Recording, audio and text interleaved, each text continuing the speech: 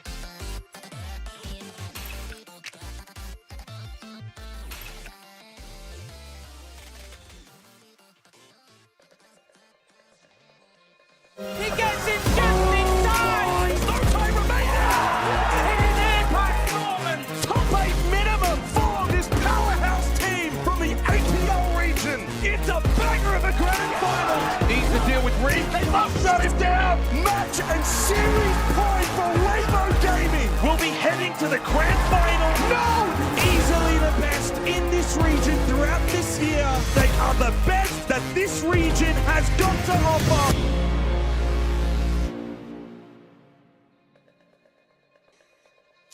We are well and truly underway here in APL. It's time for day 2. I'm Dev Marta. Pengu, we're back and we're better. We've already done away with APAC North Playday 1. It's time to get into the real meat and potatoes of it. Yeah, it's the Asia League. I'm super stoked. How you feeling this morning? You've been gassing up this particular sub-region all of yesterday, saying, if you want to watch the best siege in APL, tune in tomorrow for Asia League. So what's up with this, James, huh? Well, we do have the best team in all of APAC, and the champions of last year, Weibo Gaming, undisputed best team in the entire of APL.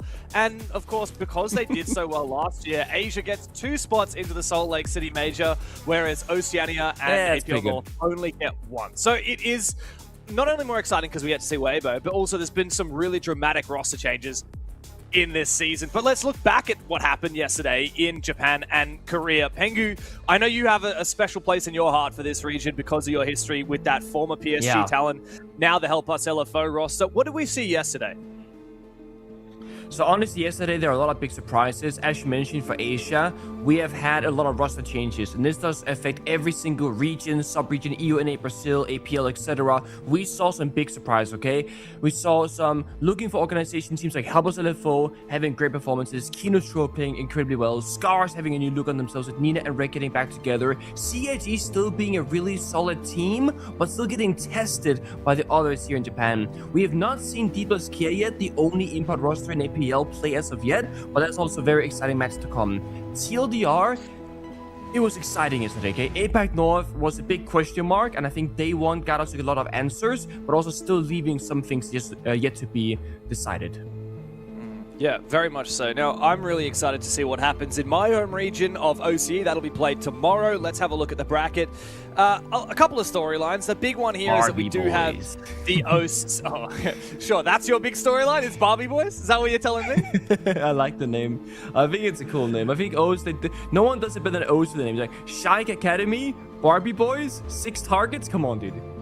Yeah, look, there are some crazy names in this region, but there's also some crazy names on that new Enterprise Esports roster. Of course, the best team in OCE for a full year now, but such a disappointing performance at SI, not even winning a single map for those guys. Of course, Fisho Guy has now since retired. It has been so many years. I think the last time that an OS team won an international matchup against a non-APAC team without Fisho was back in 2020 when Fnatic beat you guys at the 6 Invitational when you were on G2. It's been a long time that Fisho Guy has been the heart and soul in terms of in-game leadership, in terms of the brain in OCE. He's gone, and of course now we have this stacked as super team with Jigsaw, Tuhan, and Brendo all on the same team. Super keen to see what they do. A couple other big changes and shakeups across OCE. Any particular ones that stand out to you aside from the Enterprise side of things? I mean, Enterprise and Tease is kind of what you're looking at when you look at this region, right? But you told me a nice little story about, was it 6 targets, I believe, yesterday, right? With Nico actually getting back into Tier 1 active play. Now, Nico over in OS is a person that I've been following on social media for a very long time, despite being so far apart in the world and watching his videos. And I gotta say, I love the guy's content. So if he's back in Tier 1 competition, I'm all for it. Yeah, we're watching some of his clips from the good old days yesterday, so I hope to see him in play tomorrow. Now, I was showing you clips from your fellow countrymen.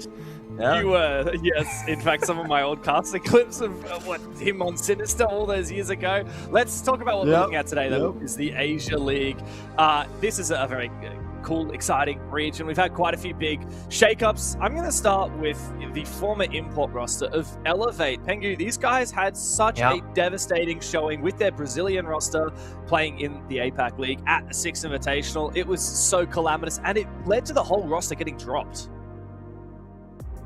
Yeah, and honestly, it's a bit of a bittersweet situation because at first you get an import roster for Elevate and you're thinking, they're going to be the villains, they're going to be annoying, they're going to be just like tearing it apart, maybe ruining the domestic talent that the region has to offer. And then, you know, bittersweet because Elevate actually became a very likable team. Psycho in interviews, how they're presenting themselves and whatnot as players, but they were not really getting very good results. So it's kind of an easy to hate team, but also hard to hate team at the same time. At the end of the day, Elevate tweeted out on social media, They want to go back to more domestic-oriented roots and get a roster back that actually represents kind of the APL region. So those Brazilian players are back in Brazil now, hopefully on a different circumstance, like different teams still getting opportunities. I believe a couple of the players are actually with Elevate Academy in Brazil now, funnily enough. I'm pretty sure at least that's what they've done. I saw they played the SA qualifier, right? Or the SL tournament, yeah. Yeah. Right. Interesting times for Elevate as an American organization, which has been in the APAC and Brazil regions for a long time now. But of course, there's a lot of big teams here. I'm really excited for 6-7. I hate their name so much, but I'm really excited because they are the former Fury roster. So the Thai roster that's been to plenty of events. Got a lot of promising talent on that team. You know, Crit J, for example. I know that they're looking for an organization. I know that they tweeted out some teasers. Did you see the tweets where they were having the contract? I've not seen it. No, I've not seen that. I don't know if they've actually been signed as of yet, but it really could not come soon enough if you're asking me. I just do not want to be saying 6-7 on broadcast. We do have a new org for the former Dolphin Esport. We'll be talking about them later. Of course, Fury. They're not the Fury that you know and love. They're going to be playing Weibo in their first game, but this is a very different Fury roster. So let's start talking about this first game, Nick. Let's start with Fury, of course. They've got quite a few changes. Here is the new team, right? Dark has remained on the roster from that old Fury team. Farlord promoted from a substitute, and Roldini, Labyrinth, and Pio, I don't know how you want to play that as you will, from the former Arrival 7 team. So still a Thai roster, and there's one name on particular here that, Pegu, I know you were excited to see. Yeah, I was looking through the sheet this morning and I saw Labyrinth here, middle of your screen, and if you guys are not familiar, we had the pleasure at FPS Day earlier this year in Japan at casting the 1v1 qualifier for SI, where Labyrinth not only participated in it with the lower bracket hero run, but actually ended up winning and qualifying for the Six Invitationals Grand Finals and ended up playing all the way, only losing out to Salim and a comeback story as well of his own. So Labyrinth now being on this roster with some big names, I'm very excited for that because he was quite a nice person and quite a decent player in that 1v1 tournament. Yeah, very true, but I do find it quite hard to place how this team should go in the league. I think if you just compare them 1-to-1 with the old Fury roster, of course, you got players like Colas, BG Man, you've got OGs, like a hard Crit matchup. J, Young Gunner. It is, you compare 1-to-1 and you're like, yeah, they still have Dark, who was always a great player, but not the standout by any means on that old Fury team. I think eventually when we do see Fury versus 6-7, I'm very keen to see how they match up against each other because I think that former Fury roster might be stronger, but we'll see. These guys on Fury are going to be tested very early on because they have the hardest match that you could possibly have in the APL first up, and it is none other than Weibo Gaming. Not a single roster change here. They've still got the same core 5, very much an international or into APAC roster. You've got players from Singapore, Indonesia, China, and of course New Zealand in Turdstar. These guys are absolutely terrifying to behold. Yeah, this was one of those posts that everybody liked when they were out saying, guys, we have now re-signed the entire R6 roster for Weibo Gaming, no changes. And I think it was Tursta making a kind of a funny tweet saying, oh, I didn't get dropped for like the first time in 1 year of my competitive career or whatever. So 1 full year with the same squad, same roster. Obviously, they have made support staff changes, but this happened kind of at the end of last year, where Gohan is now the head coach. He was also at the various tournaments. He was behind them on stage, making the tactical timeouts. And of course, he's going to also stay on as that head coach role. And I think that was kind of the final piece to really elevate this Weibo roster to that final stage, the final level. Gohan has brought so much consistency to this roster and so much more depth, I would say, as well for international play. Yeah, very much. Now, let's talk about the history books a little bit, because Gohan, he's a player that OGs of the scene, especially in Brazil, or if you watch the old Six Invitationals international tournaments, you'd be very familiar with that name. I mean, back in the day, you were playing against Gohan. It was on Team Liquid. Most of his career was spent, is that right? Yeah, I would say most of his relevancy as a player and all the things that happened was during the Team Liquid period. There was a nice Kivera play moment where where there was Corey playing Kivera against them, and you had the little crouch bot that you could abuse and whatnot. And Gohan was definitely a content demon back in his own day as a player. And it's funny because he was known as a bit of a hothead type of guy, right? Getting lippy in the chat, getting lippy with people and whatnot. Now he is the nicest guy I've ever seen at LAN events. They're always a big smile, big hugs, big handshakes and whatnot. And like everybody else, he's matured and grown into his own. Very much. Quite literally, he's about 7 feet tall and he's built like a truck. He's a very intimidating figure to see. Yeah, he is so impressive when you see him in person, and he's so intimidating. And then you talk to him, and you're like, wow, this might actually just be the nicest guy I've spoken to in a really long time. And he's really brought a lot to this Weibo roster. Now, let's talk a little bit about the history of Weibo. Of course, these guys performed better than any other APL team at the Six Invitational. They were eventually only knocked out by Team Secret, the grand finalists, and Furia, who obviously are one of the best teams in the world. They won every single other game. They topped Group A, beating NIP, Fearex, M80, and Team Heretics. And of course, they had a big win over D+, their APL rivals as well. If you look further back, at the Munich Major, they only lost to Team Secret at G2 and Enterprise. You look further back than that, the Esports World Cup, they only lost to Team Secret, the eventual champions. They beat Dark Zero, they beat Genji. These guys are genuinely an international team. Like, they are at the top level, top 10, top 15 internationally, and that's not a conversation, that's just a statement. There is kind of a downside that comes with this level of play when you play in a quote-unquote weaker region and you do really well internationally. Can you actually respect your opponents when you play domestic play and play at 100%? Because I feel like if you're a player on this Weibo roster, it's easier to get a little bit of an ego going. We're too good for this, the competition's not strong enough, and all it takes is losing 1 or 2 really bad games. You might no longer be in a really great qualification position. So it's very important that we keep looking at Weibo being like, okay, are they able to perform domestically?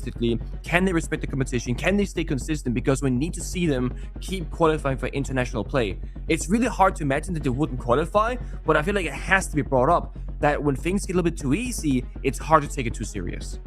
Yeah, that's the problem, right? And I know recently, I've talked about this a little bit yesterday, but I was listening to the Down But Not Out podcast, Parker Intero's podcast that he did with Felipox, of course, now playing for Team Liquid Alienware, previously playing for Furia.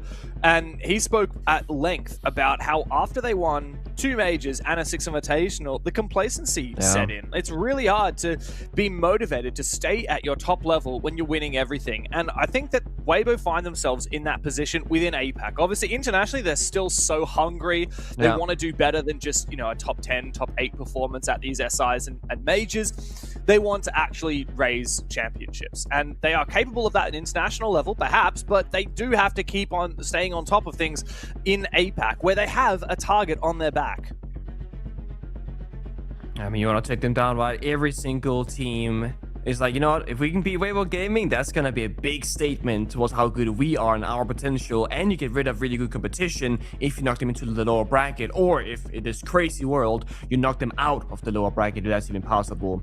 And the thing about Weibo Gaming is that I really enjoy how they're playing the game on an individual level, right? We got players like Turd on the camera right now. Turd's a phenomenal individual player. But it feels like when they play domestically in APL, they can kind of just lean off, Reeps popping off, Turd popping off, SpeakEasy popping off. When they go international, it feels like that's where they actually elevate a lot more in terms of team cohesion, understanding, hey, we can't just run over our opponent, we have to play a lot closer together. So it does feel to me a bit like they have almost 2 different play styles, one for domestic, one for international, and they can kind of change between it at a very high level without having those big issues of, oh my god, we forgot how to play that other version of the game. And that's really impressive to me, because they keep the game fresh, they keep themselves on their toes. Put us down. There we go. Okay. Oh yeah, no, very much the case, Pengu. Obviously, we can see that they're at a team house. SpeakEasy standing behind Turster right now. Now, we do have a little bit of time here, so we can kind of go into a podcast mode while we're getting ready for the game. I'm looking back at the stats from the Six Invitational, Pengu, and obviously you've got your classics. Handy was the MVP of the Six Invitational. Players like Doom had more highlight moments than pretty much anybody else. But if you're looking just outside the top 10, 11th best player by EPS at the Six Invitational was actually the Chinese superstar himself of Reeps from Weibo Gaming. You look a little bit further down, top 20 is Hovenhurst from Indonesia. He's a player that often doesn't get enough credit because he is just as deadly as Turdster or Reeps, arguably maybe a little bit more consistent than a player like Turdster. And I don't know, I've got to say, best players in APAC, all 5 of these players from Weibo Gaming are in that conversation. Even if you look at someone like SpeakEasy, for an example, he back in the day was the up-and-coming young fragger, right, on the Airwolf days. He went to the only ever event from an international perspective that we've had in APAC at the Tokoname Pro League Finals in 2019, and he was the MVP of the match where his team upset the team from EU, the best team out of Europe, which was Giants, that roster that ended up kind of morphing into that road team. And he was the MVP of that. Yeah. Now he's kind of the dad figure on the team. He's the in-game leader. He's matured so much. And we need leadership in a team full of hotheads like Turdster and Reeves. That's exactly what SpeakEasy brings to the table. And he has that I'm just happy to be here mentality. I remember we had a very long day in Australia, you know, playing the final. What was it? It was the qualifier for international play, but it was like they were already qualified. So they're playing these really long, late matches. And you asked, who's excited to play? And he goes, me, I'm excited. And it was like 1 a.m. Everybody's super knackered, super tired, exhausted. And he was just honestly happy to be there. Always a big smile on his face. And in the server, it feels like whenever the front line is failing, you know, they lose their gunfights or things that go in the wrong direction, SpeakEasy is always there in the late stage of a round, playing a support-oriented operator with the Clash or the Smoke or even something else, and able to clutch it up. He had so many big moments in the entirety of 2025, both domestically and internationally, and his level has only gone up, I feel like, in the last 2 years. Yeah, SpeakEasy really is the happiest man alive. I remember, not in that moment where you're talking about in Melbourne, but in Sydney a few months later at the regional finals. Obviously, Weibo, they were the champions. And afterwards, the morning after the event, when everyone's kind of waiting for their flights home, I was hanging out with SpeakEasy a little bit while he was just killing time before his flight, and we were at the venue where we could play on the PCs, and we just jammed some rank together. And he doesn't care if he's playing some, you know, crappy OS 2-stack ranked with some washed up caster. He is still like laughing, giving it his all. He's like, guys, why don't we just go for like a Ying Rush here? Why don't we just, I'm going to play the Blitz. He just does not care. He'll play any time, any day. He'll play any role. He doesn't care if he's playing just to scrim or to win. He doesn't care if he's playing to just have some fun and be a little bit silly. He just has such a good attitude, and it's fantastic to see for Weibo Gaming. It looks like we're just about ready to get in. Looks like we're going to Nighthaven Labs. First up, I love a bit of Nighthaven Labs. I'm down for it. Also, I mean, a bit of a chaotic map, but a bit of a fast-paced aggression. I feel like Weibo, if they want to make a statement, they can go into this map to say, you know what, let's run the Blitz. Let's run the Ying, the Lion, and end this one very quickly. Because they got those two different ways of playing the game. They got, let's get it over with, and let's play proper Siege. And I want to see which version they're going to opt for here in the first couple of rounds. It will be Weibo Gaming on the attack and Fury on defense. Yeah, this is so exciting to get a chance to see how Weibo attack on a map like Nighthaven Labs, which is very much attackable if you're a good top-level team. They're going to get rid of the Electro Bros. Oh, yeah. So Hard Breach is going to be much more capable. And for Fury, in their debut with their new roster, let's see how they can handle some of these Weibo attacks. Well, Kaid Bandit, Electro Bros are gone. And usually when you ban the Electro Bros, you know, you can kind of free up your operator lineup. Don't gotta worry about the Verticality, the Faster, the Maverick, etc. That'll help out a little bit. Fury, of course, target banning the Monty. Monty sucks to deal with. Again, we speak of SpeakEasy and how efficient he is in those kinds of operators.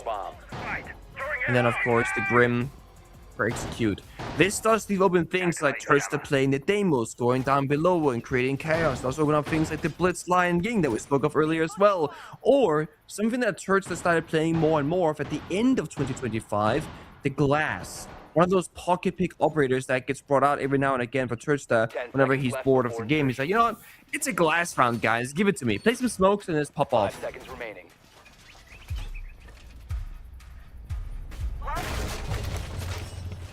I see a bit of aggression here from Fury. I wanted to try and disrupt the pushes from Weibo.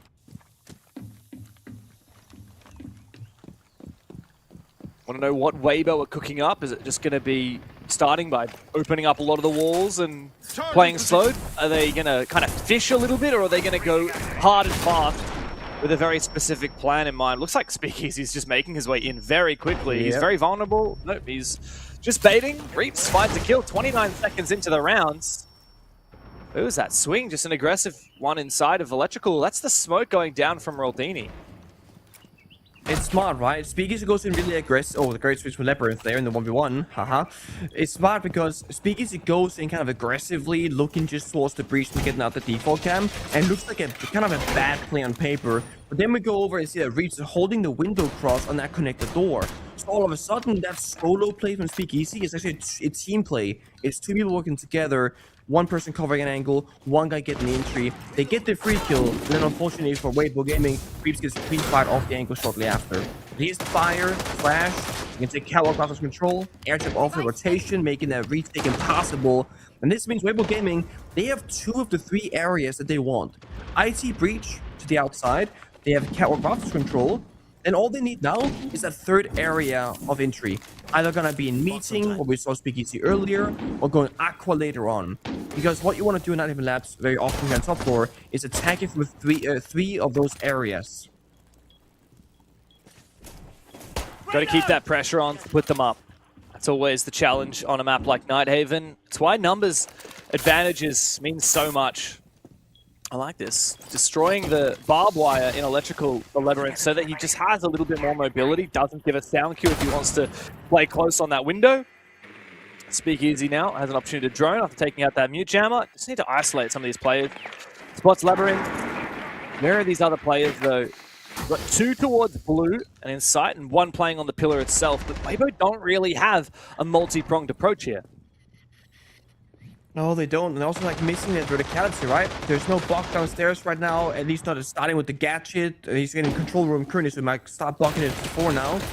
That or a Deimos would be nice, but here comes to break the keypad, block the floor, flashbang goes in, but here the crossfire from Fury, playing deep in pillar, playing deep in command. Baiting for kills, but Pyo finds the first one. Good trade from Hoven. Pyo's in such an instrumental position on the pillar. Hoven wants to try and go below and put some vertical pressure. No, he's actually rotating up to blue, but there's not a lot of time, and he's going to get shot by Pyo, who was also dropping down the hatch and coming back to site. It's a very chaotic opening and a great round from Fury. And they're not overcommitting. It's so often that you get stuck in the bomb site here on Nighthaven Labs and you just have nowhere to play. But they actually have really good foresight. Instead of playing kind of close by that breach towards Garage inside a commando where the floor is soft beneath your feet, they're playing deep inside the bomb site on the concrete portion, meaning Bok or Deimos downstairs can't find the angles. And because Capital Fire was spent earlier on the catwalk rafters, they had less utility to deal with those deeper positions. Yeah, they had 1 Capital Fire left and they spent it, but that doesn't cover the entire bomb site. So Fury simply playing the areas that are safe. And then when they need to, that's when they lash out, right? Dropping down the hatches, contesting down below, and whatnot. So it's really smart just not giving Weibo any really easy openings. And I think this goes back to the very opening kill that they got from Fury. Labyrinth peeking that connector window onto Reaps. Evening back from a 4v5 into a 4v4 is how you can recompose yourself in a round on Nighthaven Labs. Because kind of like Chalet, kind of like Oregon back in the day, when you have numbers disadvantage, there are simply too many angles to worry about because they get attacked from 5 different spots. You have 4 weapons. By making it a 4v4, now you can match 4 guns versus 4 guns, and the gaps are much less.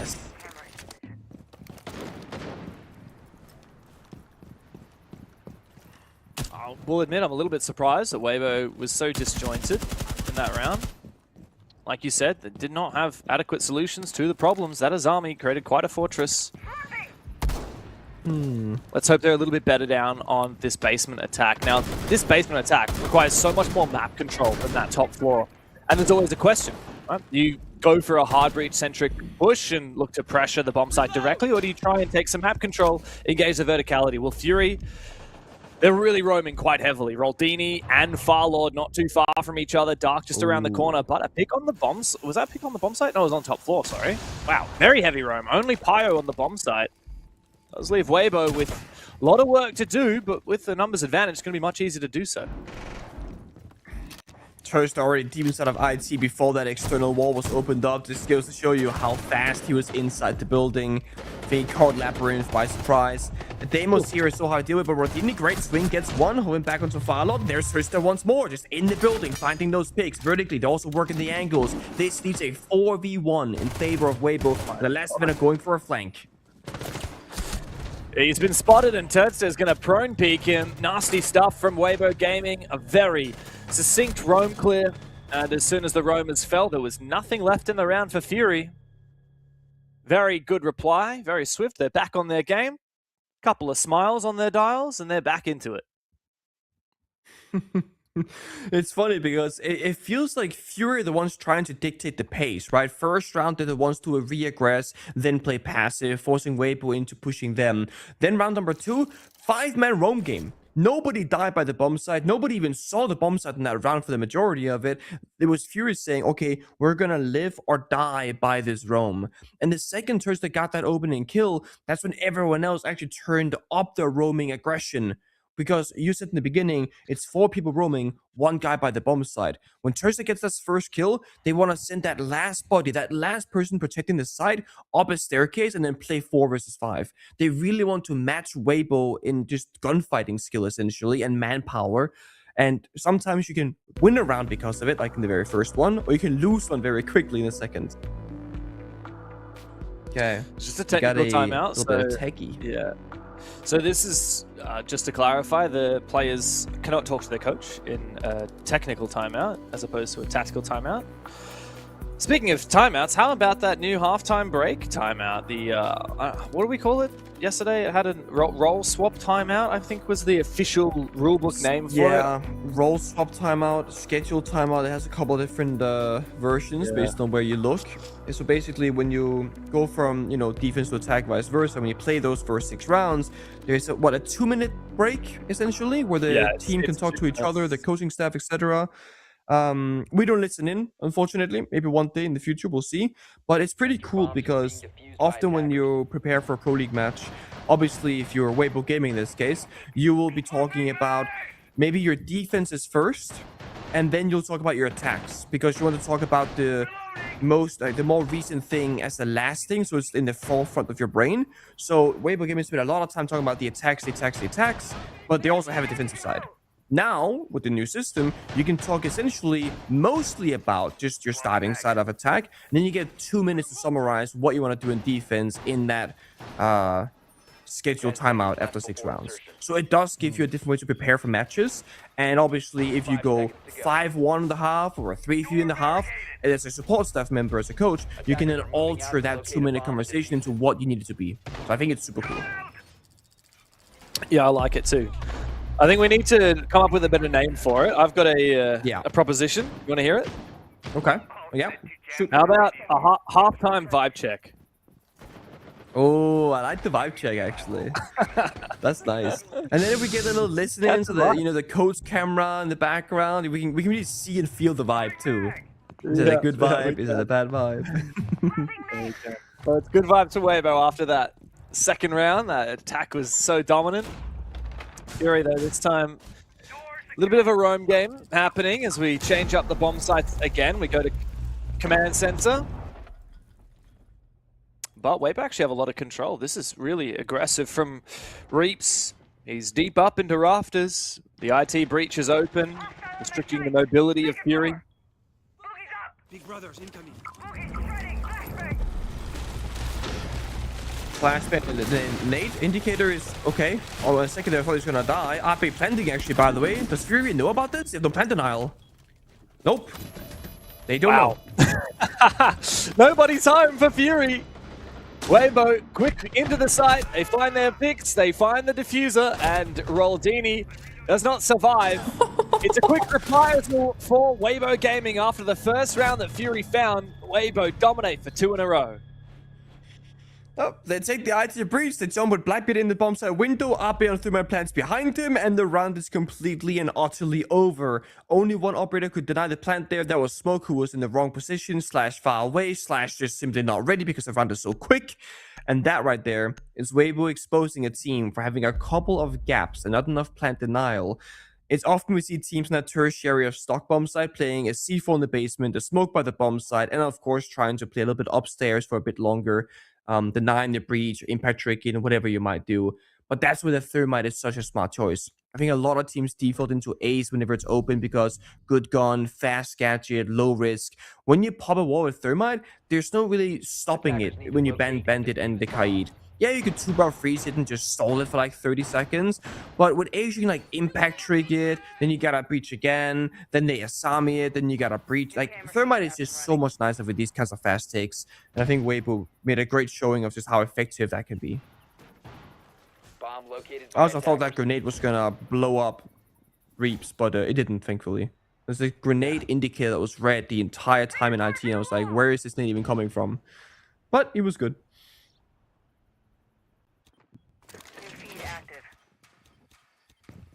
Well, the clash brought this round by Roldini. We saw so much clash yesterday in APAC North, didn't we, Pengu? And so often it was the winning or losing factor in a lot of the rounds. It was. We saw some of the most amount of clash that I think I've seen over a full Playday, except for before she got reworked. Back in EML, everybody seemed to play it. And then Solid Snake. Actually, like half the teams in Japan, most specifically, they were playing a lot of it. You know, Kinotrope, Scars, etc. There were like a lot of rounds in their games that they were playing the new operator. Yeah, he's a mean machine on Solid Snake yesterday. But today, Oven is a mean machine. He's got 6 kills in the first 3.5 rounds. He's on laughing. that buck. Yeah, rightly so as well. Love seeing Weibo back in form. Fury got a little taste at the start of this game of what it's like to take a fight to the big dogs, but ever since then, they have not really found themselves in the match. Something was said when Labyrinth went down. Thursday still has a big smile on his face. I think it's Ape or Hoven just losing their mind, laughing on the player cam. Someone cracked a joke, someone said something. Might have been like, what are you doing there, man? Like, what's up with that? And now we've seen them establishing control. Air jabs downstairs, again taking slowly catwalk clearing the barbed wire, etc. I'm expecting a different approach here from Weibo Gaming, and once they see the clash, Reaps will get out of there. You cannot really challenge Roldine into a 1v1. Maybe if you're the Nomad, maybe if you're the Capital, but if you're a Thermite, you can't do much about it. So they're gonna drone elsewhere. And I think the strat right now for Weibo is figure out where clash is and go somewhere else. And that's a very good strat because it's very solid. You can't quite challenge them. 3v5, and the clash is one of those 3, now one of those 2, and now knocks back by the air jab. Wow, it goes from bad to worse pretty quickly here for Fury. Weibo now in a 5v1. It's all about hunting Pio, and Ape finishes him off. It's another flawless round, 2 in a row for Weibo. They've found their footing, and they are striding through this game with ease. Making a statement right there. Again, solid siege. It's quick in the building, opening pick, and then just stabilize. Fury, I think rightfully so, will call their tactical timeout. And I think this is one of those pretty well-timed ones. They had a good first round with their aggression. They tried then in the second, third, and fourth, but they've been shut down time and time again, playing individually on their own, not supporting with crossfires. And this does feel a little bit like Fury, of course, being a quote-unquote new roster, having some new players, and obviously up against a team in Weibo who has not made a single roster change for the entirety of the last year. And obviously as a core, it goes back way further than that. It is very much an old guard team up against the new guard team, and it's showing right now in those last 3 rounds. Last stage in APL, back all the way in stage 2, the old Fury roster actually did manage to beat Weibo Gaming before then eventually losing to them in the playoffs. But in a best of 1 in the round robin, Fury did get the better of Weibo. So it was not unheard of back in the day to see that old Fury team competing even with the best in APL. And while Weibo are fantastic, and no question they are the best team in the entirety of APAC, they do struggle sometimes. Like they do lose games. We've seen them lose to CAG back at PAX. We've seen them lose to Fury and Elevate in the Asia League before. They're not perfect by any stretch. They lost to Enterprise at the Munich Major, of course. So, yeah, it's quite a departure. The Fury that we're seeing today is a very new team, as you said, and not quite yet keeping pace with the results that the old Fury roster managed to achieve against Weibo. 10 seconds left before insertion. So what can they change just in a simple 1-minute tactical timeout? In simple terms, I would play closer together. You know, we've seen Labyrinth die solo last round, for example. I feel like everyone this point has gotten their early death besides Rodini on the Clash. So play closer together. If you're going to be roaming downstairs, have 2 people play together. If you're going to be playing upstairs, establish those crossfires. Because Reaps, even SpeakEasy, they've been seeking out those early engagements time and time again. Also with the Bandit Kaid ban, again, these walls are getting popped in the first 20 or 30 seconds, so you feel so vulnerable from the very beginning of the round if you're a player on the Fury side. And to make matters worse, they're playing double SMG11 shotgun, both the mute and the smoke being brought out.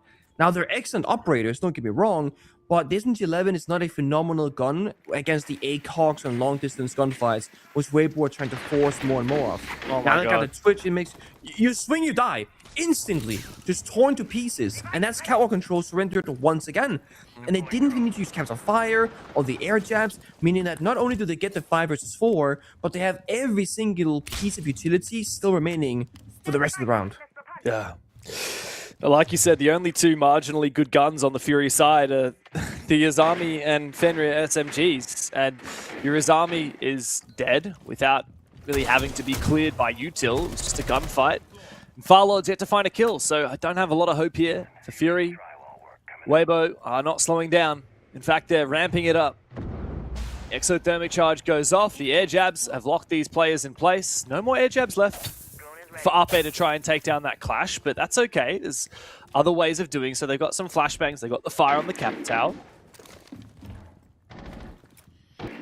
So Bog downstairs, watching his own flank as well. They got the Jones on the bomb side, knowing that the shotgun is swinging right around the corner. So Hovin has to get the flanker or Farlord downstairs, or has to try and get that vertical angle on towards the mute, because Labyrinth is being a bit of a menace inside the bomb side. Well, finally Labyrinth is taken down though.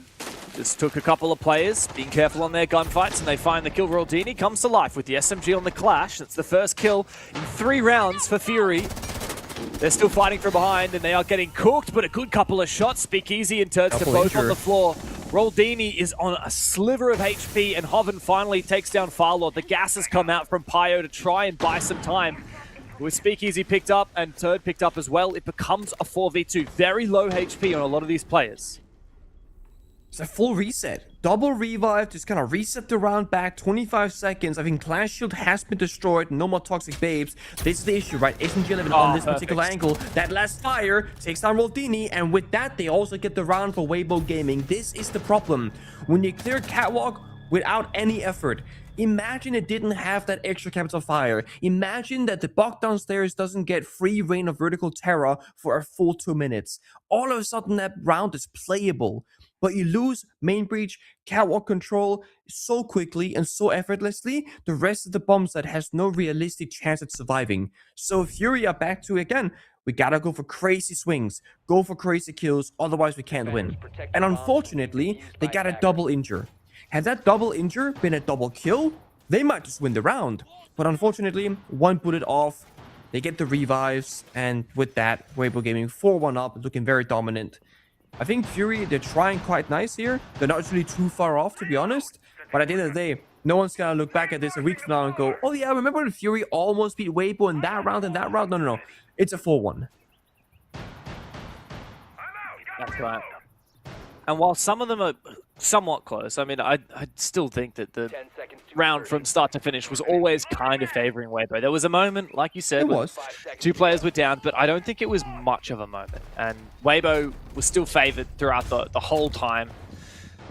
Also notice Turdstick keeps going for these prone peaks. Have you seen that? A couple of rounds now, he keeps hitting the deck and then peeking while prone. It's got him 2 kills so far in the 5 rounds. I like it. I feel like whenever you watch Turdstand, there's always some sort of tech that he's working on. Sometimes there was like the DMR situation where like he's just like jiggling off an angle on a tiny pixel, just prefabbing the DMR and doing damage. Now it's prone peeking. There was the glass era where he played glass like every round for seemingly no reason except that it was fun. He's always working on some sort of tech, I feel like. And just keeping Weibo Gaming less predictable, perhaps, if you will. That's his role on the team, right? Be that X factor. While Hoven is a little bit more of a blunt force instrument, Reaps as well. Turdster is encouraged to go and be a little bit cheeky, be a little bit unpredictable, take risks. and, you know, find whatever latest cheesy little way there is to get a kill. If it's peeking prone or whatever, that's all on him. The roam clear's been good, though. The Lion and the Deimos together trying to hunt down these players, or at the very least force Fury back.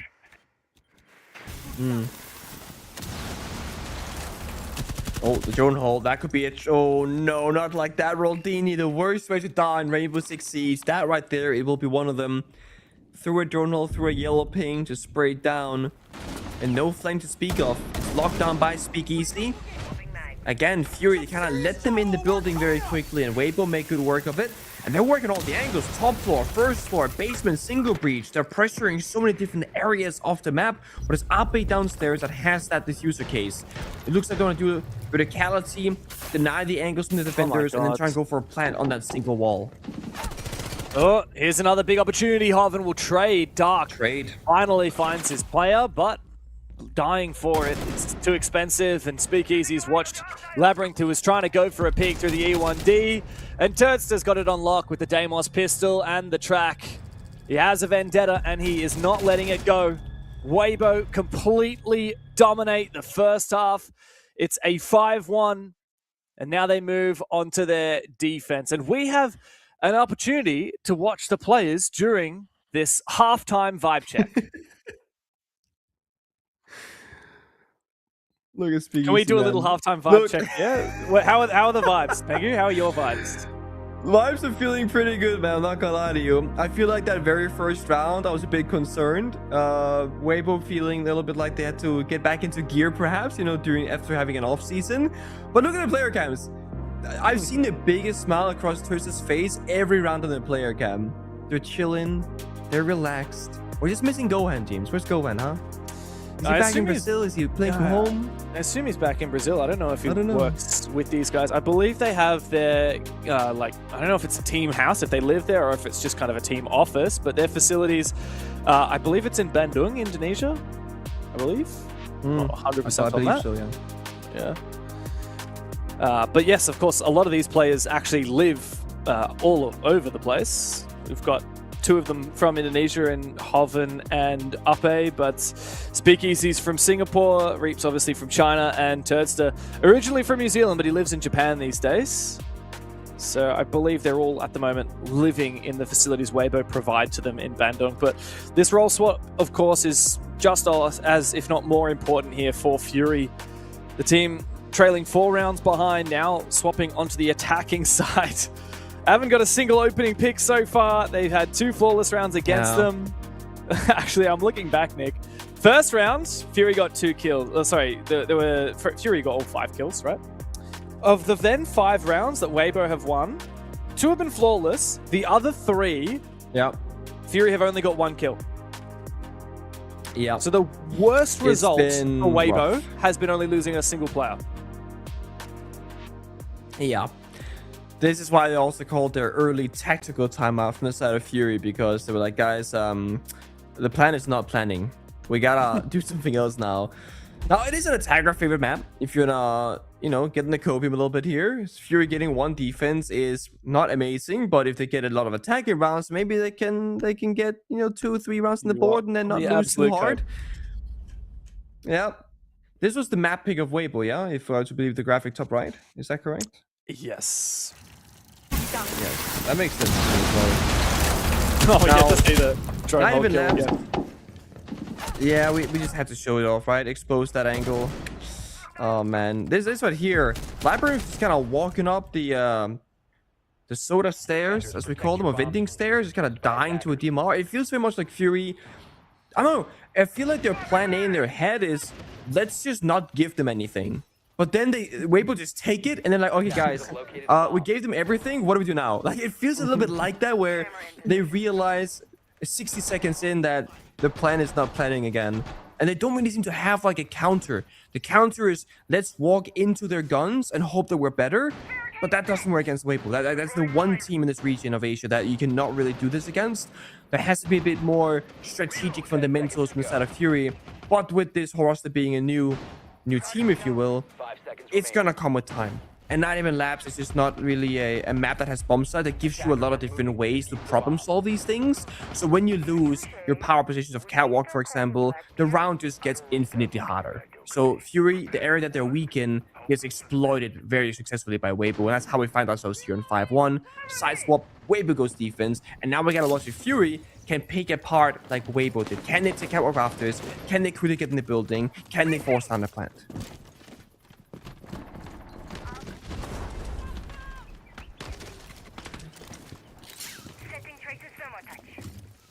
I feel like Up A here is going to be one of the pivotal operators. Being the Warden, of course, having the Ying on board, having a lot of smokes and flashes for Fury. If Up A is in a good position, he can put a stop to this, be it with a C4, a shotgun in close range here in Electrical with a shield to assist him. Or with that SMG-12, should he choose to take a bit longer of a gunfight. Looks like most of the pressure's coming down on... Oh my god, wait. Is this a boss G on Dokkaebi? That's not something you see every day. Labyrinth, you're no longer playing a 1v1 tournament. This is 5v5. He is. Hey, it's a 5v5 setting, but every gunfight, if he wants to, can be a 1v1. Just 5 separate times, okay? Not if you're playing against all Weibo. he's got to do is find that one opening. Look at this. There. Oh, Nice C4 one, from Hoven. Hoven. Hold up. Oh, well, he finds one back at least. While he is traded by Labyrinth, it's not the best start for Weibo. And the Boss G does not prove helpful for Labyrinth at all. Everyone from Fury will go into the meat grinder and fall. It's a very dominant round for Weibo Gaming. Dark, the last one remaining, standing in con. He's been affected by that Thorn Trap, got the debuff. They know where he is. Nice shot onto Turdster. 1v2 is very winnable with a minute to play. Now we gotta see that discipline and respect from Weibo Gaming, just locking in this round, right? Establish the crossfire, no one peeking together. They know the breach here to the right is a vault rotation. That makes a huge sound cue. This most likely means the Dark is forcing to go into the electric door, and that's where you gotta focus your attention. Play the guns on this door, play the sound on the rotate. He's got one flashman to work with, gets shot down by Reeves. They just peek off the shield, they peek off the angle, and they lock in that 6th round. 6-1 now. Fury, honestly, decent start. A little C4 goes the wrong way from Weibo, makes it a 4v5. But Hoven, he's been so sharp. He found almost both kills. Decent start, bro. Weibo killed their own teammate. How are you giving Fury credit for that? That's a decent start for Fury. Hey, if I'm playing ranked and my enemy, they team killed, that's a good start for us. That's a decent start. All right. You're right. I mean, it was a 4v5. Sorry, 4v... Yeah, it was a 4v3 for Fury. So they did have the advantage for a brief moment before everybody died. Yeah. But now they have 5 match points against them. Yes, it is Weibo's map pick, but look, with how this has gone, I don't have a lot more hope for Consulate. It's a hard thing going up against the best team in the region, but Fury have a lot of expectation after what that former Fury roster was able to achieve over a long period of time.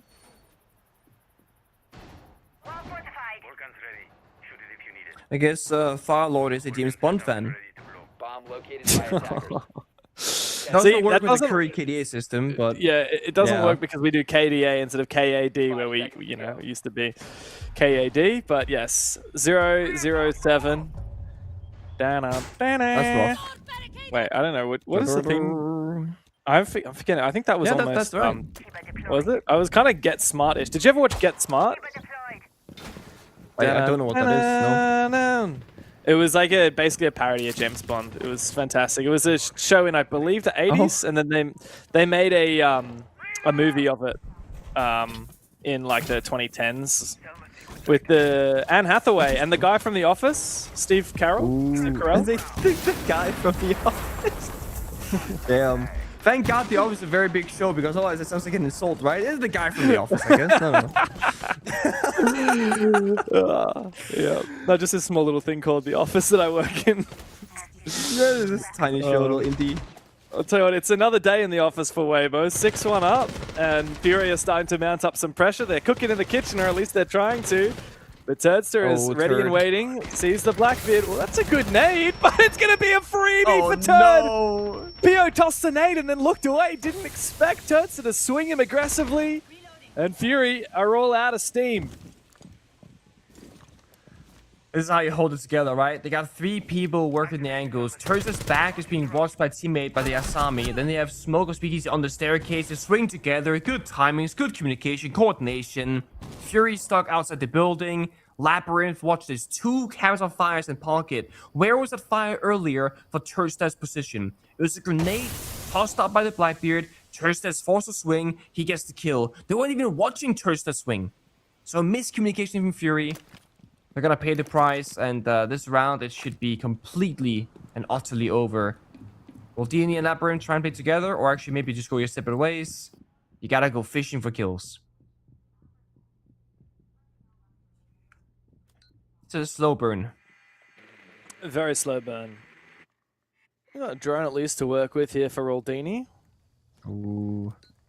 Wants to go fishing, but Turtsta's just waiting on the other It's a side. vault breach. Ah!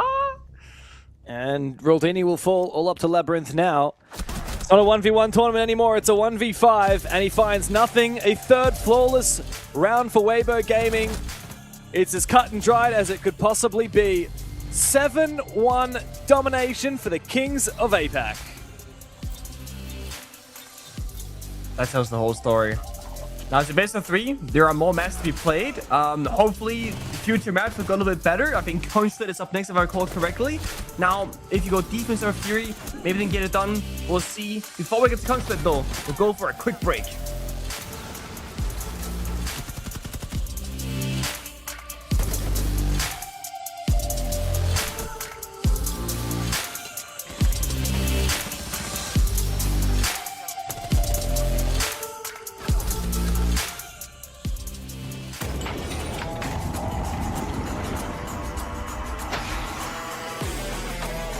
They've come out windmilling like an Englishman looking for a scrap. But talking of a scrap, Pino! If he goes uncontested and the kick goes cold, that'll be devastating. The grenade goes through, that's the swing! Cyber and Bullet are able to get 1 apiece with the kit so far away, and Canadian down upstairs. Cyber, wow, that was special. It's a 1 versus 3 to hold, and they're pushing him from behind. He's found 1. He's got to get the vertical as well. They get pulled off Tim. We're down to the last 3 or 4 seconds. Ryder's got another. He's held on. He's going to do it. And PSG take the 2-1 win. Both players spotted, but the res can be made successfully. Oh! Got another one for Solitov. Information from the bees. It goes in. Shotgun. Sevens! They cement themselves as one of the greatest of all time. He's starting to get cooked alive, Ollie, but he's using the stim pistols. Look at this from the dock. Surely not. Brilliant! That's play of the year in my book. Plays the game, hits the old body, doesn't quite catch it. There's the impact. He gets it! There's the dash! He doesn't have the confirmation! He's going back, he's not quite sure. He Aski gotta has go. a few seconds. Stick it, Ness! Stick it! This is an angle that he might be able to contest. No, unfortunately, he takes just a bit of damage there. A walk, I guess, to the second one. Eclipse, though, will get one, turning it into a 2v2. Now they push it on the side. The Bandit will lose out on this. Eclipse, the last alive on the Ella. Spots the head and takes him down. The ace for Waka. He will down VC. Canadian positioning to pick up, but that's going to result in a double nade from Vertical. That's 4 for him in the round. Necrox, the final defender against Vertical. The ace. Absolute domination. You believe in magic, Michael. Team 1 does as they win the Mexico Major.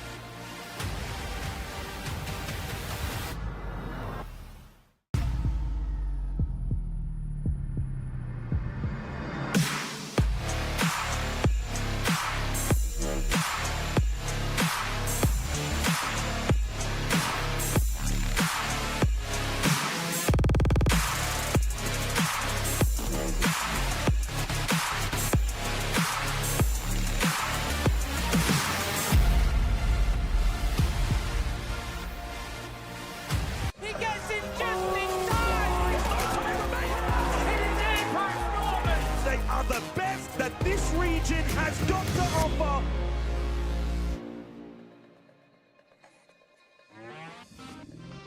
Pretty cut and dried affair on the first map for Weibo Gaming. 7-1 and 3 flawless rounds over Fury. It's not the start that this rejuvenated Thai roster was looking for. It's not, but honestly, when I saw the map of Nighthaven Labs, I was thinking, yeah, 7-1, 7-0, who's to say what it's gonna be, but probably one of those two. And with, scoreline is one thing, but how the individual rounds played out tells the bigger picture. There were 3 rounds where they got, a singular kill from the side of Fury. So the rounds that weren't flawless were damn close to it. Yeah, well, they got 6 kills in 7 rounds. It tells you plenty about how that went. And while it was a 7-1, it was effectively a 7 in a row after Fury won the first round on their defensive side. But of course, it was Weibo's map pick. There's now a chance for Fury to come back on Consulate. This is a best-of-3 series. But the stakes are pretty high because you lose this and you go down into the lower brackets. There's only 2 lives here in the APL Kickoff. Unlike Europe, North America, and South America, we don't have this group stage into playoffs. We just have the double elim playoffs bracket, and of course, you just need to perform in this bracket. Otherwise, it's all done and dusted for you. Now, Fury, of course, lost the first map in Nighthaven Labs, but they themselves picked Consulate as our second map, which is where we will be heading in just a few moments. But look, it's a big map, right, Pangu, and there's so much to do. Teams have to be really careful not to let time slip away, especially as Fury start on the attack. That's exactly my worry. If this was, Weibo picking Consulate, Fury goes on defense, they build, a 4-2 half, they get a bit more comfortable, they can settle into the match. Maybe that's a good shot at it, but they're starting on the attack inside, and Weibo is going to lock them out like they did on Nighthaven Labs. Yes, well, it's up to Weibo now to finish the job that they started on Labs, but for Fury, there's plenty to prove with this brand new roster. Dark and Farlord sticking around from the old Fury, the rest greener than grass. They are coming into APL to make their debut, and they are hungry for a win. But it won't be easy up against the best in not just Asia, but the best in APAC as a whole. Weibo look to make a statement here as we go into Consulate. Let's see. What are we banning? Are we banning the Monty, by the way? I think we are banning the Monty. Come on. Monty. Actually, does Fury's current roster have a multiplayer? Roldini played the Clash twice, but I don't know if there's a multiplayer here. Oh, they don't have like I was gonna think, like, if you wanna... very different story. It's Glasban. Ooh, okay. Weird. Weibo knows something that we don't. That's for damn sure. That is a target ban and a half. Wonder if these teams have scrimmed very much. Yeah, I'm curious too, actually. Obviously, the offseason is always a very fun place because if you're an active player, you get to scrim some of the mixed teams that are trialing before they confirm the players, and maybe you scrim the same, organization or team, but they've had many different players in the offseason that they're playing with. That's always a bit of a fun one. You boot up your custom game and you go, what is this random name on like this seemingly no-named account? You look up their tracker and it's like, it's nobody. It's like somebody who borrowed somebody's account to trial in darkness, right? Because Rusty leaks happen otherwise. Like whenever we would scrim and we see a coach playing back in my day, it's like, oh, the coach is playing. We all know that the coach gave somebody their login information to trial because like that's how you gotta do it. Otherwise people start talking. Yeah, I wonder how many rosters got leaked because of that. I mean, I know from my own experience that if you've got a couple of pros on your friends list, you'll see they're in custom game around 6 out of 10. Like, let's say Brendo and Jigsaw, for example, on Tuhan. It's like, why are those guys in the same round, Or in that case, they just changed their names. Kind of weird, man. Before the org announced it, so that was a little bit of a spoiler. When I know in Europe, Alfama was telling me he figured out a lot of the roster changes before they had been announced because of exactly that. But we get to see not just the roster change, but an operator change. A newbie on the block. It's Solid Snake. Brand new operator, and Dark is bringing it to the table to get some information on what's happening up here in admin office. So the cool thing about Solid Snake is that it works on the floor that you're currently on. So when you're on a window rappel, you can actually see both the floor below you and above you based on where you're elevated exactly on that rappel. So you saw how Dark was starting on the rappel in the bottom. You could then see Visa. He goes up a bit. Now he's seeing admin on his scanner. So you can actually do a lot of work there, vertically speaking, as long as you're rappelling on a window. C4 goes out, finds the spot. Reaps falls back towards the hallway and gets out alive, but very low on health. Still seemingly eager for a bit more of a fight, but he will eventually peel back entirely towards the bomb site. And then look at what we're going to be happening later, right? What we're going to be having. Tushanka, go your fire and smoke toxic babes. There is infinite plant denial, infinite push denial here on the side of Weibo. So they're not really giving Fury a free way in. It cost them a player. The Blackbeard is gone. And now when they push down those bomb site doors, they will continuously get locked out. So this is going to be a very frustrating round potentially for Fury. Good nade though from Fury, from Dark specifically. Clears out that Banshee, but yes, the fire will reply here from the Tachenka. And so much burn, so much time delay here for Weibo. Oof, nice shot there, but SpeakEasy gets traded on back. Didn't manage to see where the Tachenka fell, but that's a good play to take down if you're Fury. No more worrying about the fire from the Tachenka. But they do need to make an entry. Dark finds one before he himself is traded back, but Toadster gets aggressive at the long desk. And the player at Spiral is now dead, leaving Labyrinth all alone. With smoke and fire from the Capital to try and utilize, but yeah, you're right. It's going to be another prone peak from Toadster. He will fall, but the gas from Uppe finishes the round off. And Weibo Gaming find the first round of Consulate. This is the thing about admin that frustrates me infinitely as a Blackbeard or Shield player myself. Those damn C4s, man. If you rappel in the double window admin and they hear the sound cue, you can get C4'd from copy, coffin, or above the reinforcements in a break room. It feels like it's just gonna be impossible to get inside the damn... Look at this. Bing, boom, dead. And he runs away. It sucks. And it's one of those, well, if you know that this can happen, Fury, you need to, use a few more tools. It could be a flashbang. It could be rappelling in a different window, like on the south-hand side. Because if you do things very simply against very good players, a very good team, they will punish you for those simple ways of playing the game. And again, I feel like that's been the real story here.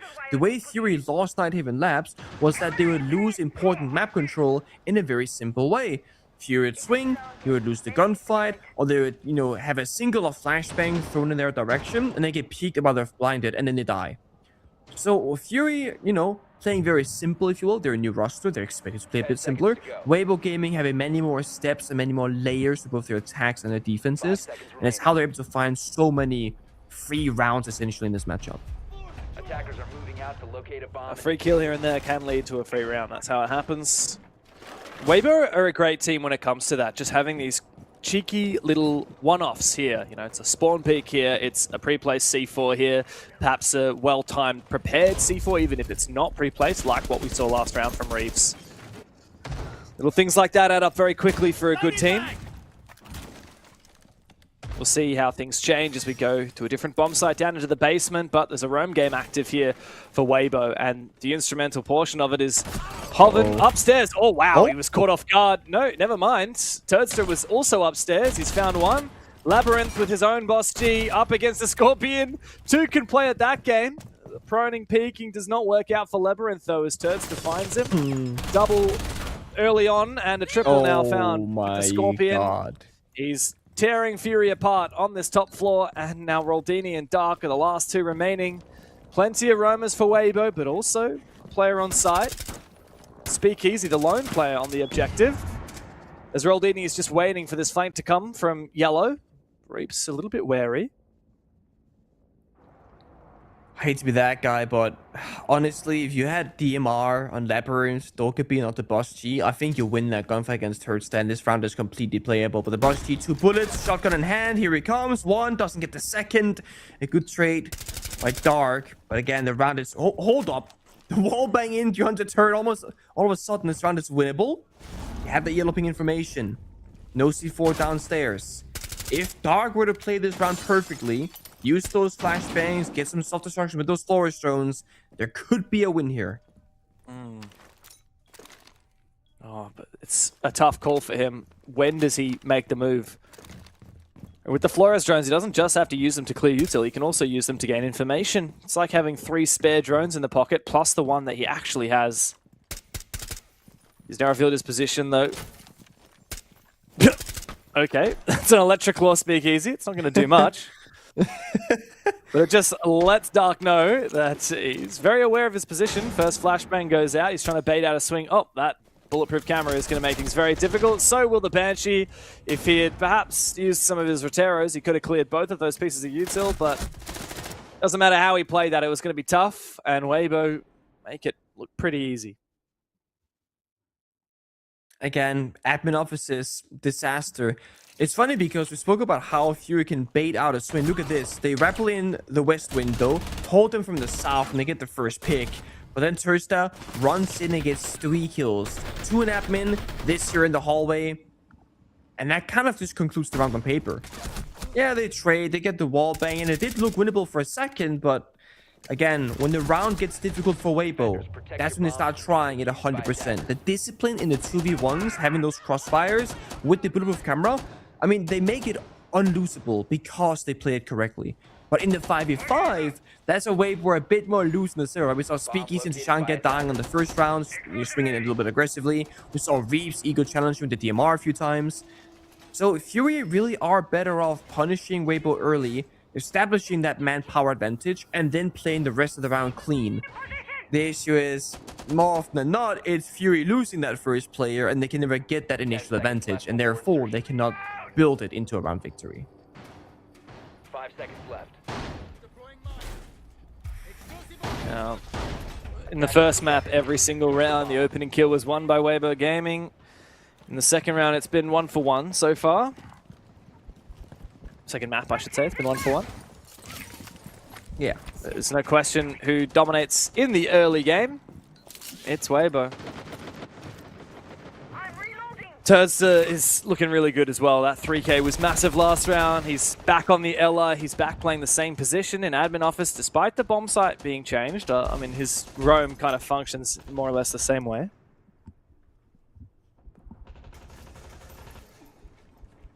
Fury's gonna make all the first moves. Get in the building, clear admin offices, and when you recognize as a pattern that your opponent is struggling with this particular area of the map, you can just keep exploiting that. Now, they're a bit slower because they're playing safer, which is good. They're double droning, they're checking things, etc. And they're actually breaching the meeting wall this time around, which applies more pressure towards the bomb side, forcing Weibo further back. This is great. Fury can now probably get inside admin offices with 5 players alive. That's the first time they've accomplished this feat in the first 3 rounds. However, it does mean there's going to be a little bit less time to work with later on because they're a little bit slower in the beginning of it. So we gotta see kind of what the initial push is going to become. They gotta work both the top floor and the first primary floor beneath them, so they got a lot of work to cover. Fire Lord ratting downstairs in Visa hallway, looking to cut off some rotations perhaps. There's nobody here from Weibo. Because Weibo have just given it up. Tursta fell off as soon as he'd been droned the first time. Weibo have a lot of util though. Dread mines, Gridgemont mines, a lot of them pre-placed to prevent the push out from admin. Even a bulletproof camera there is going to have to be cleared by Fury. The Goyo fires can be detonated at any point. It's just about peeling back the layers for Weibo. They need to overcomplicate things. And you see, like, bomb sites downstairs, and we've only now just entered break room holding these passive angles and spitting a swing. Firelord downstairs did get that cut off. Takes down Ape. But the bomb site is being watched vertically by Weibo Gaming, so attacking downstairs is not going to get you that right result unless the sense walls can actually just shroud you on the bomb side.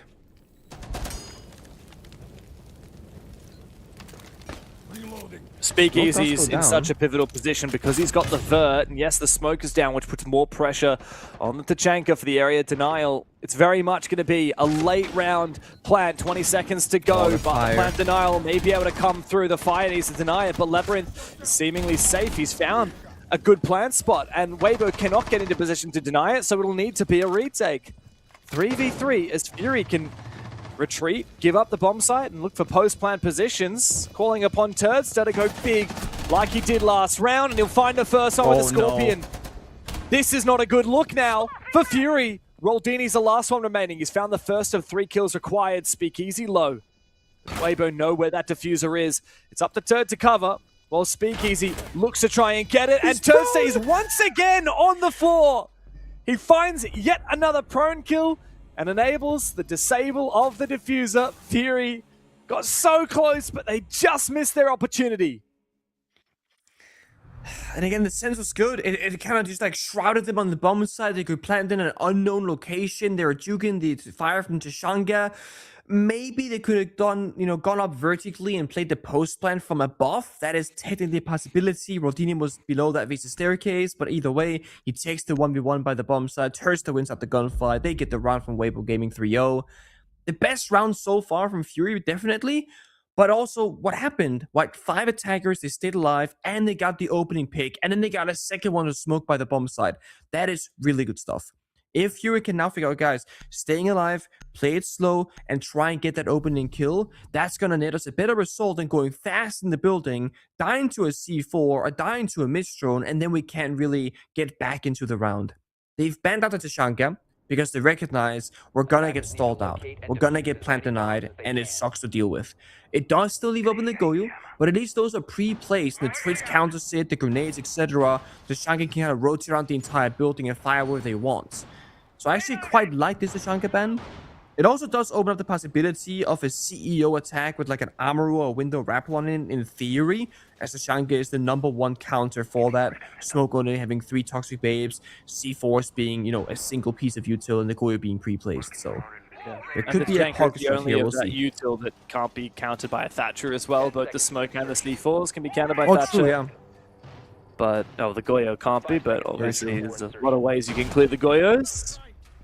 But yes, I would like to see a CEO plan here. I feel like not many teams in APAC do them. I haven't seen many for a while. They really came into popularity, I don't know when it was. Was it last year? Maybe about a year ago? I feel like we just saw so many executes onto CEO with the Amaru going for bait plants again and again. And look, technically Amaru's got a buff. She can use one more Garrow hook. Yeah, not sure that's going to be the difference maker for that one, but maybe, just maybe. They do have the Thatcher, which almost tells me that they were going to go for a CEO plant there outside the window as well, because like you pick the Thatcher up here, not to be the one to plant, but to be on the window rappel or down the ground looking for a C4 and then EMPing it mid-air. But without the Amaru, you're a bit slower. Without the Lion, you can't stop them from moving. So there are a couple of things I'm not sure they're missing, but there are some things that are not present that will make this a bit more difficult and a bit more predictable, giving Weibo more time to react. And no Capitao as well, which would have been nice to try and prevent any wide swings. I will say the Thatcher is so multi-layered, because not only does it counter C4s and potential smokes, also counters both the Pulse and the Warden, which are 2 of the great operators for preventing an execute like this. But for now, it's a bit of a roam clear. There's a Pulse on the stairs. Oh, they joined him. He's been spotted. It's clever, though, from SpeakEasy. He did not get baited.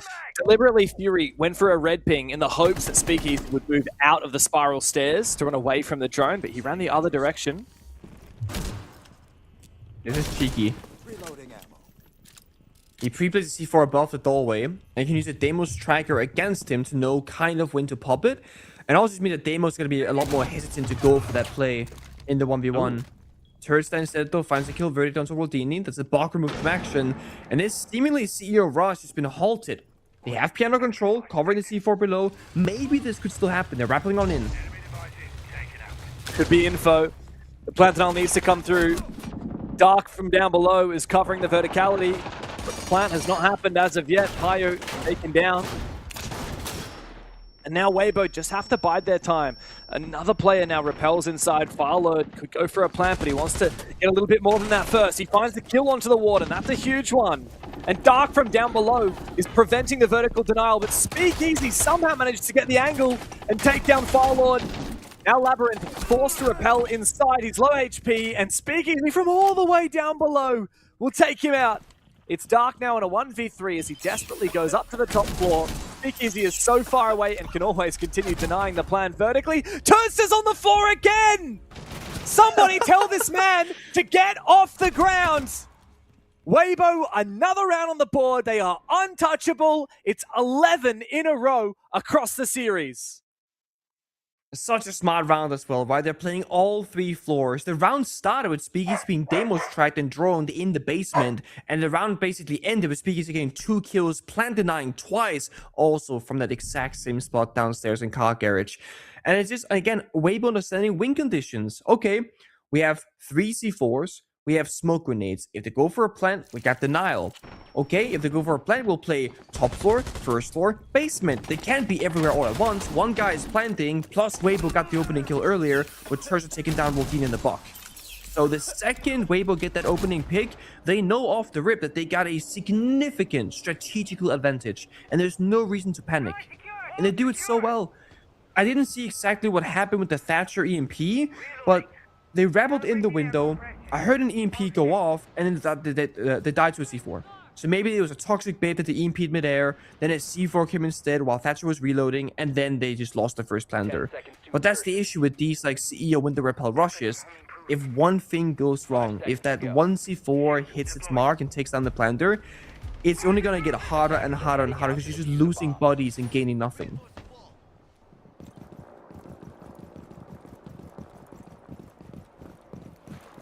Two last chances now to find an attack round on Consulate. Remember, the only round Furious won in the series was the very first defense on Nighthaven Labs. Every chance you get here to play against Weibo is not only good for this game, but I think it's important to just talk about how this is even better than a scrim. This is a real chance, a real live environment to play the best team in APAC and improve. And especially new teams, attack requires so much more than defense. So SpeakEasy is going to quickly take down Firelord. Great work with the pulse scanner and the C4, teaming up with Hoven as well to make sure SpeakEasy isn't going to get flanked. Such a solid extension here from Weibo. Fury already on the back foot. It's just Weibo, they're never doing things like half-hearted, you know? Okay, SpeakEasy wants to C4 downstairs, let's get a Solus below. Check for the drones, cover his flank, etc. and play together. Make sure that he has the tools needed, the support needed to get that win. Get that kill. The funny thing is, there was an IQ being brought by Dark the entire time. The C4 was pre-placed. They should have arguably known, checked, seen, considered that, hey, they're playing Pulse, guys. They might... Oh my god. Listen, SpeakEasy, great guy, right? All around, phenomenal lad. Pretty smart of the game, but also he hits those shots. He's so goddamn consistent as well. He's a rock for this team of Weibo. Okay. Yeah, he really is, but Reaps has gone down, so one step closer to Fury bringing this round back. Raldini low HP as a result of that gunfight. There's also a lot of late round plant denial and information gathering between the Solus and the Echo and the Pulse. The C4 and the Mirror as well. So come this eventual execute, it's not going to be easy for Fury.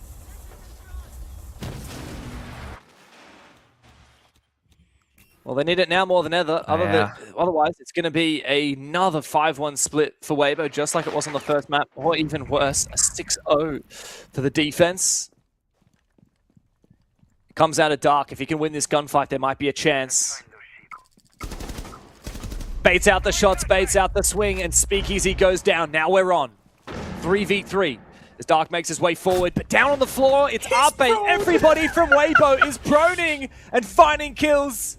It's 5 rounds straight on Consulate. Arpe claiming 2 of the final kills, and Fury again banging their heads against the wall. I feel like half the kills that we've witnessed on this map has been just prone angles. Now, Arpe's joining it. Hurst has been doing it all day. It's working very, very effectively. Fury players, you know, they're playing... Let's aim head level. Let's walk down those hallways, take those slides. Well, if you're aiming prone, you don't see them. The casing of the scope essentially blocks your field of view. You see right here, he doesn't see the guy. Like, you see the tip of his hat at the very end. That's it. So it's such a strong thing to do if you don't hear them actually go into that prone animation. And again, Weibo, they're playing just 5D chess, right? They're playing the vertical game really well while also contesting horizontally. They're doubling down on utility, playing the Pulse and the Solace. And every round, it's something different, but a little bit similar.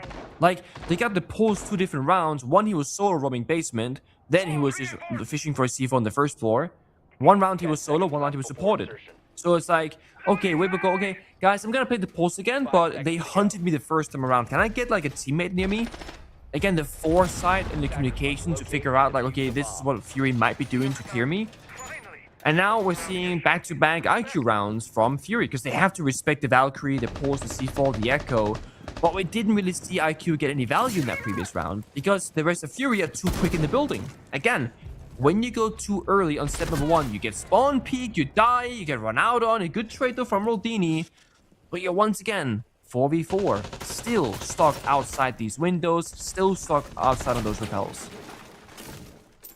Oh, my guy Toaster has the license to swing anybody he wants. 11-3. Going 1-for-1 is a fine outcome. Oh, they misdroned him. Don't tell me. Don't. Oh my god, this is Do they have gonna no be idea? devastating. The question isn't is Reeves gonna get a free kill? It's how many can he get? No. Because he's just been patient for the first one. Finally takes him down. The E1D goes off. He might not be able to find the second kill though. He's dueling him. He finds Pio as well. Flashbang comes out. Labyrinth bringing in the nade to the equation, and Roldini will finally take him down, but damage has been done. So smart, man. The trigger discipline when the guy rappels in the window. He was flicking back and forth between both angles, so I was thinking they're gonna hear him. They're gonna hear you, like, be careful. But no. They had no idea. Again, skipping steps. Getting a bit lazy on those corners. Now Weibo can sit back. SpeakEasy got Toxic Babes. They got info on the Valkyrie cameras. IQ is already dead. They can't find them. They are very much just chilling by the bomb site and waiting for Fury to make the first move. And then you got Hoban roaming. Yeah. He's always looking for a flank opportunity. He's teaming up with SpeakEasy. He's getting flanked though. Got some info actually. They can see Labyrinth in the hallway now. That gives the call. SpeakEasy can take him out even before Hovan has a chance to join in. Roldini now 1v3 to try and prevent a clean sweep on the defensive side for Weibo. Yeah. Clean sweep is looking very likely. I mean, you can try and go for a plant here, and it might even go down, but in the retake, they're just gonna 3v1 you. They are indeed. It won't even need to be a retake because Hovan has info on the plant. Thanks to the Solace, it's a perfect half. 6-0 for Weibo Gaming. Time to move on to the defense for Fury and hopefully have something to talk about in this halftime vibe check. Hopefully the vibes are high because I certainly don't think they would be.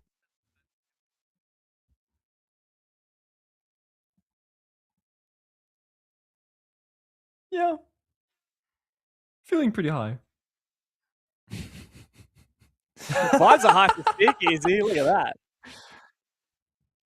I mean, there's no better day in the office as a pro player than you go in, a little 7-1, maybe a little 7-0. You know, you go in, you get your upper bracket victory, minimal effort, you don't show many strats, you only play 2 out of 3 maps. It is best case scenario, but if thanks to your own great efforts, the practice, repetitions, preparation, that's how you get there.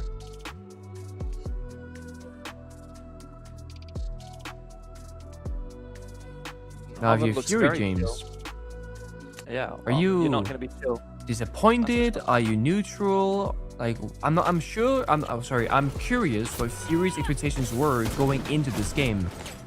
Like, do you think you can take a map off Weibo? Do you think you can take some rounds off him? Do you think you're gonna get destroyed? Because again, unless they scrim each other, I think it's hard to set expectations.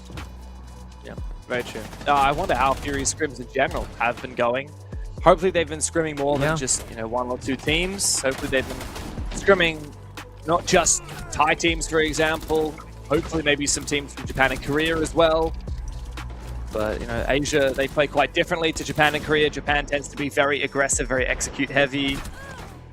Hopefully Fury have had a wide, diverse range of scrims. Now, something I'm noticing out of the Weibo cams, just to change things for a moment, have you noticed every single one of these players is wearing over-ear headphones and in-ear headphones underneath them? This is the LAN setup for Weibo Gaming. And I guess just to explain maybe to people that haven't really played a lot of esports at the top level. Why is it that we have 2 sets of headphones for esports teams? So the headset at a LAN event that goes like the regular headset, so to speak, it actually doesn't have any game sound or any real audio. It has what we call white noise. Kind of sounds like the ocean, like a kind of crashing sound in your ear. Basically, that's there to block out the exterior noise, hearing the crowd, hearing the casters, etc. And then it has a microphone attached to it, so you can speak to your teammates. That's great. But Pinku, how do you get in-game sound then? Well, that's where in-ears come in, because they're very small and the cables are very thin. They go underneath that headset like you see on SpeakEasy's head right here, and they can actually go inside your ear. That's going to give you sound of your teammates and the video game itself. This means you can play in a much louder environment while still having the ability to hear the in-game.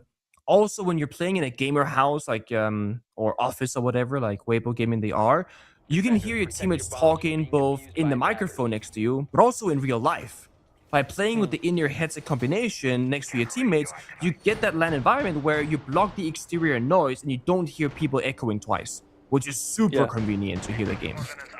Yeah, and I also just think it's so important if you want to be professional, if you want to strive for high performance, to practice what you preach, right? To make sure that you're practicing on your scrims, what you're going to be like on your game day. If it's the regular season, you're playing from home or from your team house, play it with the same type of setup that you're going to be playing at a LAN event. You know, like LAN events are very different to just in terms of the environment that you're playing in. You're obviously next to your teammates. You're playing with a single monitor. You don't have a second monitor. You're not playing, you know, your music tracks, your Spotify vibes, whatever it is. You don't not with the exact desk setup that you're used to. So I think it's so important to practice for that pro environment that you're going to be playing in Atlanta, especially for Weibo, because their goal isn't to, you know, win APL Asia. Their goal is to win a major or a Six Invitational. And in order to do that, you've got to practice like you're playing a Six Invitational or a major. Dude, Tursta's losing it in the player guy. He's losing it right now. I'm not sure what that was. But no, you're completely right. The same reason why pro players don't play, you know, 27-inch 1440p OLED monitors, because on LAN you can play 24 inches IPS panels. So you want to play the environment at which you play at the highest level. If you're a team that's expected to go there, of course. So you're right on the money with that. We're seeing the Tursta glass pocket pick that we spoke of last map on Nighthaven. It's made an appearance. They got glass, sense, and Thatcher. This could be sensing off, running deep, EMPing the plant denial. There's a way where this actually might just work because it's different, but similar. Oh, there you go. One C4 spotted and taken out. However, Labyrinth C4 does manage to find Upe. 3v4 now. The Weibo is not perfect, and a spray through the smoke with the Warden's glasses is exactly what Dark needs to take down the glass. Labyrinth has also found one. It's going to be a first round on the board here for Fury.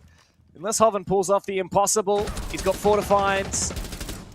Does manage to take the head off of Farlord, get his first one. He's being spotted from below, and he finds a second. This would be monumental. Dark still has an Nitro cell. Out goes the ROU from the Sens. And a second as well. He's got no more util to speak of. He's been spotted on the camera, but he's got more mobility now. Labyrinth and Dark have to play together. Is Hoven going to be aware of these positions? Labyrinth falls back. Hoven doesn't have the diffuser, so he has to go for kills. He's got Dark on a longer angle, now knows his position, takes up the default cam. Labyrinth and Hoven can swing together, but Dark goes for it and finds the first round for Fury. I mean, the fact that it gets that close in a 1v4, stuck inside a meeting box, small concern, but also, I mean, that was Weibo going for a one-off, funny pocket strat, etc., trying to just get it done easily without showing too much. Tursta here didn't stand still for long enough for the energy bar, if you will, to like recharge on the glass, because Warden and glass work very similar, where when you're standing still, you get the ability to see through a smoke grenade. When you stop moving, and if you're continuously moving, you don't actually get much vision at all. So Tursta couldn't see the Warden because of that. So he got shut down by Dark. A bit of counterplay there, playing the glass into the, or the Warden, sorry, into the glass. Of course, that's kind of why you play the Warden, because you're expecting a smoke grenade. Whereas the attackers have a repick where they can just freely choose whatever they want if they figure out what defenders are being brought to the table. I think we'll see a lot of water But you because of the gotta- smoke to Chanka ban, right? Like, as soon as you see the attacking team has banned smoke to Chanka together, you kind of know what they're going to be going for, right? It's exactly CEO takes like Weibo just did. I think they could make it Also work in a means future that- round, perhaps.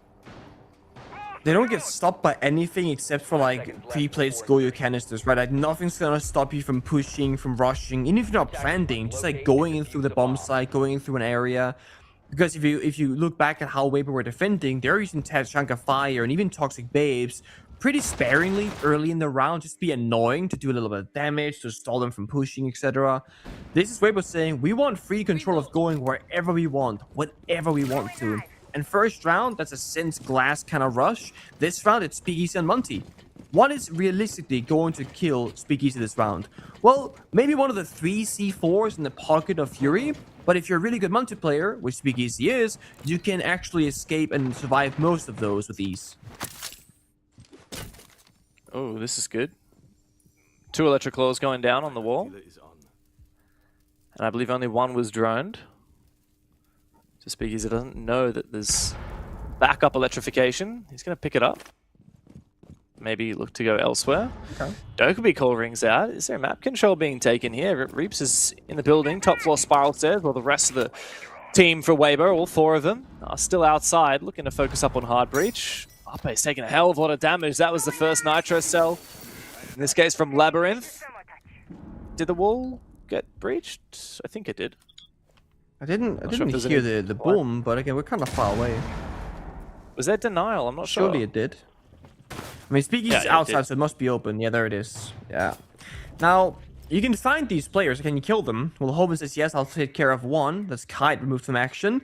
SpeakEasy can say, guys, there's a guy playing here in yellow pillow, one guy playing by the roadside. I can walk in, try and bait a plant. The only C4 is now on top floor. So SpeakEasy, again, should have so much control and freedom to look for this kind of push. But first, looking for the flank backstep as well, but that secret wall, as some people call it.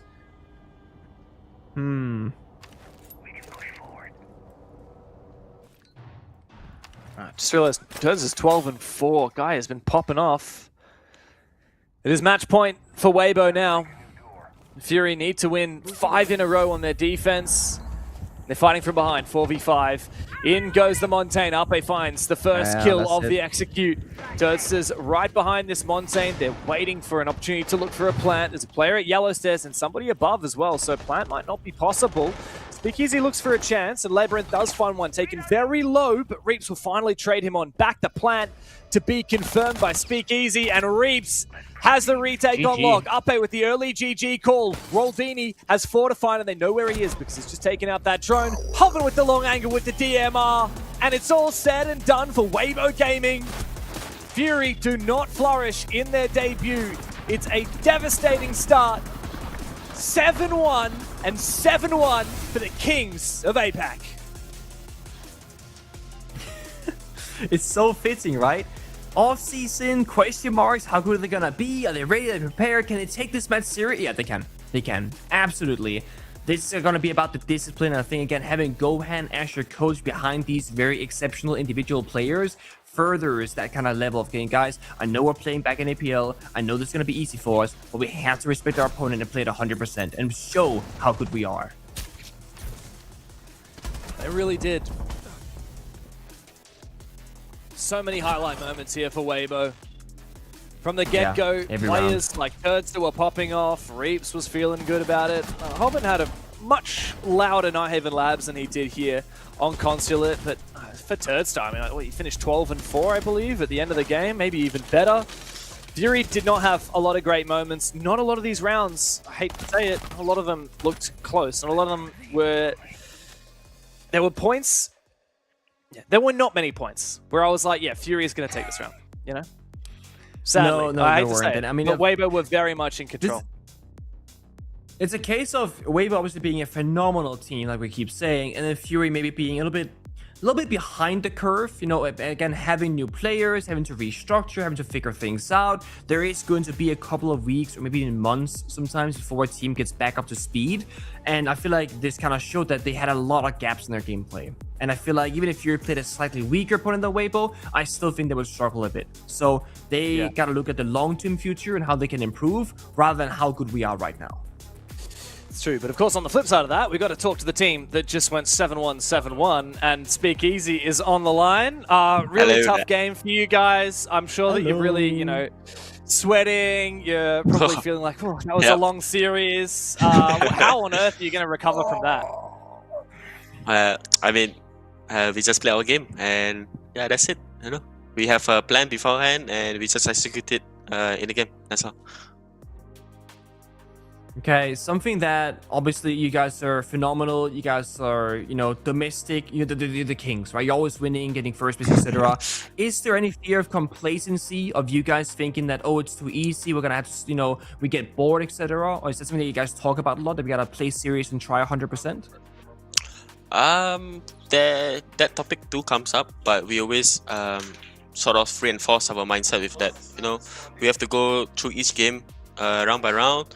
And also that we can never underestimate any opponents, you know, because like we've seen stories where the two teams were qualifies for like SI and like even beats like the T1 team. So yeah, we try to not have this mindset.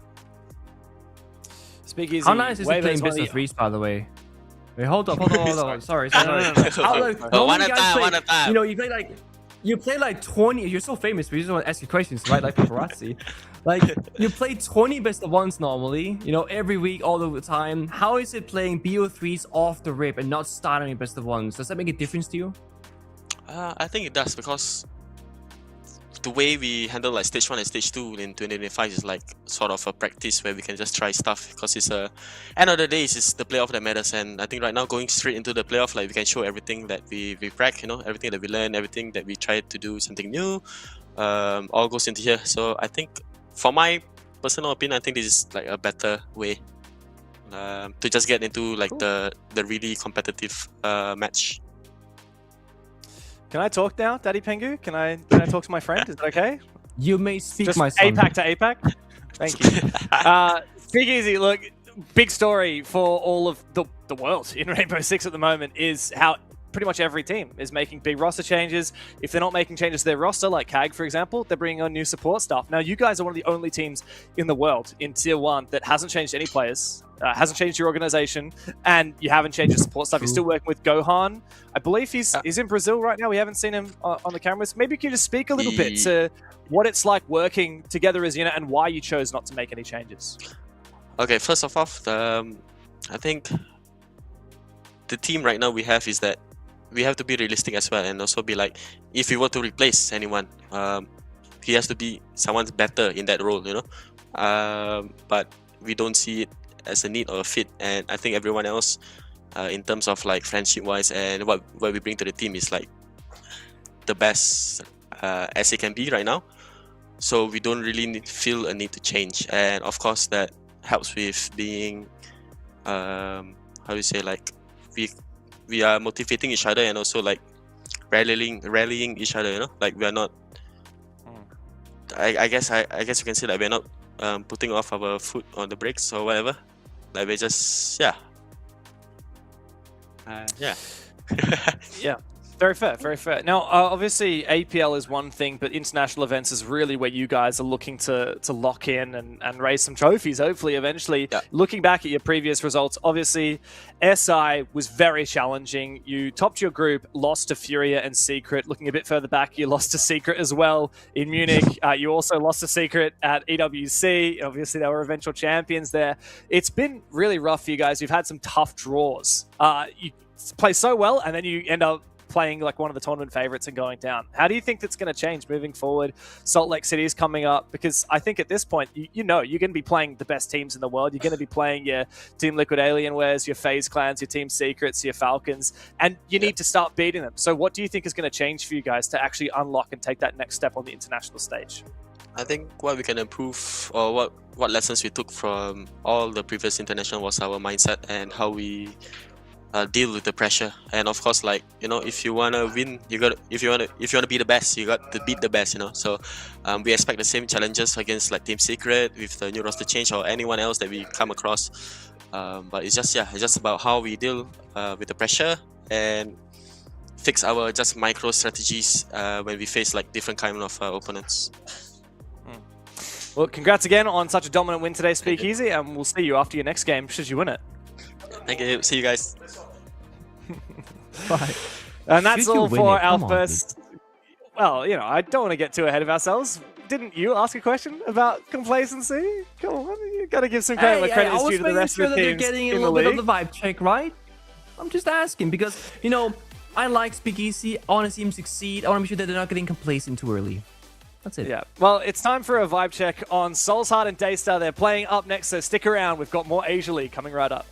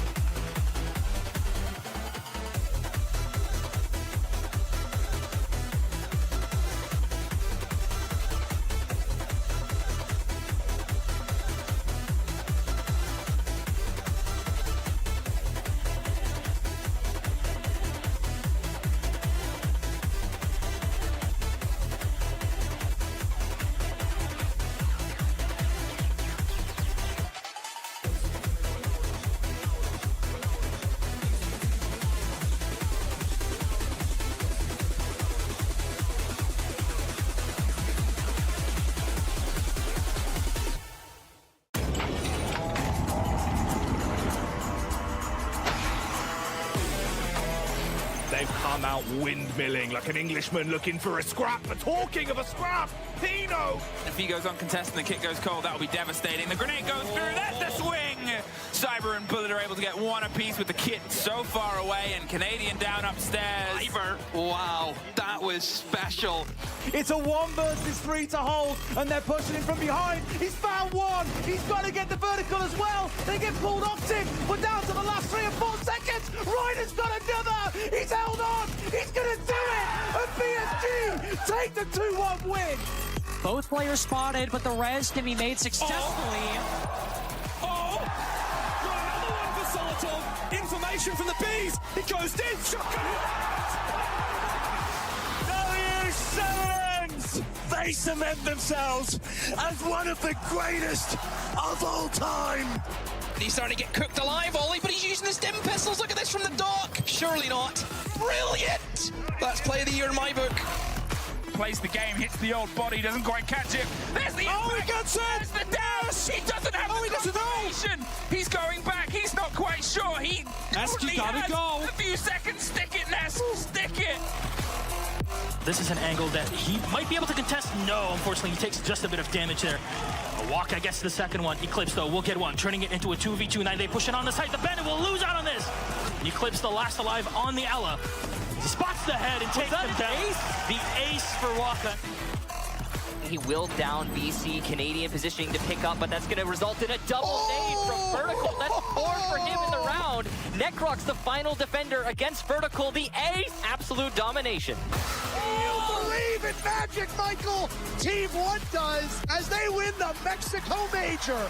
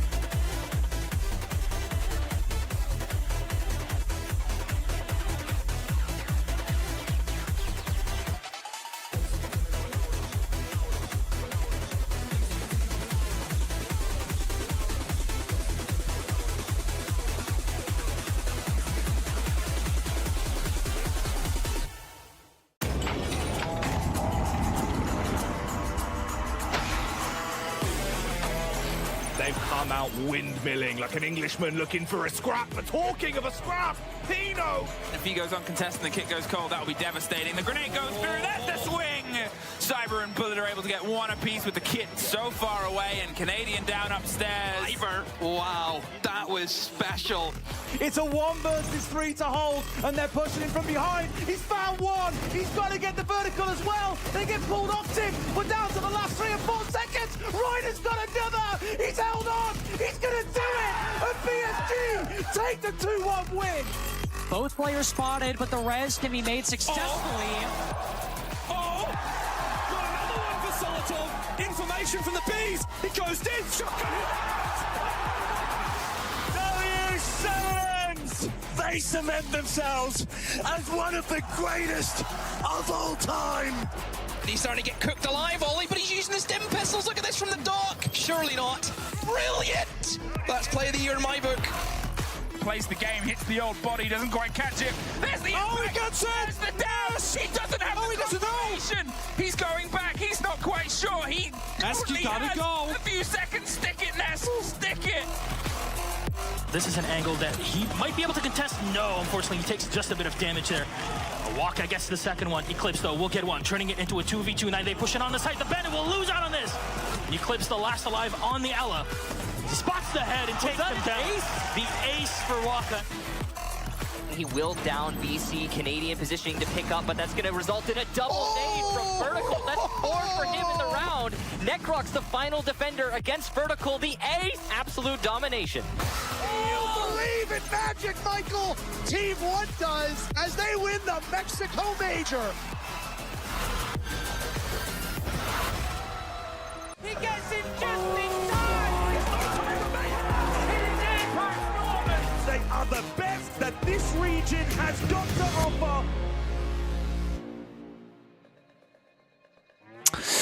Very solid start to the day here in APL Kickoff. The Asia region dominated by Weibo, and they really showed that in their first game. 7-1, 7-1 over the new Fury. Not a good look for the new kids on the block.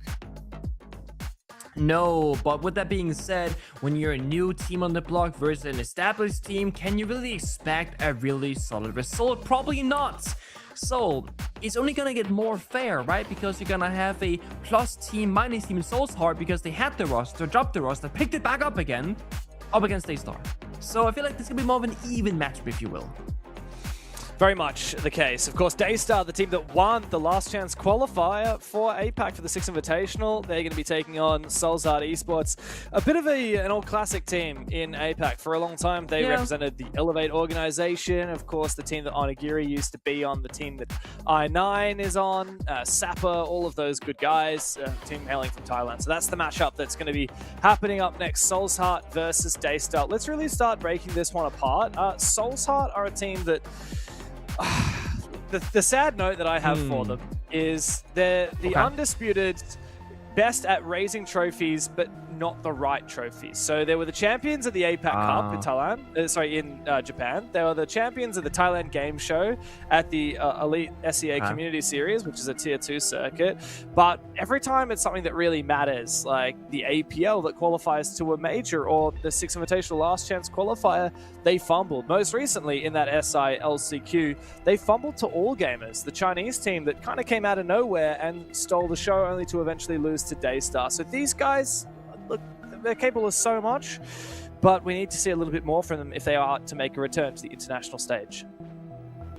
It's a very fair point, actually, now that I think about it and you explain it to me, where like you can win trophies, but by winning the wrong ones, you actually don't gain nearly as much as you could have.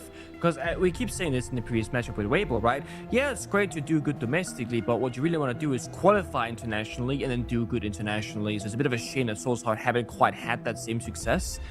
And obviously they're going into this not really making any changes, so will they get the same results with the same roster, or can they expect more, given that the other teams have changed? That's the big question for me, is can they still match up with the competition?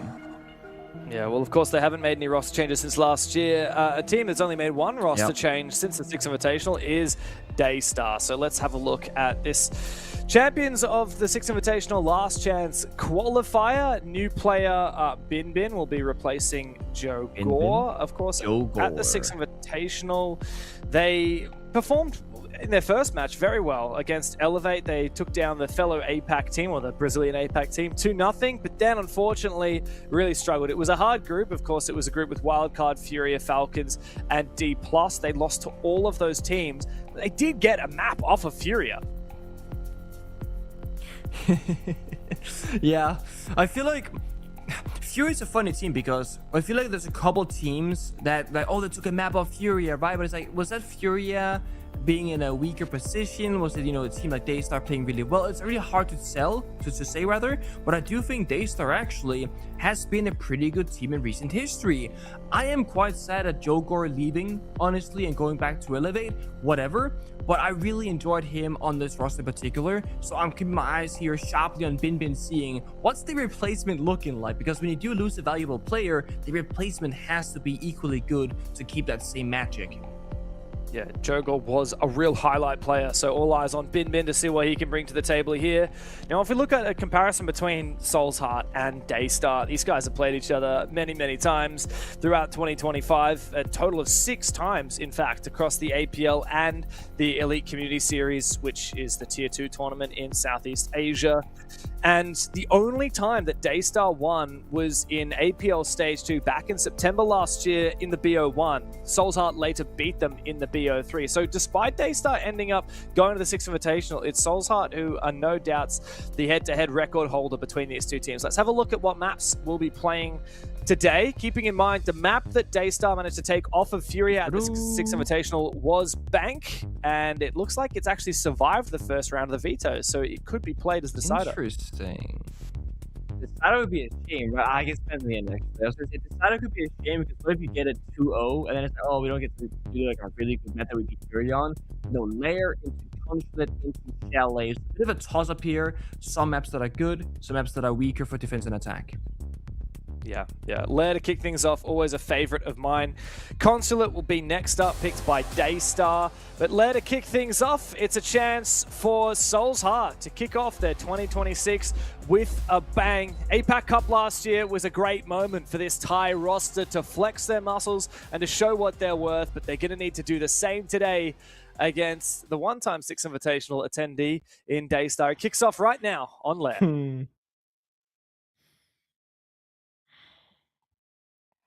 You know why Joker was my GOAT, James? Do you know why? Because you said Joe Goat?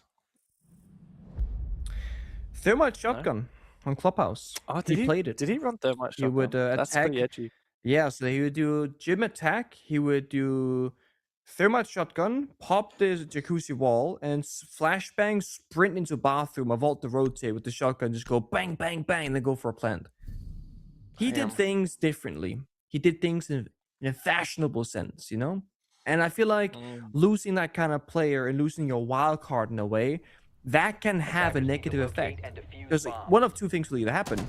Either you will keep playing that same playstyle but lose the flair, and then it's like, okay, you've lost your, you've lost a big part of your element of why you were working so well. Or you'll change your entire playstyle, but it's gonna be less fun to watch because Thermite Shotgun can be really fun to watch. So I am curious to see if this roster change will impact anything from the flexibility of operators, or if they can adapt around it just fine. On the flip side, like we said, Soul's Heart did not make any roster changes coming into this year. Yeah. Is that the right choice, I wonder? A lot of Thai talent is up in the air. Of course, Fury made roster changes. Of course, 6-7 being a Thai team. There's another Thai team in the league. I'm trying to remember which one it is. Unreal Nightmare is not Thai. Oh, it's HL Tori, the former Dolphin esports roster. They're also Thai. So for teams that speak a language that is less common, for example, Thai, or this happened a lot for Virtus Pro, Russian teams, happened for so many different teams in the past. You're pool of teams that you can poach from is much more restricted, your talent pool in your language. But I feel like that's not so much the case for Thailand, because there are so many good teams in Southeast Asia hailing from the region. So I'm a little surprised not to see any roster moves, but I mean, these guys are all friends and they have been for such a long time. So perhaps that's why we're still seeing the same core 5 for Soul's Heart. I can see that. A lot of Thai players really coming into the space right now. So like Labyrinth, I know he's been around for more than just a week, but like I met him obviously in Japan for Fiesta and whatnot, and learning more about his journey. And there's more and more. With some tier 2 scenes getting smaller and smaller, it's not seeing some growth. You know, a vertical angle. Don't see this every single day. An awkward fight. Seal takes up a lot of damage upstairs instead, playing on that mezzanine spot outside the ops room. With DCH lurking down below, knowing that there was that vertical player of Kaid. Now, are you getting baited? Or are you the ones to get a freebie right now? Because look at this. Pika just keeping up that aggression, wanting this kill. Yet DCH doesn't push for it. Afraid of this not really working out. They're still playing quite passively here. Soul's Heart just going to burn time. Or rather, Daystar, I mean. Daystar continuing to use that Tachanka to try and delay, and the Azami as well on the outside breach. Soul's Heart haven't made a huge amount of headway. Haven't taken a lot of map control yet. As you said, DCH is waiting to try and find that Roma down below, but Seal eventually finished off on the breach, and now a bit of ground given back to Soul's Heart as they march on forward. Wow, very aggressive from Mr. Punch. He wants to try and take some fights up here with the Dokkaebi, but he will lie down and die to Bin Bin. Aggressive on the Ella, peeking from the top of the main stairs, immediately traded on back. A little bit too over egregious here from Bin Bin. And Soul's Heart now given the chance to look for a plant opportunity. Mark takes a hell of a lot of damage, but it doesn't seem to matter. Scatman on the reload. The timing is off, but it doesn't matter because he finds the kill regardless. A big 3K for Scatman.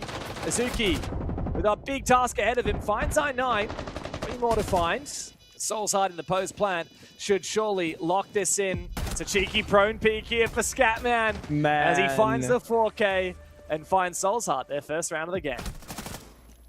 What is up with the prone angles today, man? It's working out so well. First Weibo, now Soul's Heart. Also, that entire attack happened seeming out of nowhere. They were just, okay, we're in the hallway, flash, breach, run in, go for plant, and they juke the Thorn Trap, Scatman with great coverage, then they get the round. Daystar were locking them out so successfully for so long. The Shankafire still like 12 in pocket by the time that they started approaching that bomb site.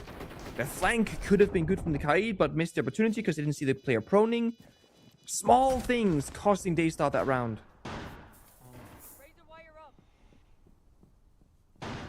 Yeah, Soul's Heart looking as confident as ever, which is great to see. Especially on the attacking side, it's what we always say. The narrative is, if you're a team that's a little bit less confidence, that nervousness is far more visible on the attack than on the defense. So you're the one who has to make the first move. Soul's Heart didn't hesitate. They took their time preparing that last attack, which I think was just fine. They were just whittling away at the util, the Azami Cuba barriers, the Tachanka's fire. Oh, for a second there, we were teased out with the Solid Snake. I was hoping we get to see it, but no, a lot of late second repicks, including the Rayora. So perhaps Soul's Heart have something cheeky in mind. I love me a good Rayora round. It's one of those operators that have kind of like Amaru, like very few highly useful cases where it's like a meta pick. But Nighthaven Labs Lair rather, Lair Basement is one of them. You can go for plants on the bomb site where you can close off the doors and deny the crossfires. That's a big thing about this basement portion, is that there are so many different angles, but they often connect through a door. So that can really open things up. But the thing about Lair is you really rarely rush the bomb site itself. You're often forced into a roam clear, then going somewhere else and taking map control and whatnot, playing verticality. So it's going to take a bit more effort than just simply walking in the building this time around. But it is going to be mostly a horizontal push. 3 people downstairs in basement. Then I9 just droning, checking things out. A spawn peek from Asuki. Is it a spawn peek if there was 60 seconds in? Not sure, but Seal is gone. Is that too late, technically? I guess maybe, yeah? it was after the 2-minute mark, so I think it's too late. I don't see any call in the in-game chat, so I expect we'll be playing this round out. So good start for Soulsheart, free pick. That's my one. Somebody's gotta say it. I got my one. Oh, bit of an aggressive swing from Souffle. Mr. Punch will hit him back down. No more Yokai drones active this round. Interesting. So it's actually I9 using the Rayora as just, denying the flanks. And up and see that. Maybe I'd understand it if Rayora had breaching charges, but yeah. I know, it's a confusing pick, but it happened. Bin finds his, and the aggressive hold inside a garage from Daystar is putting a little bit of a thorn into Scatman's side, but he'll drone it up. Oh, Bin finding a second one. Now Scatman's all alone. Surely he won't be able to survive this. Daystar losing that play early, saying, guys, we gotta go for swings, okay? We're down in numbers. It's why Souffle and Echo made that aggressive swing early on as well. And now they're in a 3v3, so this could now change. 35 seconds. All three defenders playing somewhat close together for a crossfire. Knowing that Scatman is still possibly inside of Garage. But it's so hard, kind of not really going for the planned execute, not really going for that punch. But here it comes. The backside from I9 has to be good. Oh my god, another prone peak, but doesn't work for I9 as Uki takes him down. And Scatman and DCH, the last two remaining. Despite getting that free kill at the start of the round, they haven't really achieved anything at all. This was a 5 versus 3. Eventually a 2v2. Oh, Scatman's the last one standing. Pika doesn't give him a kill, but gives him a face full of spray from the Scorpion. We'll have a quick technical pause while we get that last player back into the game. But Daystar got around on the board. It was a convincing one. Soulsheart looked pretty lost on that attack. Yeah, surprising enough, because when you pick the Aurora, normally I'm thinking, okay, a very set pocket strat. We're gonna go here, do this, use the gadget in this particular location. We didn't see that vision. It was 5v3. It disconnected into an early death from Souffle, and yet the execute never came to life. The roam clear didn't really happen, despite all three defenders were actually downstairs in the base and bomb side. So that round left me to want to see so much more from Soulsheart than what they showed us. Yeah. Well, Binbin's got a couple kills. There's at least a partial answer to your question. Are we going to see Bin fill the shoes of Joe Gore? Well, Joe Gore didn't just get kills, it's how he got them. It's why he got them. The style because Bin, he's still on the trial right now, okay? He needs like a game or two under the belt. I gotta see the operators that he plays and see if he passed the vibe check. Because I think being a flexible kind of player, like playing various operators, different loadouts, I think is a very underrated kind of skill set to have. And a lot of teams don't necessarily know what they would do with that kind of player, but some teams, they would die to have a player like that, where they can say, hey guys, I had this idea. When I try it, and they go, yes, I want to try this idea. And just do something a little bit different sometimes. Makes you wonder whether the roster move with Joe Gore going to Elevate was that he wanted to leave or that Daystar wanted to make a change. Yeah. It's very hard to know a lot of the times with these things. It's a bit of a sensitive topic, so you don't necessarily want to go and just DM someone and be like, hey, did you drop that guy? Or did he leave you guys? Does he get paid more at this other It's also, team? Like, whenever like an org makes an announcement, maybe there's like a hot take, but they just say like, oh, we parted ways, or people say, oh, this guy left the team, but actually you kicked him. I feel like to me that's important. Maybe that's like the former player in me, but I think getting kicked and leaving are two very different things. And I think the reasoning is relevant, but it's not really something that we socially talk about very often. You just say that you mutually parted ways often, which isn't often the case, actually. Yeah, very much so. Now, we are back into the game already. I was actually about to throw to a break because I thought we were going to be a few minutes away, but no, we're already done. So let's get back into it. I have a little bit of a side note, which is not related to this match at all, but the match earlier today. You want to hear something interesting about Weibo? Yes. Always want to hear something interesting about Weibo. That should be your answer. So did you notice how they had 5G in their names. You know, it was Turd 5G, Hoven 5G, Reach 96 5G. Did you notice that on the in-game tags? I mean, yeah, I mean, 5G is the newest version of data Wi-Fi, right? So it's pretty efficient. I asked Turdster, what is that about? Because, yeah, I thought the same thing. Is it to do with Wi-Fi connections or what? And he said 5G is, like... Five Guys? No. So, you know the word strong, right? If you... Like, if you write it all caps and have 5Gs at the end, like strong, apparently it's something that Gohan says when someone does a good play, and he calls it a 5G play. And apparently his nickname in the Brazilian community is 5G. So he's just been saying that for ages, and the Brazilian community has kind of given him this nickname as a result. So it's actually just this kind of, I guess, nod to their coach for all of the Weibo guys. That's kind of wholesome, actually. Yeah. Having him, you know, a part of the roster inside the server, even though he isn't actually there. I like that. Very random, but yeah, cool. And thank you, shout out Turdster, for replying to my Twitter DM when I asked him, because I was like, what the hell is this about? Hey, why didn't you ask SpeakEasy during the interview, by the way? What's up with that? We had so many other things I wanted to talk to SpeakEasy about in the interview. I thought it was a bit of a waste. Also, SpeakEasy is the only player on the team that doesn't have the 5G in his name, and I assume that's because he doesn't have enough characters to do he doesn't like 5G.Weibo. Well, of course. He's got a long name, so I don't think he's got the characters. Fair enough. So instead, you use your cloud as a caster with your social status to just go around asking pro players these personal things in their DMs. Okay. That's right. That's right. I'm always in pro players' DMs just asking them really uncomfortable questions, like, "What is your star sign?" I need that on my spreadsheet. Can you imagine that? For the better. Big 3K from I9, the Leo from Thailand. I guess it is a Gemini moon right now, so I'm not surprised that he made that I was play. gonna say, you get to the moon rotations, all that kind of stuff, yeah, like how that all plays together. We can explain why a certain player or team is playing really well. Now, it's also been a little bit slow on the trigger on the first couple of attacking rounds. Wanted to make things as perfect as possible. Get the verticality, get the breaching. The thing is, I9 hasn't found any of the real player angles from below. Playing on that concrete floor in the hallways and the small box. With 40 seconds to go, it's time to push, boys. Nice flash. I9 down below is the instrumental player for clearing out these positions, flushing some of these Daystar guys into his teammates' lines of sight. Target comes out from the Deimos. It's onto Azuki on the LR, but it's a Thorn here. Bin with the shotgun. That's going to be the real deadly play. It's a prone v prone fight. Both players die eventually. DCH, a kill with both the grenade and with the pistol, but time is ticking away. Souffle's found another one onto I9 down below. It's DCH and Scatman that need to clutch up. The track onto Seal of the Azami. Oh, great shot from DCH. 1v1. He gets the ace.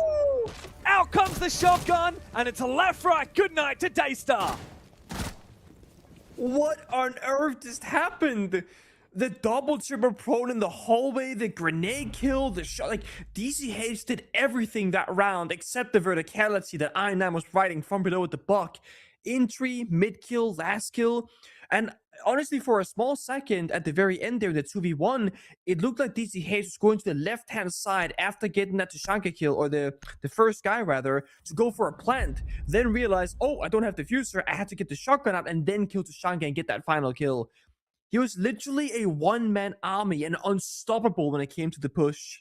Souls Heart, yes, they started slow, but they finished very quickly.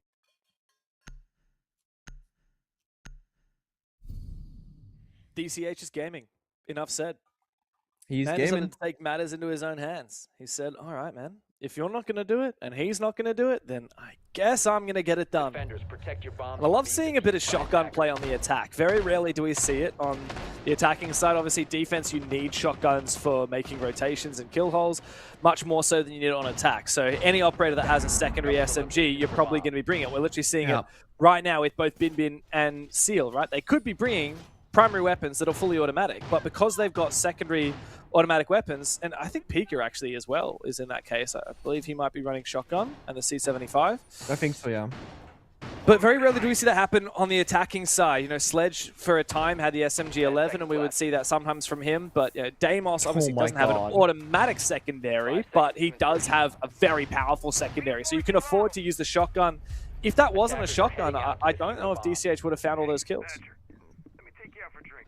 You know, I don't forget that Sledge used to have this in G11, like that was the thing. I forget that he lost it. Oh boy, speaking of shotguns, this is why you don't play shotguns, okay? Nice. You might team kill your teammate destroying the floor. It wasn't even rotate. He just took him out cold trying to break open the floor here. That's, this is why Joker was my GOAT, by the way. He would never do that. Just saying. Yeah, look, if you're going to lose any player on this bomb site, the split bomb site or the ground floor bomb site that you hold typically from above and try and play Plantanal, you really don't want to be losing that Solus. Yep. Yeah. So Seal going down is a very devastating blow to Daystar so early in the round. I feel like it's many years ago now, but it used to be that you could damage your teammates in the prep phase with bullets. That obviously changed, I don't know, 4 years ago, like a long time ago. And it used to be that you were very cautious around your teammates when using a shotgun. And now it's like, okay, in prep phase, it doesn't matter. But if you keep shooting right by that 0-second timer and you get like a really unlucky situation, like what happens here maybe, you could just accidentally team kill your mate. So less caution, higher risk. Although I will say, in recent history, all the games we've been watching and casting, we don't see shotgun team kills in prep phase almost ever anymore. No. So players have gotten very cautious with that at least. It's because they can't happen in prep phase anymore, but they can happen. No, but they can happen the second the round starts, right? Exactly. Yeah. Yeah. But yeah, no, you're right. Very rarely do you see that. Anyway, deep into the round, 2 minutes have passed, and Soul's Heart really, it's again a chance for them to convert a 5v4 that's gifted to them. Happened earlier when somebody disconnected. Now they have a chance to try and convert the 5v4, but sadly it didn't happen last time. When the Daystar player disconnected, they actually lost the round. Like that nade from Mr. Punch, it's clearing out the Thorn Trap that's in the default plant spot, but realistically, Soulsheart needs some kind of pressure on the top floor before they can go for an execute. Great shot from Bin Bin. That's a stylish way to do it. He's managing to dodge a lot of the track stingers as well. A plant could potentially come out. Soulsheart don't look to clear him upstairs. Instead, they go for the plant. No Solace. You're right, no Solace. And so Scatman should be reasonably safe. Good shots, though, from both Azuki and Pika. The plant will not go down. Mark is forced off of it, and Daystar look to lap up the control, lap up the kills. Force both DCH and Mark into a very, very tough position. Solo on health, and the Vert is just too good right now. The flank from Souffle also occurs, and now it's a 1v3 for DCH that got that ace previously on the demos with 9 seconds, stuck outside the building. He's not even gonna go for it. He said, you know what, it's gonna be impossible. I don't even have the case in my control. There's no breach in the outside wall. Timer runs out. With that, the attackers will not be successful. Tertiary bomb set win is actually pretty big here. I do feel like we're seeing more and more teams on defense getting that round W because it's just all the attackers get forced into attacking, like direct the bomb set attack, hit F on the keyboard, go for a plant, and then you lose the planter, and with that the round. It's so often we see it. Yeah, I'm not only impressed that Daystar won their tertiary site, but also they won it from a 4v5. But I feel like the responsibility is largely on Soul's Heart here. How are you not taking control of the top floor with Monty? You know, how are you having just one guy posted up on a flank watch and then he dies to Bin Bin and then you have no kind of response? Also, the way they're holding the flank was that they put the gridlock trackers down in the hallway, and then the person also to the flank is holding an aggressive angle that sees past the track stingers. So it's like, did you need the gridlock the way you're holding the angle? Probably not, but because you had the gridlock, you could have played a more passive angle, or do the good old trick of use your drone. Because if the drone dies, the player will live. But if you hold it with your gun and you die, then you're dead. And obviously the flank wasn't the biggest problem. The Monty died while planting with like a second left on the clock. But to your point, Monty could have gone top floor first, taken a bit more map control, escorted that flank watcher into a stronger position, and then Monty could have gone downstairs.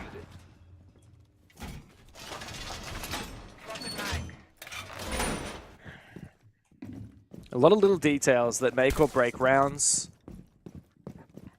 And again, it's just funny. Soul's Heart, On their day, look amazing. You look back at APAC Cup, you look at the SEA Elite Community Series, you look at the Thailand Game Show, even occasionally during playoffs brackets, but sometimes they just make these really simple but critical mistakes, and they just look like a shadow of their potential.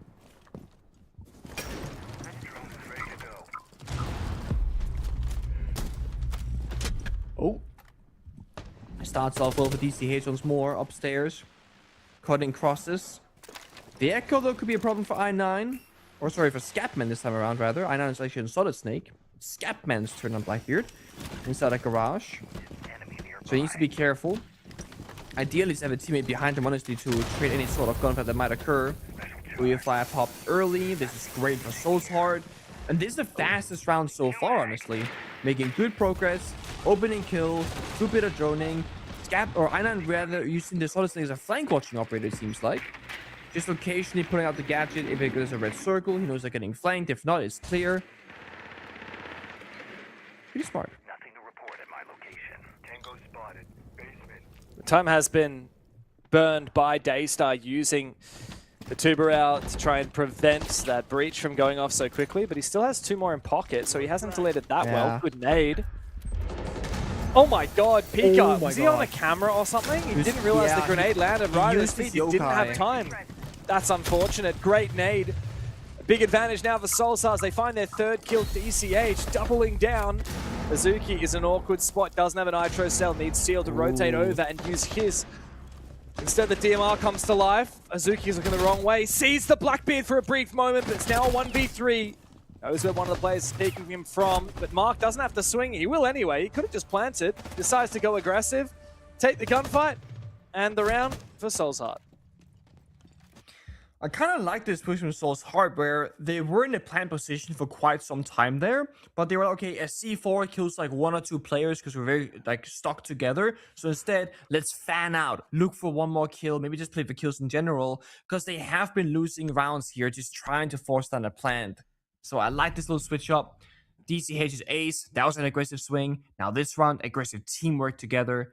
It could be also recognizing that planting should not be our primary concern. We need to play for more control. I mean, it starts off well. When you get that opening pick, it just makes it so much easier on the attacking side and continuing up that pressure.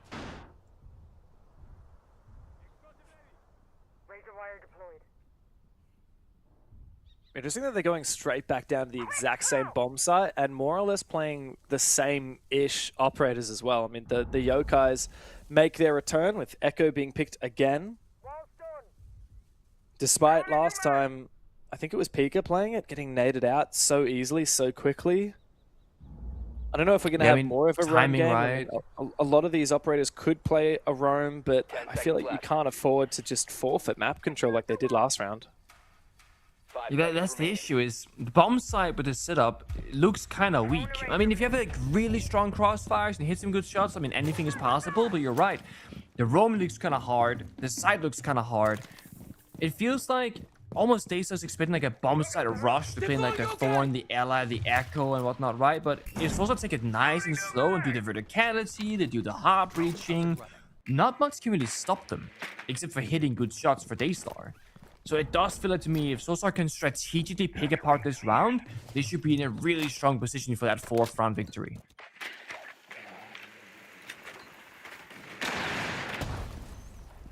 Well, to close up the half, it's either going to be a 4-2 split or an even result from Daystar. In my opinion, Daystar have already kind of done pretty well to win a lot of these unfavored rounds. I mean, so often it's starting off as 4v5 for poor Daystar. There's only 1 round where they found the opening kill, and it was onto their teammate. So every single round, Soul's Heart have had the numbers advantage, yet they've only been able to convert 3 of them. I see the intro here. The fire is going to evaporate. We got Scatman walking in with that Blackbeard, but here comes the Echo stun. Has to bait them out successfully. Yellow's his tank as well. Good bit of crossfire. But who's going to get that opening? Like we said, they have a good read, but the pre-fire is too good. Great trade though from Bin Bin. A big play to kill as well with that Blackbeard, a Scatman going down, and to find Mr. Punch as well on the Lion. So much late round value has been decimated here by Daystar. Again, they don't find the opening kill, but they end up winning the exchange regardless.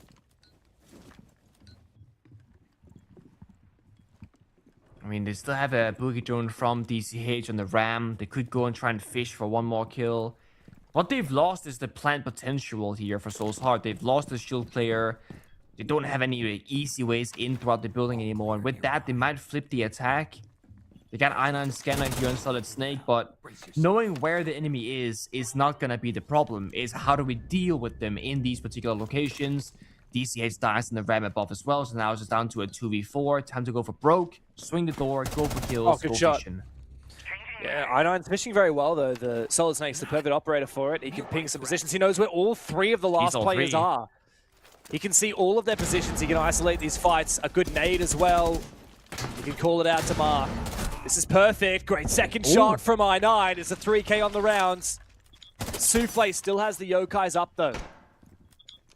I9 once again brings out the gadget. He can look to try and scan the remaining players, figure out their positions. That was a crucial fight, though. Muck needed to get that kill, but he failed to do so. Souffle and Seal now have the crossfire. Quad kill for I9. Out comes the pistol. Does he go for the fight, or does he go for the plan? The pistol comes out, but Seal puts him down. Daystar just scrape away even at the end of the half. And we go into the halftime vibe check, even on the numbers.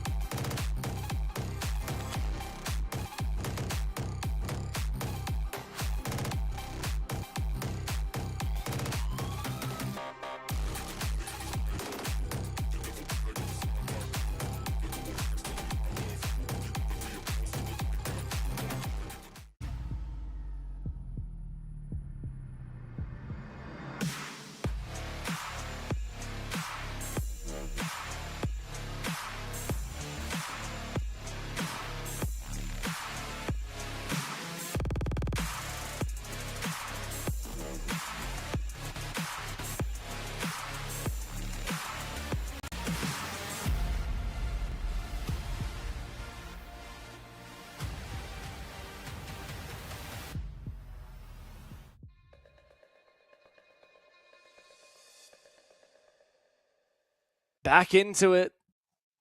As the timeout finishes up, we swap sides. It's time to see Daystar on the attacking side, but I'm pleasantly surprised. I didn't think they'd end that 3 rounds apiece.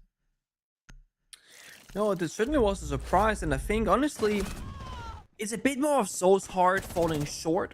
I think, like, that was a 4K from I9 to try and save the round. It came down to a 1v1. DCH already has gotten his own ace 2 rounds prior. It's been Soul's Heart kind of just like having some tough times strategically, right? Getting in the building correctly, getting to a plant position, and then playing it out cleanly. In terms of like gun skill, they've been hitting their shots, they've been getting their kills, but they have not been able to like counter Daystar in terms of the step 1, the step 2, the step 3. We didn't really see a single execute that played out fully. There was always something happening. Now, props to Daystar. They were playing a lot of rounds 4v5. They had a disconnect, they lost their gunfights, etc. And yet they kept making it competitive, they kept making it close, and they won half the rounds. So I am curious now with a side swap if things will change. Because if you're struggling on paper strategy on the attacking side, if you have that same issue on defense, you're going to have a lot of gaps, a lot of openings, and Daystar perhaps could plant easily up against them. So this could actually just mean that we could see an attacker-favored Lair. I'm not really sure personally how I feel about Lair these days, like attacker-favored, defender-favored. Maybe at the very highest level, I would say attacker-favored. When we're talking like, you know, SI, you know, top 8 teams kind of thing. But right now, right here, I'm not sure what to expect.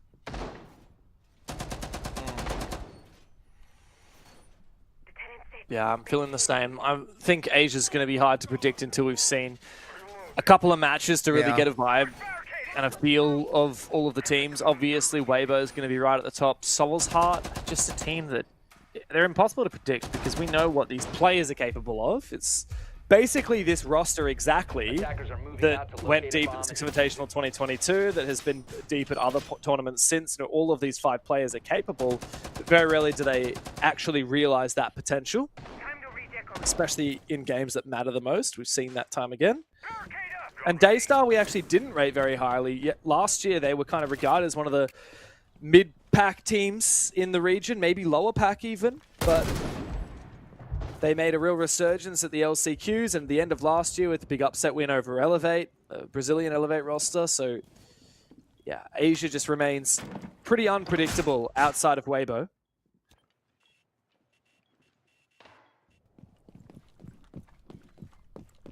Of course, the first attack is going to be a lot about just kind of vibe checking it right now. What kind of play style is Souls are going for? They're going to play spawn peek, going to be playing like plant denial. What are they going to do? We see all the operators. We see the layout. They just got to figure that out with their drones. Of course, with the round actively starting. We see Mr. Punch with the Shanka, Mark on the smoke, a ton of different area denial, but no traps besides just the Melusi.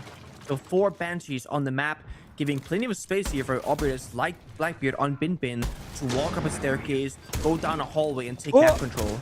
Wow. Oh, hold on. Whoa. Good shots from Pika. He goes all the way down to the basement to chase down Scatman. He was spotted on Seal's drone earlier, and they were trying to push him together. Seal from outside a lobby. Didn't know how Pika managed to sneak inside so quickly, but it's a good kill, 5v4. The first round that Daystar have actually found the opening pick onto the opposite team instead of their own team. Can they convert it? The Sense Wall goes out, blocks off the hallway, enabling Bin Bin down towards Rocket Stairs. His Toxic Babe is toxic, and Mark gets the kill. Back to even numbers in a 4v4. Soul's Heart holding on very well. That gas was perfect for Mark. In goes Souffle, but he's caught in the Banshee from Melusi. Mark now in the instrumental position, but he goes down. The fire comes out from the Capitao as well. Daystar have found the ground that they were searching for. Yeah, they got the ground, but can they progress this final obstacle? Getting inside the bomb site itself.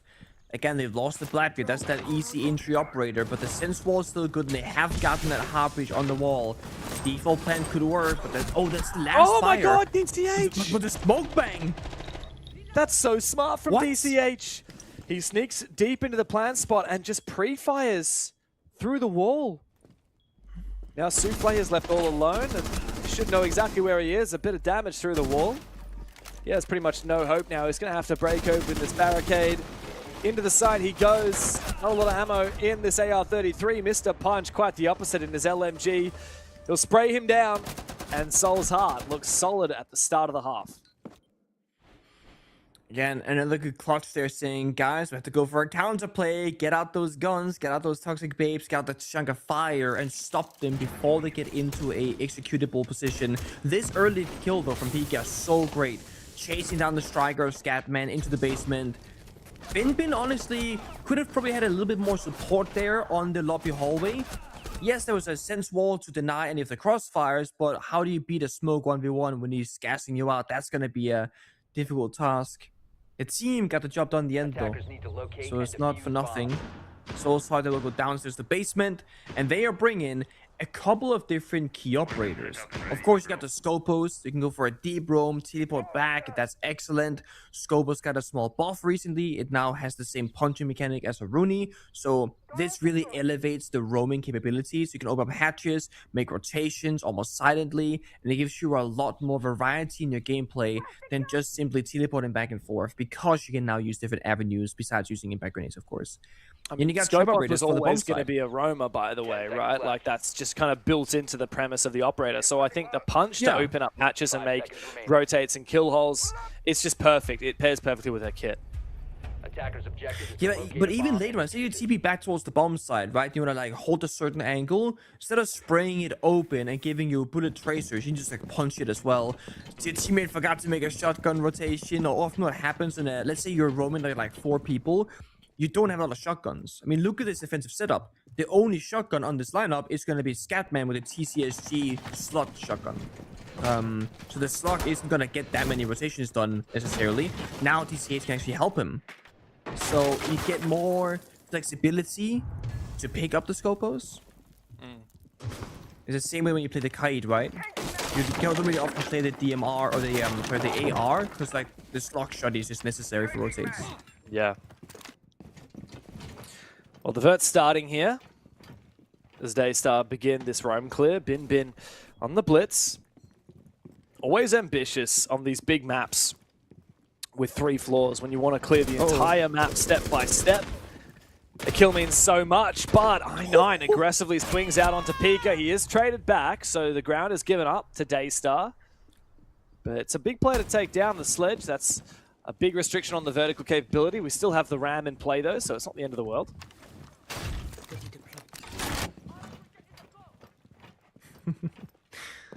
Little boogie drone falling down the hatch. Now, the thing is, I was kind of expecting DCH to be supporting a bit more aggressively there, because you got the ability to teleport back, but going 1-for-1 on a passive operator like the Ela, I mean, super worth it. Now, thankfully for Daystar, they've actually doubled up on soft destruction, both the sledge and the ram, so you don't sadly get that win condition of, hey guys, they can't break the 4, by the way. They did double down. But timer's ticking. 1 minute 5 seconds left. Still a little bit of map control left to be gained here for Daystar. Still gotta walk down those staircases. And Goyo Fire, I mean, if they haven't cleared all of those canisters, that's gonna be a problem. They last 20 seconds each. We're looking at the last 50 seconds in the round. And there's a C4 in play as well for Scatman to deny plan in late round. Oh, wow, this is stopped. That means it's much less likely that Azuki's going to be able to breach it open with his hard breach charge. 35 seconds. It's getting a little bit deadly on the timer here for Daystar. Have to make an execute happen. They have to do it quickly. The Fenrir mine dispatched with, but it will give an inkling over to Soulside. You're right, they closed the door, which is, again, just going to delay a little bit more time. The breach will come out onto the side wall. Bin on the blitz has to have a big impact. It's going to be hard. So low on HP. Out comes the fire. 2 set deep.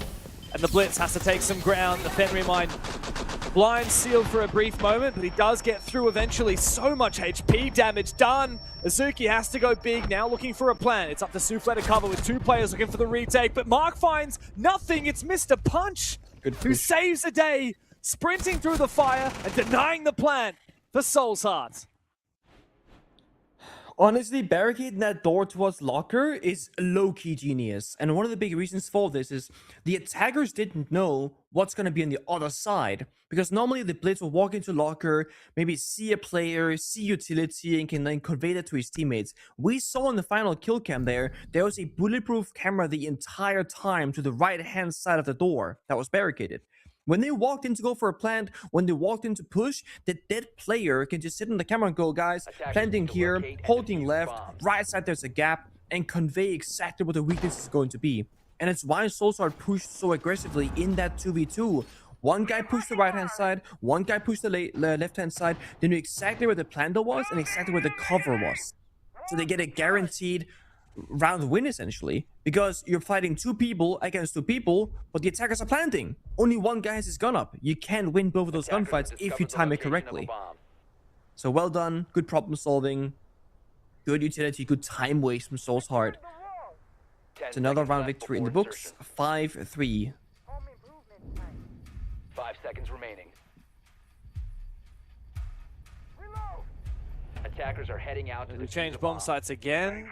We go to the middle floor. Now this is one of my favorite bomb sites on this map, Pengu. I know we talk about it all the time. It's just so much about this dynamic between holding the top floor and denying plant down below. The Solace is such a pivotal part of that. The mirror's also going to make this a bit easier as well. Wow, that's an unusual way to put the mirror. It's actually facing into our 6th room instead of out of our 6th room, which means you really have to hold that tiny little server room. I think it's called server. What's this room that DCH is? Yeah, we call it storage. We're not calling it box. I don't know. Different callouts, you know. Well, now that there's a mirror inside of there looking into our 6th room, it's even more important that DCH can hold on to that position. So they're expecting a frontal push here. It's pretty smart if the attackers obviously don't play into this and just flank it from the hallway, which is where Bin Bin is looking to approach. And then they can set up a crossfire on the green staircase as well. So it's a different problem to solve than the norm here for the attackers. They're keeping off the angle for the crossfire. I mean, if Bin Bin can work it with... Oh, that's the issue here. Okay, C4 goes south. Now Bin Bin's a bit cooked. Has to be Pika stepping up now, getting those headshots instead. Or you call off the attack entirely. Well, they're not going to call it off. They're going to go deep. The air jab goes out and knocks Mark flat on his bum, and he's quickly taken down. Hang on a second, DCH was there. All along, he was hiding amongst the smoke, prone on the stairs. The Blitz literally ran over him. And he gets up and finds both of them. This man's teleporting or is slippering around on the ground like a snake. I don't know what he's doing, but the one thing's for sure, it has completely dismantled this attack from Daystar. That's the issue. You lose that rappel player. Rotations there left wide open, and there are 2 people on the green staircase. 1v4. Asuki, it all to do. Has the case, has the heartbreach, has the smoke grenades, finds that first pick. Things are looking possible if they keep challenging him in the 1v1s. I don't think when DCH is going 11-3 and he's got the shotgun prone at this angle, I don't think there's much that Azuki can do about it. Easy final kill for DCH, the man with the 4.0 KD. A bit of momentum finally gained by Soul's Heart. They got a 3-round lead and they got match point. Definitely gonna have a better look here on defenses, though. The attacks, there was some questionable moments, sure. But so far in defense, it's been a much better look. I mean, on paper, strats are good. I like the mirror window innovation, playing 2 people green stairs, having those crossfires, having a flank actively as well. They have a lot of different ways that they can win these kinds of rounds. And they've been, 100% successful so far, winning every single defensive round. Final operator bans, the mirror and the Blitz rather, and then a tactical timeout here from Daystar to talk about how they can attack with these small changes. I'm not sure about the Blitz ban because honestly, yes, Blitz has run in and gotten 1 kill, but it was always traded back. The Blitz hasn't been the most instrumental operator, but on the other side, I totally see the operator ban because it's been played every single round and it has technically worked out as it has gotten that 1 kill. Daystar don't have much time here to get back on their bike, get back on the horse. They're going to need 3 rounds in a row. And that's just to push OT. Do you happen to remember which team picked this map? It was Soul's Heart, right? Yeah, it looks like it. Based on the overlay, Daystar picked Consulate.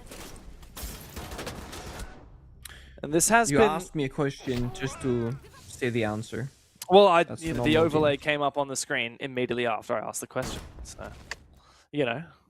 Well, I actually couldn't remember either, so I could not have helped you. So I'm happy that you figured it out.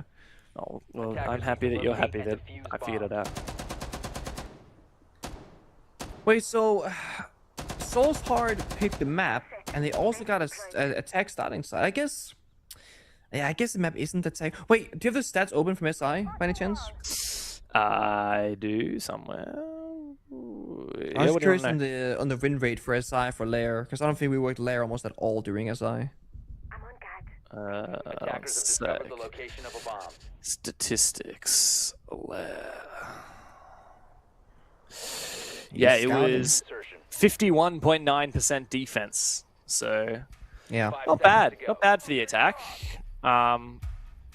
1, 2, 3, 4th most attacker-sided map out of the 9 in the pool. So okay, Close to dead center. Okay. It's only beaten out by Bankwater and Chalet.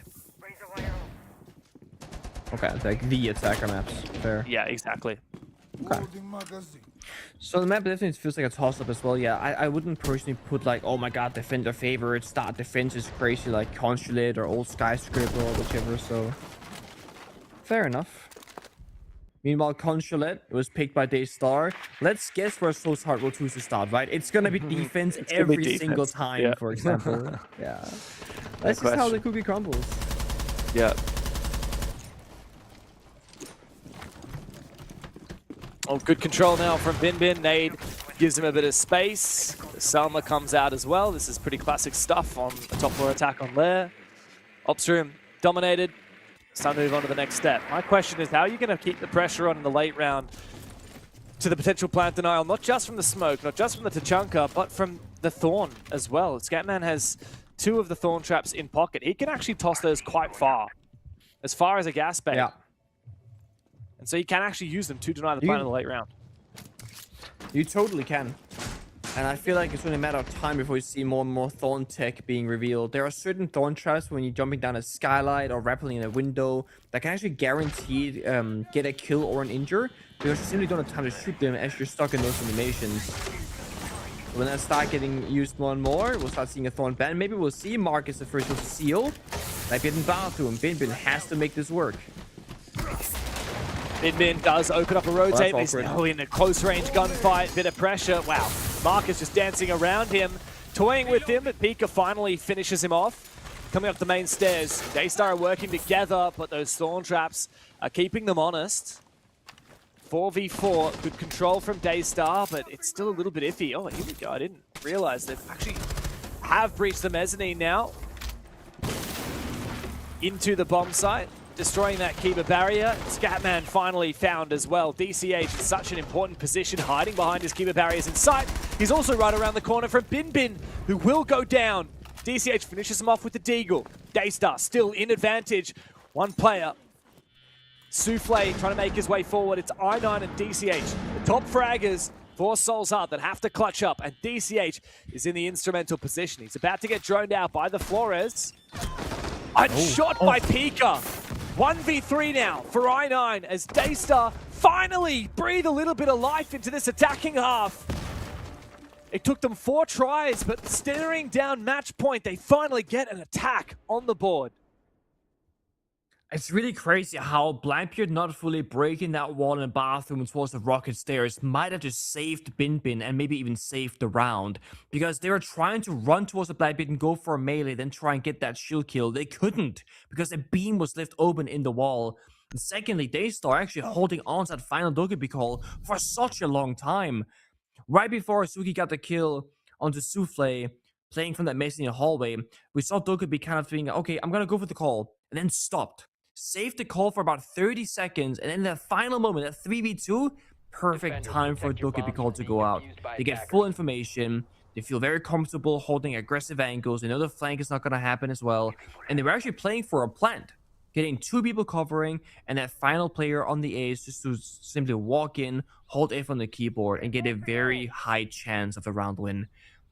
I feel like it could have easily been Daystar getting overzealous, pushing in with the Blackbeard, Dokkaebi goal, and just going for kills. And if you lose a couple of gunfights, you lose the round. So very good they can stabilize, kind of reset the round a little bit and calm down and get it done correctly. 10 seconds to go. Now we see Soulstar going back towards the basement bomb site, which last time the issue was time. 5 seconds It was left. I9 going for a 1-for-1 trade on the roam, DCH Scopus, quickly teleported back, and then the barricaded doors, had the Goyo canisters, and time simply ran out for Daystar. So they gotta be a bit faster for Daystar on the attacking side. The question for me is, will Soul's Heart play more aggressive on the roam game and try and play for more map control, or will they be more happy to surrender it and play simply by the bomb site earlier in the round?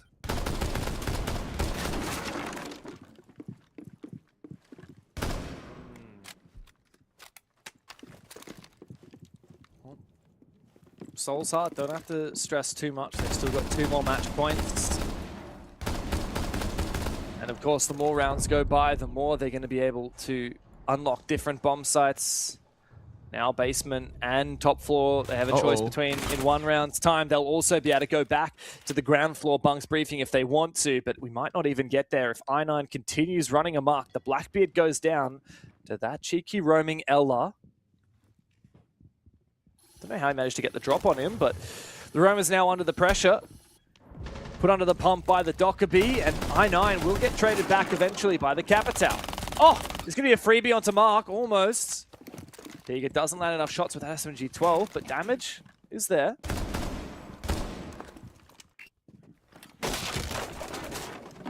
Curious on I9, it was the same thing last time where he was just running around and got caught in by a cut-off player. It's funny how we're seeing Scopos being the supposedly deep roamer, but always surviving so much of the roam clear, actually. Of course, he'll just TV back when I9 died. Cut your losses early. Losing 1 player, that's okay. You can cover most angles by the bomb site. But if you're playing 3 defenders, there's going to be so many gaps with the hatches being opened, the various doorways, the breaches, etc. Daystar, they're the ones to problem solve. They got some can openers, some fire, some smoke, some grenades. They have a very good shot here at getting 1 more kill with agility, or simply just going for a plan attempt here. Oh, big kill from Seal. Was that from up above? I think it must have been. Good sneak in from Pika as well. Oh, DCH, you're going to be regretting that. He wasn't aware. Now the logic bomb rings out. Mark and Mr. Punch both exposed. 4v2 now for Daystar. As they look to try and isolate these final players. Great fire. That's going to lock out the swing from Mark. Mr. Punch needs to get back into action as well. Being covered well by Pika, who finds a second in the round. He's got an inkling of where Mark is. The smoke will cover off his position. Mark has not made a move. Locked in place. Finally gets a kill, but an exit frag onto Azuki won't count for much. He's still trapped in this corner thanks to the fire. He's been stuck here for so long. Oh my god. Player on his hatch, player on his door, and player on the vert. He should be stuck in this corner, gets the first kill, but look at this above him. He's lurking above, creeping, just holding him in place. The chances that he'll make this happen are very low. He's going to have to hit that diffuser for 7 seconds. As he begins it, he's looking to try and fake it. Souffle, it's no worries for him. He'll peek it from the hatch very safely, very easily. The second round in a row now for Daystar. 1 more, and overtime is on the agenda. Simple but creative problem solving, right? Like you have Dokkaebi walk in towards the bomb site saying, guys, I think I have a way in. Nobody's watching this. There's no traps on my door. They won't know if I make this play. So he's asking for Souffle above him to like sledge the floor. He's just going bonk, bonk, bonk, making a ton of different noise while Pika walks on in. And the second Pika then gets a kill of Scopos and DCH, that's when all the rest of his teammates go down the hatch, down the staircase, and work off of that. And it's very important that you wait for the kill to happen first.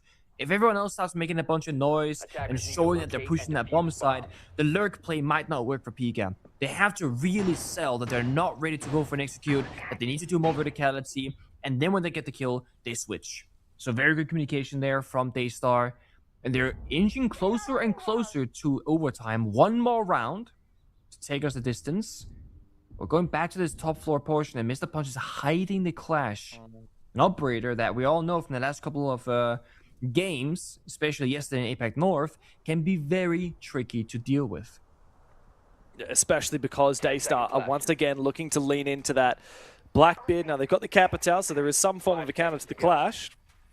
I think that's just by chance. I mean, the Capital's been really effective here for Daystar. But it's just interesting to note, Solsart had full choice of any bomb site they wanted to go to. Of course, they could have gone back to the ground floor where they won previously. They could have gone back to the the basement where they just lost, but won the first time. Or they could go back to this top floor, which they won on the first time and then lost at the second try. And that's what they're going to do. You're right, though. It's the clash that's going to be the main different ingredients. The Flores brought back to the table to deal with the Azami's Kiba barriers. I think that Daystar have all the ingredients that they need to deal with this setup, even the clash. But it comes down to whether this ends up being a 5v5. Scatman on this roam. He's about to get covered off by Pika, who brings out the DMR. Pika's in the perfect position to catch him, and Scatman will go down. Very early opening pick for Daystar. Another great mini play, right? You're baiting off the rocket door, you're creeping up that green staircase for a backstab, and it works out really well in the end. And also with this early pick, I mean, if you can hack the cameras on Dokkaebi, sure, there aren't a ton of different cameras here. There's a single bulletproof camera and the defaults. But even hacking just the default cams, you're getting either a ton of information or you're forcing those defenders to shoot their own cameras, and then they will not have any comments from Scatman, leaving him just being a player spectating the match, essentially. Not able to help out at all. Now they gotta just like keep playing a stable round here for Daystar, utilize Bin on the Blackbeard, use that Capital Fire, and don't give any of those Soulshark members any easy gunfights. Question is, where does the Clash come into it? At the moment, he's holding onto the server hallway, but we realistically need the Clash in a more aggressive position to try and keep the pressure on, delay this push. He's actually going to put the shield down for a moment. He's expecting to execute through the server hallway. I'm not sure if Daystar are going to commit fully to it. I think they're just going to want to go for a plant here. Oh no. Backstabber taken out of action. Souffle low on health. Bin still a bit limited due to that Clash. All of a sudden, this round looks so much more winnable from Soul's Heart. But they've used all their toxic babes. So there will be a plant potential. But look at this, the guns hitting their shots. That's it, it's timed aggression. I9 led the way. DCH has supported it, and now the Clash really comes into its own. Souffle and Azuki are desperately looking to put the pressure on. Nice EMP. The shield can still be knocked down again, and a great shot from DCH. Puts it all onto Azuki now in the 1v4. Chances are very slim that he'll get even a single kill in this position, and he has denied the opportunity. I9 to find his 3K and put to bed. Bit of a tense game on Lair. It's a first map in the books for Soul's Heart, and it's time for Daystar to come up next on Consulate.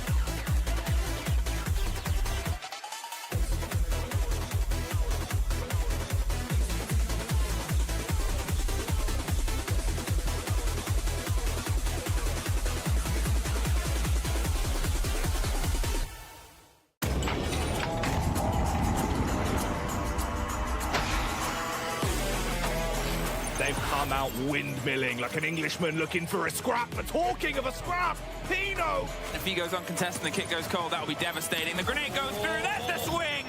Cyber and Bullet are able to get one apiece with the kit so far away, and Canadian down upstairs. Cyber, wow, that was special.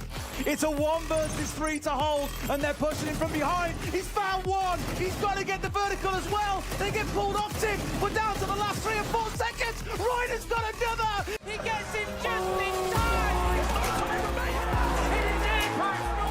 They are the best that this region has got to offer.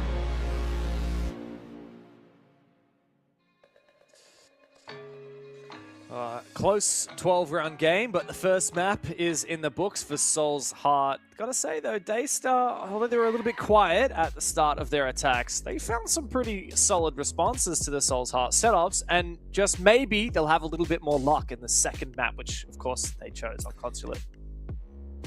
It's very possible, but I have one small concern for Consulate.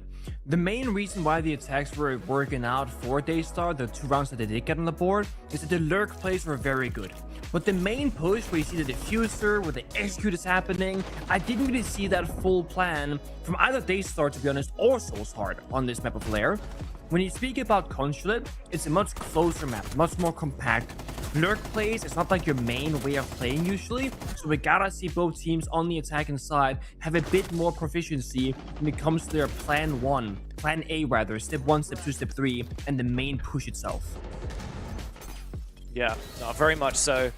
Consulate, as we saw earlier today in the Weibo game against Fury, it's a tough map. If the defense really has everything on lock, it's a tough map to attack. Daystar will be starting on the attacking side. Of course, it's their map pick, so Soul's Heart got to choose the starting side. Another thing that comes to mind for me is if Daystar do want to continue leaning into the Blackbeard and the Blitz, then they're going to have to deal with that clash, which Soul's Heart showed at the end of the match that they were willing to bring to the table. And as long as you don't play it too aggressively and get picked off early, it's going to be really hard to deal with if you're a shield player. Game is about to be underway, so we're going to Consulate for the second map of the series here in the upper bracket quarterfinals of Kickoff for the APL in the Asia sub-region. One of these teams is about to go down to the lower bracket. At the moment, it's Daystar, the SI LCQ champions, in the hot seat. With Soul's Heart 1 map up in the series, we go to Consulate. Woo! And to big surprise, Soul's Heart chose to start on defense. Wow, who would have seen that coming?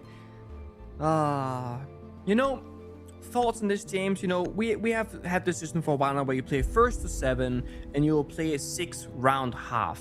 This means that if a map is super attacker or defender sided, every single time you can choose to start on the stronger side, you will. What if we had, like, I don't know, we had 3 rounds and you swap, so we had like quarters or whatever? Is that something that, like, something like that, would that be possible, do you reckon?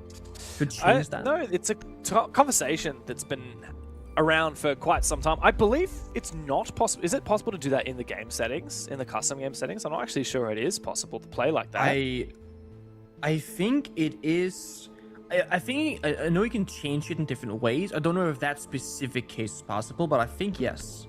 Yeah. I think so. Oh, well, it'd be interesting to see. Perhaps for some kind of like off-season tournament, it would be a cool thing to try out. But yeah, look, I don't know. I have always been hesitant to a change like that. I don't think there's necessarily anything that wrong. If anything, I think it just puts more focus on the mental aspect of the game, which is really important because, like, let's be honest, you know, you can be a down 0-6. You just have to do what they did. If it's a really defender-sided map, let's say Theme Park or Skyscraper in the past, if you win a 5-1 defense, you still got to win 2 attacks, which is pretty hard. And in the opposition, like, if you start on the attacking side, you still get to defend just as many chances as the other team. You just have to do as good as they did on their defensive side. It just comes down to the mental game and how much that plays into it. And Siege is such a mental game. I love the mental aspect of it, and I don't think that we should shy away from it. Well, because of this train of thought, James, I hope that you start 4v5 every ranked game from this day forward so that you can have that mental game that you like playing so much and just be enjoying that 4v5 scenario. Thanks, man. Well, that's kind of different. That's an actual disadvantage, not just a mental disadvantage. That's actually an unfair game. Oh, so there is a difference. Okay. There is Just making absolutely sure, you a know? difference. Yeah. Now, we've seen something here that we don't see very often. A double SAS Brotherhood ban. Smoke and Mute. Target ban by Daystar. No SMT11 on defense. What's happening here? I mean, rough day. Mute is great for like the Deimos, the Dokkaebi for droning. Smoke obviously is planted now and stalling things out. It's quite rare though, with Mute getting nerfed as well, not stopping like the can openers and Selma charges especially. It's a long time since I've seen that operator getting banned. Yeah, very true, but Mute is just so good in the current meta for protecting against things like Dokkaebi, Deimos, and a slew of other operators, including just droning in general. So that's why I9 is on the Mozzie instead of the Mute. He's trying to counter the droning. I9 actually finds a kill through the vertical game. I believe it was his impact that opened up that hole. I don't think he'll be able to go and res his teammate, DCH. Oh, no, they're going to try. Go for it. This is very ballsy from Mr. Punch. No, he decided that's not happening. Eventually, DCH will fall, but it does sink a nade from Daystar. So, in my eyes, that's a win for Soul's Heart. Should I play the mental game there? I feel like you just team kill DCH who was injured so the nade doesn't get the kill, right? That way, oh my god, I wasted a nade. He got team killed anyway. That's how you can get those one event. Oh, there's a player here still. Hello? Yeah. Okay. Yeah, eventually he goes down. Bit of a situation there. I mean, they fell back, kind of selling it, but I guess they did their due diligence there. They droned it, they checked it. Also, been playing the Blackbeard again and again and again and again. Can check these kinds of corners. In a 3-on-3, without smoke, no Goyo, no Tashanka, I mean, this round is wide open. This Soul C4 from Scatman will have to be instrumental. If he can find the kill, deny a plan, that could be big. Or Mr. Punch in this case, just keep doing his own thing, takes down Azuki. Yeah, Bin in a bit of an awkward spot now. He has to make his way forward. Scatman, supported by Mr. Punch. That's exactly what he needed. Now it's a bait out. They know exactly where Seal is. He's going to go for the kill with the shotgun. The swing comes from the other side, and it's a trade. Back and forth. Scatman wins it out. And Soul's Heart looking pretty comfy in that first round. And I kind of just want to go back to the point that I made about the lurk play being really good from Daystar and the main execute not being that efficient, right? What happened in this very opening round is exactly that. I9 had a 1v1 gunfight against the Dokkaebi downstairs, which he won. Yes, he was low on health, but he came out victorious. And then we see the lurk play not working out. Then we look upstairs to the main push. Nomad dies vertically to I9 shortly after. Now it's 5 versus 3. Yes, they downed DCH and killed him then later with a grenade. But it did feel to me again like the main push itself was kind of half cooked. And Pika, who's been that lurking Dokkaebi, didn't find any success. And with that, the round just gets so much harder. It does just look to me like Daystar are so dependent on Pika finding an opening kill somewhere on the map to then make the main push easier because you have numbers advantage. So if Soul's Heart can either deny Pika from existing in the server or simply not give him any easy kills, that could massively increase their win rate here on defense. Yeah. Well, Soul's Heart are 10 seconds to go.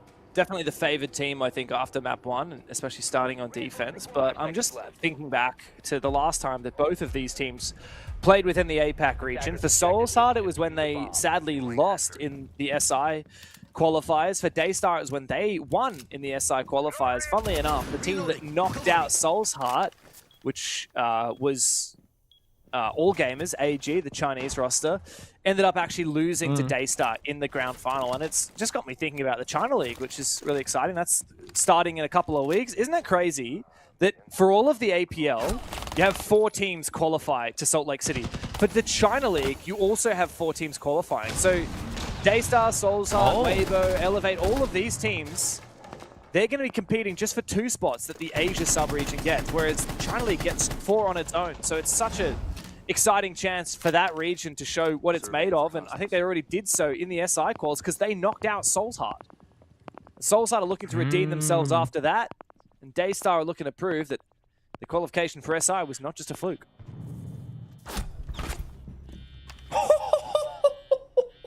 There's no way There's no way Mr. Punch just one-tap floor banged the Maverick blindly as he walked in the door.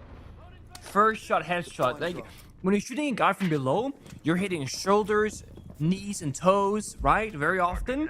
No, straight headshot.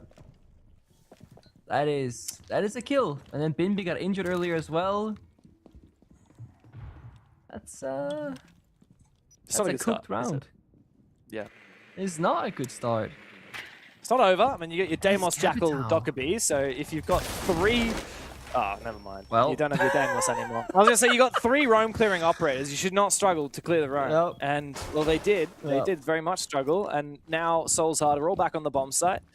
I don't know if Souffle's actually got the garage breach open yet. He's only used 1 of his exothermic charges. He's got 2 left. What Jackal to do is next? definitely an interesting choice here. Jackal is not quite as strong as he used to be. You don't think Jackal's the GOAT? Seized, defeat, seized. I think he's the worst attacker we've ever had in the game. Period. I take it back. I take it back. Great gun. Great gun. Jackal is insane, dude. I don't know what you're talking about. Give him flashbangs. Can I just say, why doesn't he have flashbangs? Give Jackal flashbangs and nades.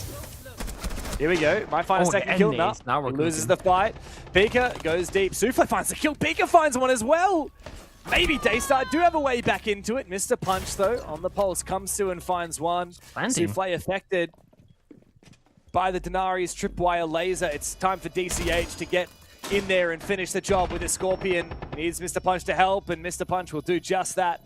It's a nice little 2v1 retake there for Soulsheart as they find their second round in a row. The story continues. That main push is having a bit of a struggle. Not dealing with the pulse correctly, struggling to get inside the VODs, inside admin offices, losing 2 players early, dying to a C4. Again, I think if they start just kind of look in the drone phase, go, okay, what key operators are we up against? Okay, verticality in a pulse C4. Let's either play IQ or have a guy below, or just keep a drone 1 floor below us. 2 separate people. Well, okay, the same guy died twice to a C4, right? First, Pimby got injured by the C4, and then a minute later, he died to a C4.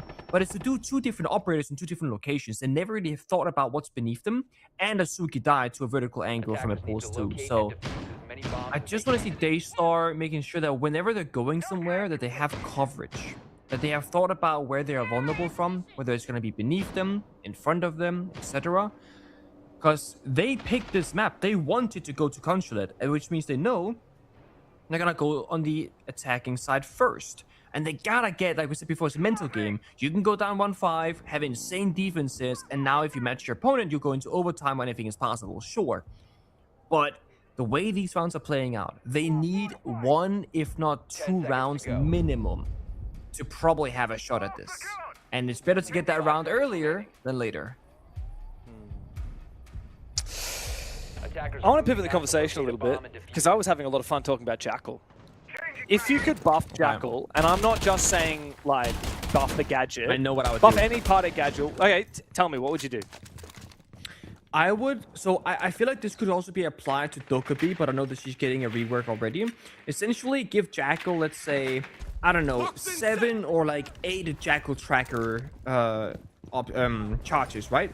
And then when you go to a footstep, you can then enable, almost like Hibana, the ammo count, how many charges you want to spend. And if you do 1, you will get 1 red ping. If you get 4, you get 4 continuous red pings with a certain interval, kind of like in the past. So you get more control over how many times you're tracking someone.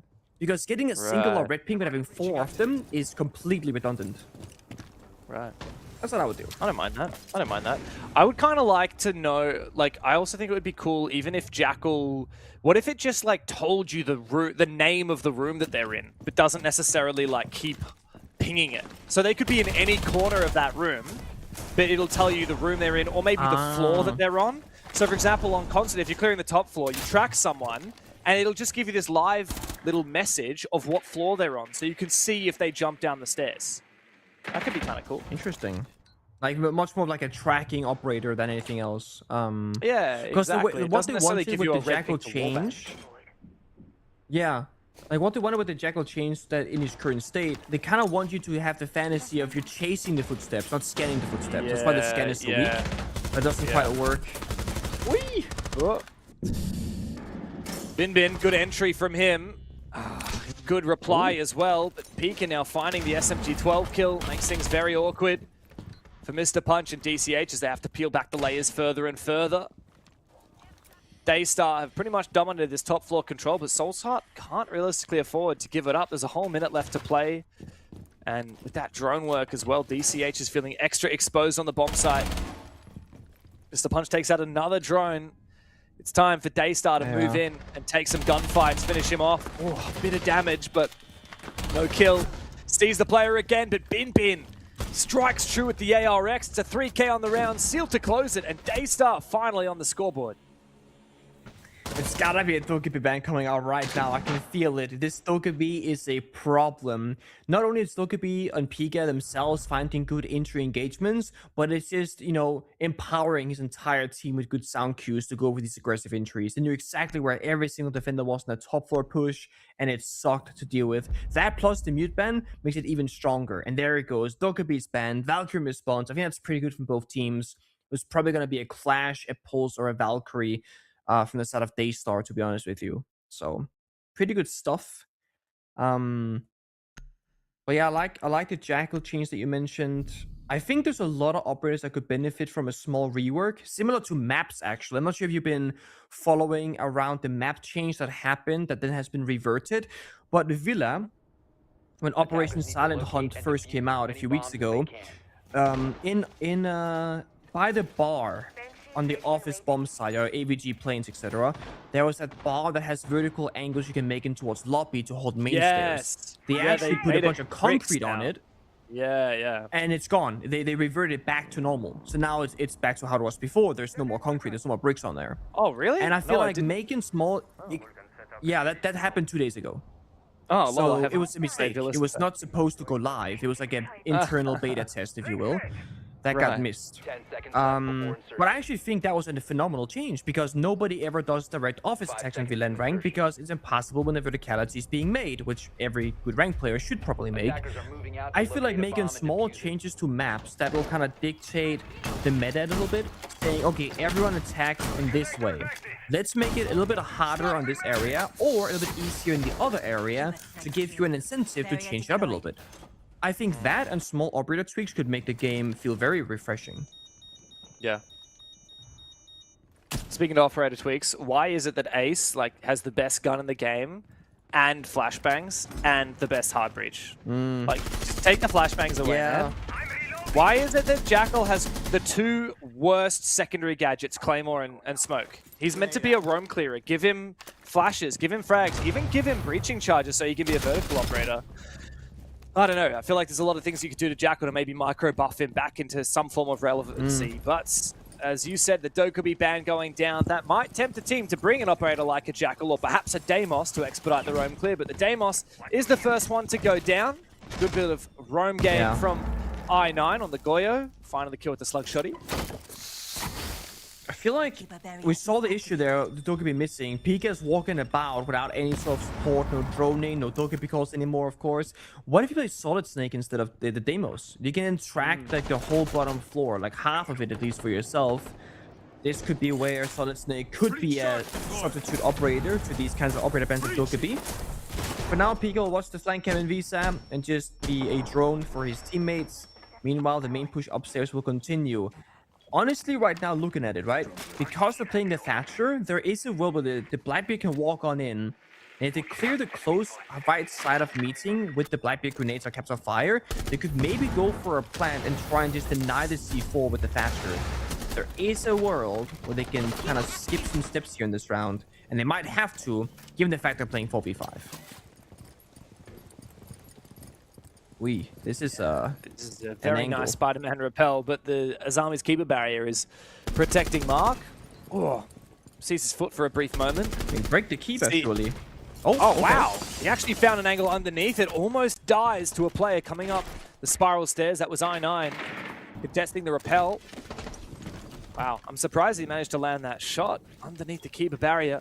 DCH, does he go for the swing? No, instead he goes to detonate. The Goyo charge finds the Blackbeard, though. He was caught off guard, but he just has enough reflexes to get the kill regardless. Now he's feeling a little bit of pressure from outside on the balcony. It's Seal making his way in. No fire from the Capitao remaining. Him and Souffle together will have to make sure that they check hidden in this corner, tucked away. Doesn't matter because Soul's Heart have retaken control of Long Desk and they've gone to swing. Daystar continues struggling on this attacking side. It's starting to run away from them. Yeah, it has been the same story now for 2 maps, where, again, I keep saying it, but the main push just is not being successful. And then with the Dokkaebi ban, PK can no longer find that same success below, plus he can't buff his teammates up above. So maybe it could be a time for like a Monty. Monty really helps stabilize rounds that are very uncertain, because you can then get inside the bombs a lot easier. Like you said, maybe time for Jackal or other rotating operators. But in general, I just want to see Daystar play a bit closer together. Like, they did such a good job at finding the initial pick, but then they let DCH sprint around the bomb site and somehow it was prone and killed the Blackbeard. That should never happen, honestly. That's just not holding your angles correctly and not being ready for the unknown.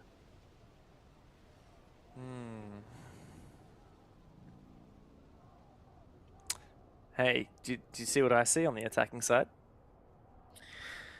It's gonna change. There is no way that they play Jackal Deimos. 5, 4, Unless- 3, 2, unless- locked in. Oh Locked my in. god, there's gonna be Jackal Deimos. Okay. I want you, as a Jackal connoisseur, to break down for me what is the value of the Jackal in any round of Siege in the current state of Jackal. Look, I can tell you a lot of problems. I can tell you a lot of, oh, well, here is the value, but you need to have this. So, like, for example, especially on a map where you just, like, you're attacking the basement right here. You want to go for a big roam clear. You want to try and make that as quick as possible. So, unlike Solid Snake, you can't just open up your gadget and know that this room is clear. Unlike Deimos, you can't say, we want to know where Ella is. Let's select Ella. You can't just call, like, a Dokkaebi and get the audio cue that everything is clear. But you can see someone was here. I'm going to scan their prints and know where they are right now anywhere on the map. But it's just, like, compared to all of those other alternatives, it's just not quite as good. And also, what if someone is peeking you just outside of admin, but they haven't actually walked in admin yet? You're not going to get within range to track the footsteps. So there's just so many weaknesses. And what, like, on top of all of that, he has smoke grenades. It's like, come on. Like, he's a roam clearer. Why does he have execute You're not gonna utility? let this go. Dude, why does he have execute utility? He's a roam clearer. Ace should have the execute utility. I'm not against it. I'm right there with you. It's very logical, like what you're saying. I fully get that. And your point about the footsteps also is, yeah, you scan them one time and they disappear. For people in chat that might not know that that are watching the stream of the VOD back, Jackal got massively nerfed a couple of months ago where, yes, you have 5 trackers, but when you scan a footstep, you only get a singular red ping, not a continuation based on the duration. So you can't really actually hunt people or track them as efficiently anymore. Plus, footsteps don't generate in purpose, I don't believe, anymore either. So if somebody were to sprint into admin offices and hide in the corner and you play Jackal and you then scan the room, you don't see the footsteps, it's clear. But somebody actually was there only 5 seconds earlier in prep phase. So, very unreliable operator. I have an edgy idea for a Jackal rework. What if when you scan the steps, instead of pinging where they currently are, it shows you through the walls all of the footsteps they have ever made in the round? Like the whole path, basically. A whole map, so you can see their entire path. And maybe there's like this little kind of line that shows you where, like, their actual pathing, like it kind of lights up the footsteps as they've gone from the basement to the top floor. You can see, so you can see where, you know, that they put all their utility down, for example. You can see how they path there. And then at the end of that little line, it shows you their current location. Definitely spinning. Here comes play. The nade hits him on the body. DCH, you got to win this fight. Pika shuts him down, but Mark will reply. Going for the backstab, the Scorpions come to life. And no more Deimos to worry about, but good flank watch here from Seal on the Jackal. Bin looking down the vertical angles, but the plan is denied. Souffle has to start planting again. It's all up to Scatman now to deny it, and he does! But not before he gets taken down with the pistol. It's an unbelievably chaotic end to the rounds, but a big clutch up leads Daystar to win a second of their attacks. That's how much it takes to win the round. Grenade physically hitting DCH, forcing the swing, Deimos gets the kill, Scatman covering things vertically, dropping down, less than a second or at least less than 2 seconds left on the clock when he gets that final kill confirmation. So much has to go right for Daystar, but they finally get that second and crucial attacking round. And they were getting a lot of value, actually. Jago tracked 4 individual people on the roam, knowing that there was nobody to worry about. If DCH gets the gunfight victory here against the Deimos, I think that might just be the round. Because they get the 5v4, they get back towards the bomb site, Mark probably stays alive too. But because that bomb site goes the other way, 2 people fall from defense. Now Daystar have a chance to spoil the first half here and go 3 for 3. Which would be beating expectations. Not to beat a dead horse, but I'm looking at the Year 11 Season 1 designer notes. Jackal is very convincingly in underpicked and too weak. So, yep. And Ace, in contrast, is overpicked and too strong. Give him flashbangs! Just give him the flashes. You're if you don't want an Ace hater, man. I mean, Ace doesn't need buffs. Ace was the best hard breacher, and then he got 2 buffs. And now it's just like, it's like the operator doesn't exist, because I can't play a single ranked game where Ace actually exists, because everyone just bans him. And it's like, I'd rather him be balanced and actually get to play him sometimes. It's kind of crazy that his ban rate is like 70% and he's still overpicked. Like, how does that happen? Well, it's because it's the presence is how overpicked is calculated. Presence includes how often it's picked and how often as well. Okay. Yeah, it's presence. Okay, that makes sense. I was just thinking he was picked literally every single round he was not banned, essentially, because that might actually be enough. Yeah. Oh, is this presence? Yeah, you're right up top. I see it. Yeah. Well, final round of the half, Nick. Obviously, after this, both teams will get 2 minutes to have a little bit of a chat with their coach and prepare for the next half. If Daystar can find a third attack here, I think we're on like Donkey Kong.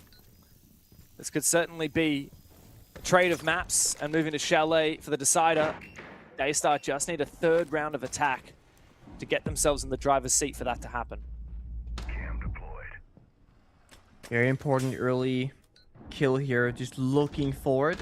If the CH oversteps as the Mossy right now, or even goes to that CEO wall right here, he might just fall. A very long angle from Bin Bin, prone in break room. He sees the bullets though and stays alive. Very important. Now they know. So much pressure though applied here from the attackers. Pretty quickly in the building as well, actually. They can still take the full top floor control if they want to, but a lot of the time enemies tend, or attackers rather, tend to go downstairs now, trying to work either the vertical or just work the bomb site itself. I mean, Bin Bin is just caught in the crosses, looking for that freebie. But DCH should know roughly where he is.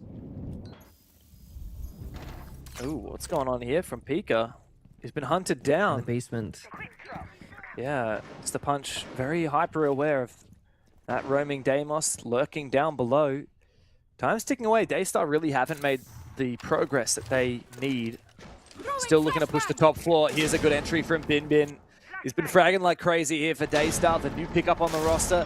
He needs to have a big impact on this entry. He's so aware of where DCH does reside and finally takes him down. Mark, though, in the bathroom, good for 2. Oh. Hungry for more. But Azuki is watching the flank. Could use your help. Come on. It's now into a 2v2, but 20 seconds is all that remains. Bin Bin's been picked back up, so numbers advantage for Daystar, but the diffuser's on the roof. They don't have time. Oh, no. Pengu, they're going to have to go for kills. Ion and Scatman might not know it, but there's no chance to get this diffuser down. And both of them have found kills. Seal can't survive. Soul's Heart have just stolen the round and stolen the show. It's a 4-2 split on defense as we move into the tactical break at the end of the half.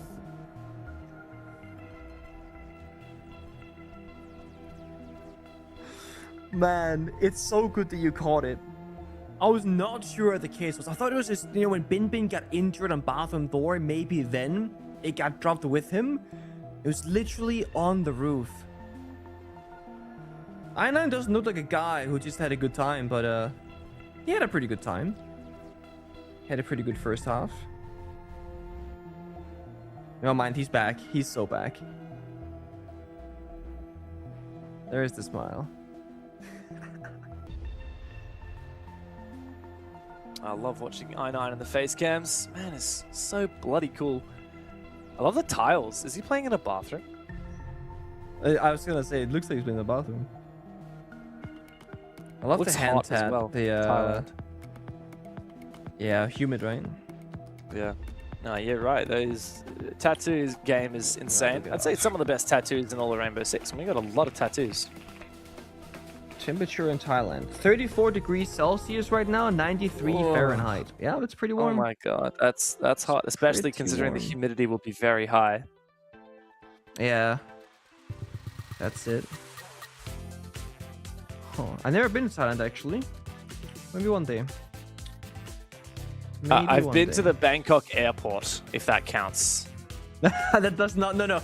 Airports do not count. People are going like, oh yeah, I've been in France, in Brazil, and I've been here. I'm like, where? They go, oh, the airport, you know, for layovers. I'm like, that's not. No. You must leave international ground to be in a country. Oh, I'm with you on that. I don't count any of the countries I've only been to the airports of. I don't count them as having actually been to the country. Wait, but do you count? Yeah. When you're only going from like hotel to like, let's say you don't do any tourism because you're casting, right? Let's say you only see your hotel room and the venue. Do you count that as having been to the country? Because you haven't seen anything. Yes, but look, the only time I've ever really kind of not gone and looked around would be in Riyadh for EWC last year in Saudi Arabia. But to be fair, like we did go to that matcha place, right? With you and I on one of the last days. We went and got matcha. I went to that place twice. So good. And I walked around the boulevard, like the venue. I don't know. I didn't really see much of Saudi Arabia, but oh, pardon me. Sorry, I just decided to bark out of nowhere. Sorry, sometimes I don't know what came over me. This just happens sometimes, guys. Yeah, look, I wouldn't count it usually. For Riyadh, I'll make an exception. But yeah, hopefully if I get to go there again, I'll get to do a little bit more traveling. But I'm a bit of a traveler myself. I know you know this. I love to go and actually look around when I'm in a country. So very rarely would I only ever see the hotel and the airport. Yeah, I'm the opposite. I have gone to a lot of places in my time, and I've not seen anything but the hotel and the airport and the venue, of course. You're such a gamer, DJ. I'm getting better. Like, honestly, like most days where I'm casting, this has changed in the last year or so, but beforehand, early on, I would literally do my prep work, go to bed, wake up, you know, do like the 12-hour casting day, go back to my hotel room, boot up my laptop and play games and fall asleep. That was every day for 3 weeks. And then you don't see anything. Yeah, but look, I remember last year. I remember in Rio for Reload. I think it was on one of your last days. You went out with Jonathan Joker, who was coaching PSC at the time, and you guys went for a big hike, right, to see the statue of Christ, right? Christ the Redeemer. Yeah, that's exactly right. That's exactly right. Yeah, so look, you got to give yourself a little bit of credit where credit's due. Yeah, in Boston, went to see like Howard and MIT and all these different areas and whatnot. Walked over the bridge and whatever else and saw different areas. In Munich, that was great too. You did some bird photography. I saw the ducks. Yep. Yeah. Yeah. That was cool. So, as I said, I'm starting to get better. I'm learning. If you could go one place in the world and actually see stuff, where would it be? Damn, you got me there. New Zealand again. Screw it. I'm going back. You just go back. You just go back. I go South Island this time instead of North Island. Why don't you just go to Norway, man? You're like right next to it. It's basically the same. But that makes it less special. That's why it's less special. It's right next to me. I just drive there. Well, I personally want to go to Thailand because I want to go and hang out with I9. It's on my list. list. My guy. Yep. I'm sure with DM I9 after this, be like, I9, if you guys like keep playing Siege and keep doing well, could we come like hang out? You know, we make some content. You show us around the countryside, like, you know, we share tips. Let's do that. Let's do it. Get them ready for international tournaments, you know. Yeah. We'll see how they go the rest of this game, of course. Salt Lake City is the upcoming major in May, and these guys are going to have to battle through this bracket to get there. You can only afford one loss. Otherwise, you're on your last legs, your last life. And if Daystar go down here on Consulate, that sends them into the lower bracket. Not the place you want to be. They're on the defense now, so they have a little bit of pressure off their shoulders. It's up to Soul's Heart to make the first move. And it's been a similar look as Lair, where it's a very slow start for Soul's Heart getting in the building. But the good news is, though, they got there with everybody alive and it's intact. And Bin Bin is taking about half his health here on the Omai as well, so they do have an advantage in that particular gunfight. But I'm looking at this attacking lineup thinking, how are they going to ever plant? They got Twitch and Brava, 2 drone operators, no shields, and only 1 capital fire. They gotta deal with the shield, the Shanka, the C4. It seems like it's gonna be just backs against the wall, surrounded by enemies, and hoping for the best. Comes a lot down to the entries. If Soul's Heart are able to find a couple of kills, it might open the gates. But Daystar kick things off. Good shot from Pika. I don't know where Souffle's gone down. Here comes E1D from I9 on the back of his kill. They look to try and make an entry happen. Oh no, the Thorn Trap's going to take him down, at least for a bit of damage. Mr. Punch, the last one left now in a 1v2. This will be a big clutch, but he doesn't have a lot of time. He's going to have to try and force his diffuser down on the ground. Easy swing for Seal. But the Tachanka kept the planter from going down, and Daystar hold on very handily on their first round of defense. I'm curious how many rounds it's going to take before we see I9 pop a shield operator. Because I feel like 1 or 2 more of these kinds of attacks where, honestly, Soulstar didn't do anything wrong. It's just that they didn't really have anything going right either. Yes, they got a couple of kills at the very end, but strategically, they didn't have like a solid way to get that round victory. A shield fixes a lot of these kind of weaknesses. We saw Bin Bin play Blackbeard every single round on the attacking side for Daystar, and it's the reason why they got into a winnable position. While Daystar still lost some of those attacking rounds, it looked like they had a good shot. In that previous round, it didn't look like Soulstar actually had a good chance at it until they randomly got all those bunch of kills. So I am curious to see that and kind of keep track of that. We did see I9 earlier on Lair kind of favoring operators like the Solid Snake, playing the F2, going for a bit of a flank watch and a lurk, late round backstab sort of playstyle. But this was the exact same problem and critique I was giving Daystar. Pika played the Dokupi demos, only going for backstabs. And majority of those rounds, he would actually die solo somewhere far from his teammates and they wouldn't find much success. Now you're playing 4 versus 5. We cannot afford to have Soulstar have that same thing happen to them when they just countered that exact playstyle. That would be a shame. Yeah. Well, I know we've just started the half, but Mr. Punch and DCH are showing us something a little bit more spicy, like you say. DCH on that blitz. Glaz, I wonder what the intended execute is here. Like, is it just going to be, let's open the breach and go for broke? I hope it's a little bit more well thought out than that. There's a lot of util to clear, but I think the Thatcher's going to be perfect here. I mean, you can clear every single one of the gadgets on the defensive side with that Thatcher. You see this, like you say, there are more tools in the kitchen. Smoke, Lion, Blitz, Glass. Here we go. Oh, EMP's no. kill. Oh no. Yeah, it's not a good way to kick things off. Scatman, though, immediately will redeem himself. Okay. Yeah, indeed he can. Oh, Scatman, though, gets denied just before the plant goes down. Now up to DCH as he gets aggressive. Spots the Maestro and takes him down. Looking for a second kill. There's a player inside of Kitchen. It's an awkward gunfight, though, up against Suzuki. And I9 is still outside the breach, not really able to support. Good flash, good kill as well from DCH. Winnable. Maybe there's a chance now in the 2v2. The Elamine does concuss him for a brief moment, but a good shot from Seal.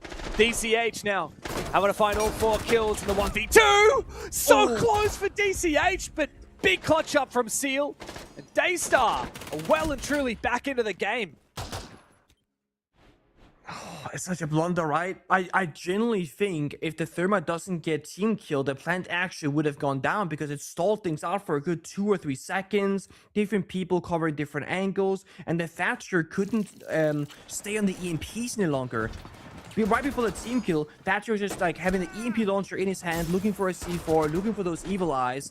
But then because you lose the Thermite, now he's gotta go guns up to physically hold an angle for a push. And then the evil eyes, they get hopped on, they see where the plant is going down, they zap him, they shoot him, they ping him, etc. And with that, the round as well.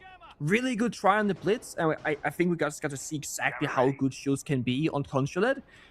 But that could have been a round where Soulshard instantly would have won. Instead, they had to fight so hard and get so close just to lose at the finish line.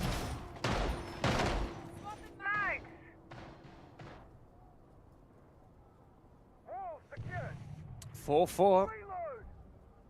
Daystar really starting to bring this back on their defensive side, and sadly, I just haven't seen a lot from Soul's Heart that makes me want to believe that they are going to come back on the attack. 4-2 split on their defense might not be enough, especially if they keep making blunderous mistakes like team kills. The Blitz makes a return, this time on I9. DCH wasn't half bad on the Blitz, it was the rest of the team that kind of failed to deliver on the plant. Azuki, oh, this is very aggressive. See you later, DCH. That's goodbye to the Ram and most of the verticality on their Soul's Heart roster.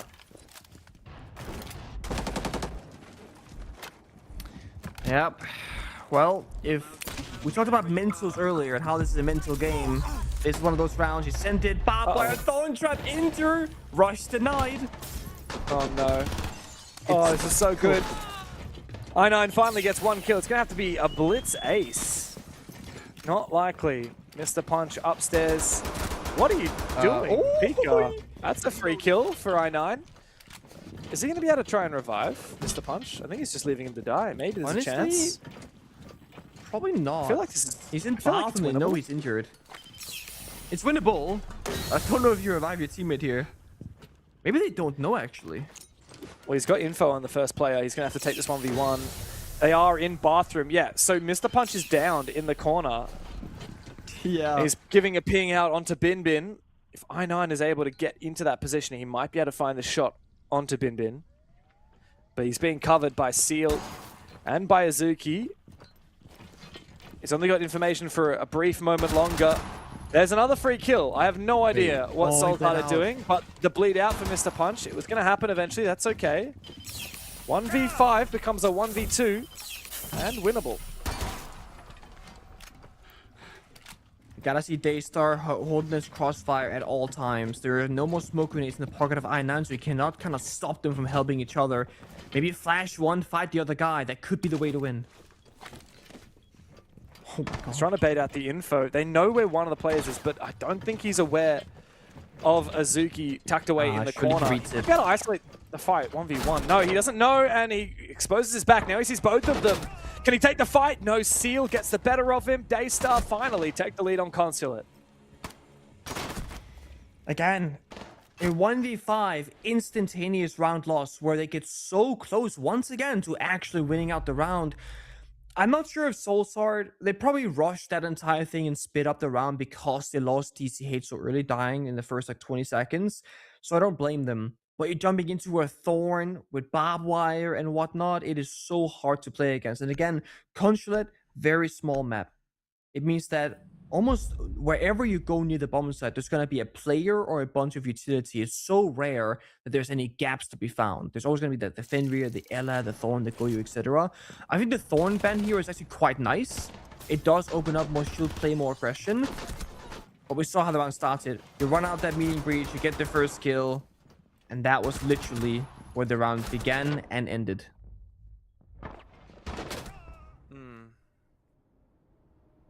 Defenders, protect your bombs from being defused by attackers. Well, 1 round away from match point and 2 rounds away from pushing this to a 3rd map for Daystar. Soul's Heart made a lot of promises in that first half. They showed us that they look really convincing when they're all in sync, but you're right. Their willingness to just throw a round out of the window as soon as things look a little bit tough, I think it's part of the things that the reason why they are struggling so much on their attacking side. One tiny little thing goes wrong, one opening kill goes down the toilet, and yeah, they do really struggle. I mean, every single round they have been fighting on the attack from a player in deficit, twice because Daystar's found the opening kill, once because of the team kill from Scatman onto Mark. Yeah. I can't help but feel like just fixing up some of these tiny mistakes at the start of these rounds will make this very winnable. It would go such a long way. Like I'm telling you, half of these rounds for Souls Heart, they have to opt for plan B because somebody dies early and gets punished. I really like the Monty here. I made the same argument for Daystar when they were attacking, where the Monty and the shields can help you stabilize these kind of chaotic rounds. With the Thorn Ban as well, you have so few ways of actually dying as a Monty player. It's probably just going to be the Tashanka now, or a really crazy C4 that's going to have to be thought of here for I9. Now, we're playing on the roof together. We're destroying the Goyo canister by nading.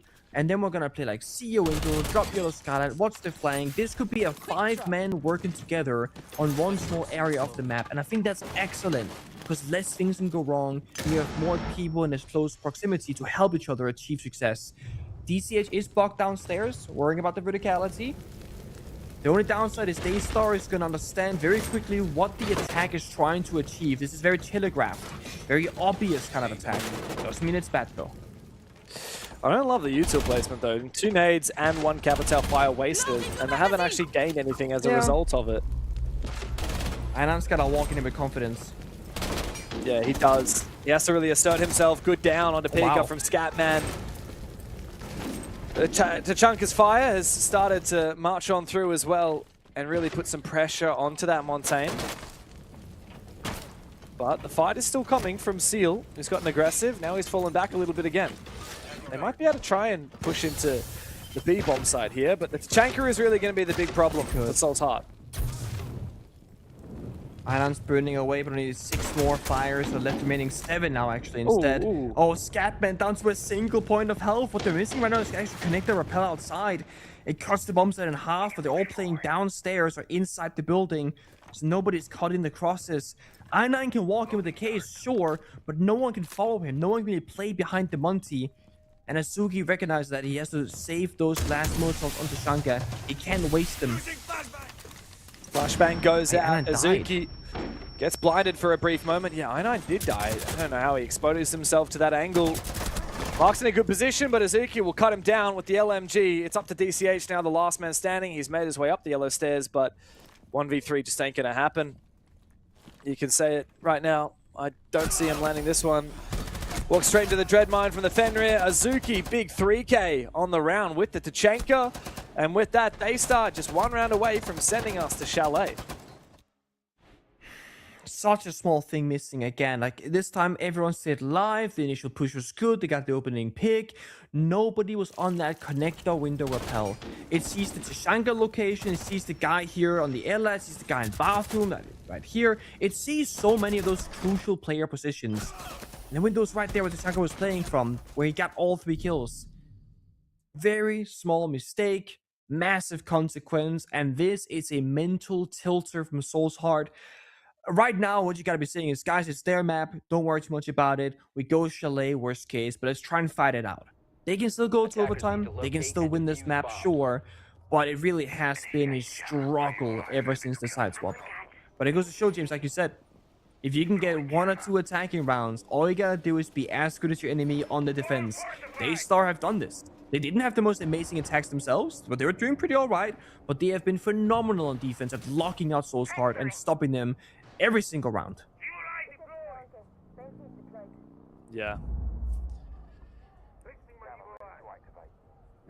It's just a shame for Soul's Heart. I feel like their defense is just so much more convincing than their attack. Their attack, I've just... Every time another round rolls by, I have less and less faith into their attack. Funnily enough, the round that actually looked the best from them was that Blitz Galaz execute onto the basement where they team killed. If they hadn't team killed, I think they would have won that round. I think so too. And I think if you win that round, I can see that having a big effect on the rounds that followed, because frustration, right? One guy gets spawn killed, then you team kill, then you die to a thorn trap, and you just kind of start doing some silly things in the server, simply out of frustration. And now we're left with Soul's Heart abandoning all the shields after trying a couple times. Not playing any of the highly meta operators, like there's no Capital here, there's no Grim. Obviously Grim has been banned away, but there's no Ying banned away as well. Like there's so many strong ops available, but it's just playing kind of like the cookie cutter operators. Like they're playing Sledge. What's Sledge gonna do this round? Yeah, you got grenades. So does Deimos, for example.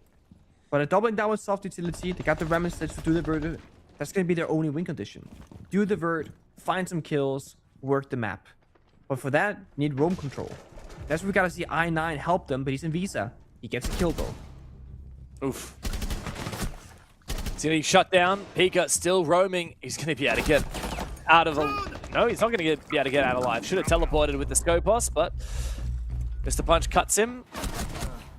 Oh, what is that? How on earth does DCH lose that fight? I think there was more or less full info on that position of Seal, but misses his chance, and now I think the round is pretty much in the bag for Daystar. The 3 remaining defenders can retreat back downstairs. Binbin's going to catch Mark on a very overextended rappel into the building.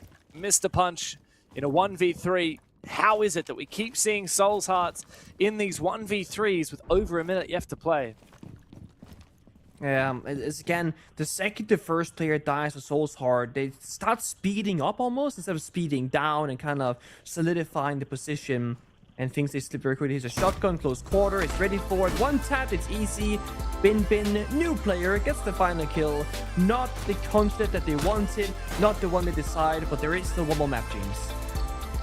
That it is, and it doesn't matter if they struggle in the first half. They came back with a vengeance to win 5 defenses in a row to close out Consulate. Yep. Big statement from Daystar, and they send us to a third map. Chalet coming up after this.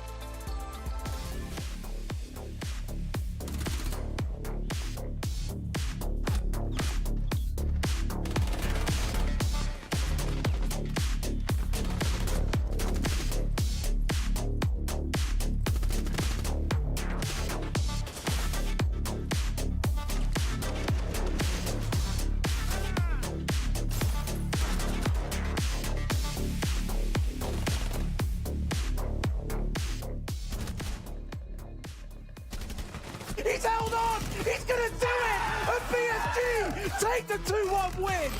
Both players spotted, but the res can be made successfully. Got another one for Solotov. Information from the Bees. He goes in. Shotgun. W7s! They cement themselves as one of the greatest of all time. He's starting to get cooked alive, Ollie, but he's using the stim pistols. Look at this from the dock. Surely not. Brilliant! That's play of the year in my book. Plays the game, hits the old body, doesn't quite catch it. There's the impact. He gets it! There's the dash! He doesn't have the concentration! He's going back, he's not quite sure. He Nesk, you gotta has go. a few seconds. Stick it, Nesk, stick it! This is an angle that he might be able to contest. No, unfortunately, he takes just a bit of damage there. A walk, I guess, to the second one. Eclipse, though, will get one, turning it into a 2v2. Now they push it on the site. The Bandit will lose out on this. Eclipse, the last alive on the Ella. He spots the head and takes him down. The ace for Waka. He will down VC, Canadian positioning to pick up, but that's going to result in a double nade from Vertical. That's 4 for him in the round. Necrox, the final defender against Vertical. The ace, absolute domination. You believe in magic, Michael! Team 1 does, as they win the Mexico Major!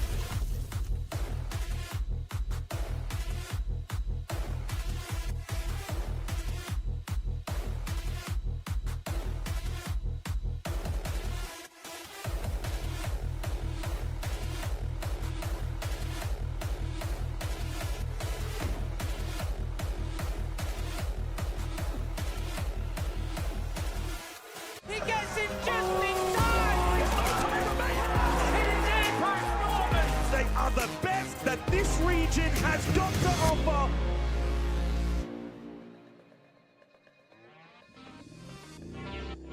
Pangu, yeah, Soulstar versus Daystar. We're thinking about this game in the context of the Asia League, right? We all know Weibo's #1, but in this region, in Kickoff, 2 teams are going to go through to the Salt Lake City Major. So who's going to be the second? And on paper, I kind of feel like Daystar, Soulsart, and 6-7 are probably the 3 teams in that conversation. Yeah, they're... Just for reference, if there is a team going by the name 6-7 before anybody's like, what does that even mean? Yeah, that's a team name, by the way. It's X-Fury. But I think you make an excellent point. It's X-Fury, but Fury is still there, but a different team of players. Yeah. It's confusing, I know, okay? There's also Unreal Nightmare. You don't want to mention those guys? Atari Esports? Yeah, I mean, I just don't think that... HL Tori, I don't think they're going to be in the conversation for the major. I don't think Unreal Nightmare will be either. Okay. Maybe I'll be wrong, but I think the 3 favorites... No, it's more positive for Daystar, Soulsart, and 6-7. I just think those 3 teams at the moment... Exactly. But this has been a fight back and forth, right? Like, if it is going to be one of these 2 teams that makes it through to that second place, or maybe even first place in the major, like, they're going to have to step it up another level. And, of course, it will be determined on Chalet which of these teams is better today.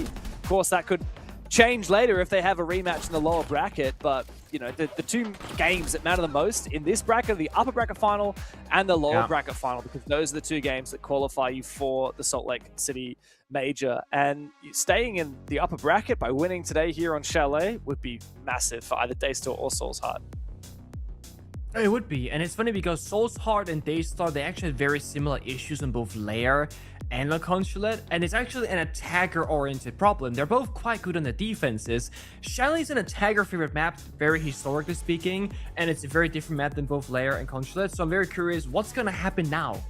Because the thing is, no matter who's going to win this, it's going to get harder for you, right? Because your future opponent, Weibo's waiting, and Weibo has their weaknesses. So you really got to sharpen up your tools right now and every single day in practice. Yeah, I think for me, after seeing Consulate, I'm concerned for Soulsart's attacks on maps where you really have to be methodical and hard clear things, because as soon as one element of an attack goes wrong, Soulsart were throwing in the towel. It happened on their basement attack. As soon as they got a team kill, it was like pretty much GG.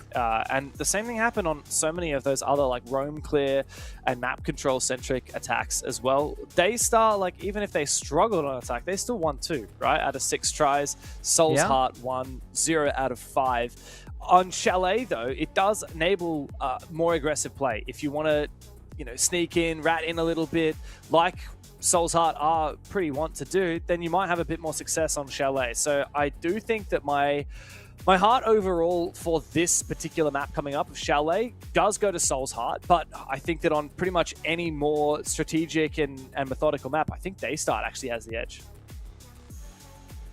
I do think Daystar having me watching VODs right now. I think he's watching back. Yeah, he is. Is he watching back the game that just happened? Media player. Yeah, I think so. Yeah, it's Consulate. Yeah, I think he's just... Yeah, he's watching Consulate back again, so he's just watching a frag montage of his own kills, perhaps. Watching what went wrong that game. So, fun story, actually, about back in the PSG Talent days. We had Rheumatic on our roster, who's now on BNK Fearx, and we noticed that every single time we scrimmed with him, the first thing he would do after a map finished, he would alt-tap, and he had then shadow played every single kill he got, and was watching back his own highlight reel. And we're like, this is great that you're watching the game back, but you gotta look at the things you did wrong, not the kills that you got right. You know what I mean? It's very on the other hand, it's looking at yourself that you're being critical. It's true. On the other hand, it's good also to be really confident and exercise that confidence. I9 is a player that really embodies that confidence. He's the kind of guy that's not afraid to pick a Maru and rush into a building at 7-7 match point. He's not afraid to pick an operator where he has to frag, play a position where he has to get aggressive. He'll do it well. And even on the blitz, right, he was really impressive. This was an almost clutch from him. from a 1 versus 5. I think he found like 3 or 4 kills.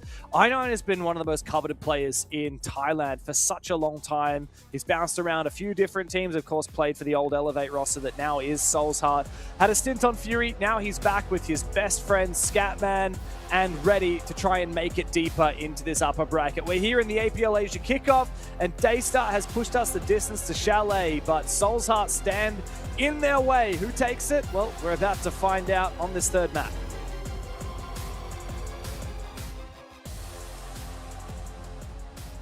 Thinking on the operators right now, what could be pivotal? I mean, Soul's Heart will surely have to bend the Dokkaebi on the side swap. Not right now, because they themselves are starting on the attacking side. For defense, Clash could definitely enter the conversation very quickly from either team, to be honest. But I don't think it's an operator you can ban off the rip. I think you have to kind of play, quote-unquote, normal Chalet, ban operators that are going to get a high pick rate. You know, your Asami, your Mira, your Castle, whatever sort of target ban you want to go for that has a high presence.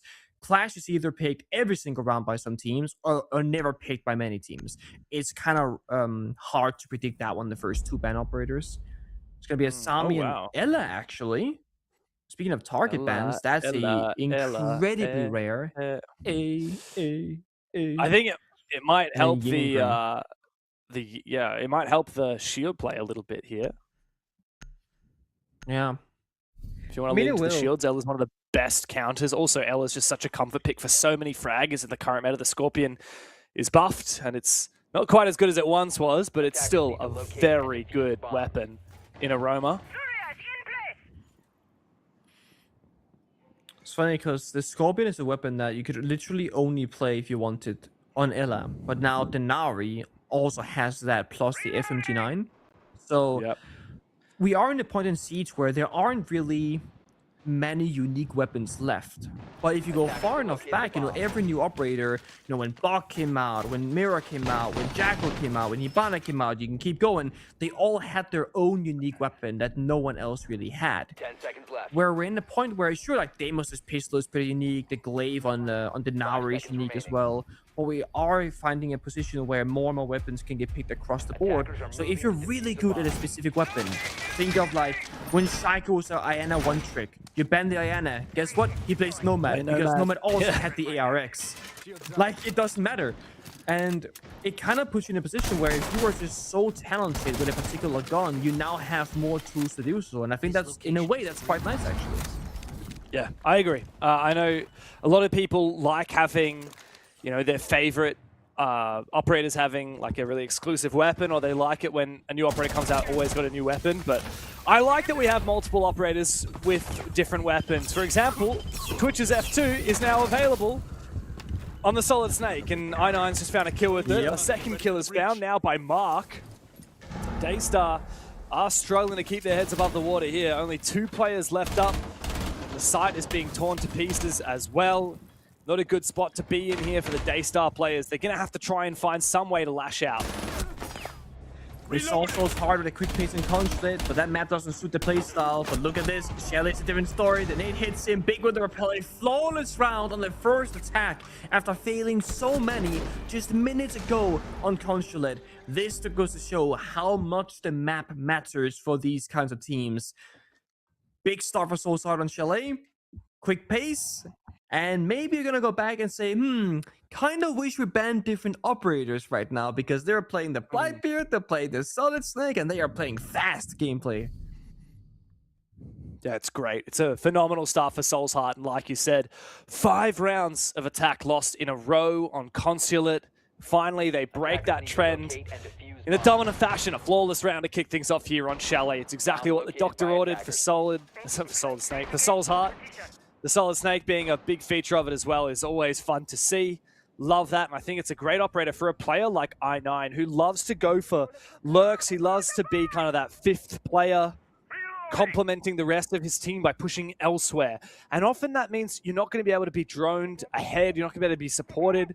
And here's one difference between Solid Snake and Dokkaebi. Here's one advantage that Solid Snake has over the Dokkaebi. because they are quite often compared roam clearing players. Yeah. When you pop a Dockerby call, right? Obviously that gives you a chance to move in the building. If you don't hear any phones ringing, you know a room is clear. You can start taking some space. But the defenders know that the Dockerby call is ringing out, right? So it means that they're aware, oh, they might be pushing in now. Solid Snake, you just hold out your gadget without activating the actual scan ability. You know a room is clear. Yeah. And the defense is none the wiser. They have no idea that you even have a Solid Snake, let alone that you're using that gadget. That's exactly true. And I think that's where the real skill for playing Solid Snake lies. It's not in the precision scan where you see everything that's happening and you get the sound happening. It's not activating the scanner on the active part of it and just understanding where the enemies are or are not. This time, no Solid Snake, no entry. I9 is still on Lion, DC is still on the Capital. This round is looking a bit more like before where we go a little bit too fast, and this time we pay the price. But that is the thing that you do here in Chalet. You set the pace, you continue the pace. The Clash is problems at a library. Yes, the air jump has been put down. Clash can't maybe go all the way up towards the window, but you also cannot jump in that window either, because you will most likely just die. Soulsheart has to find success elsewhere on the map. There's a little cheeky attempted run out from Soufflé. Doesn't overcommit to it though, jumps straight back inside. Doesn't want to take the risk, but of course he was detected, so Soul's Heart now a little bit wary. It's a nice little clear.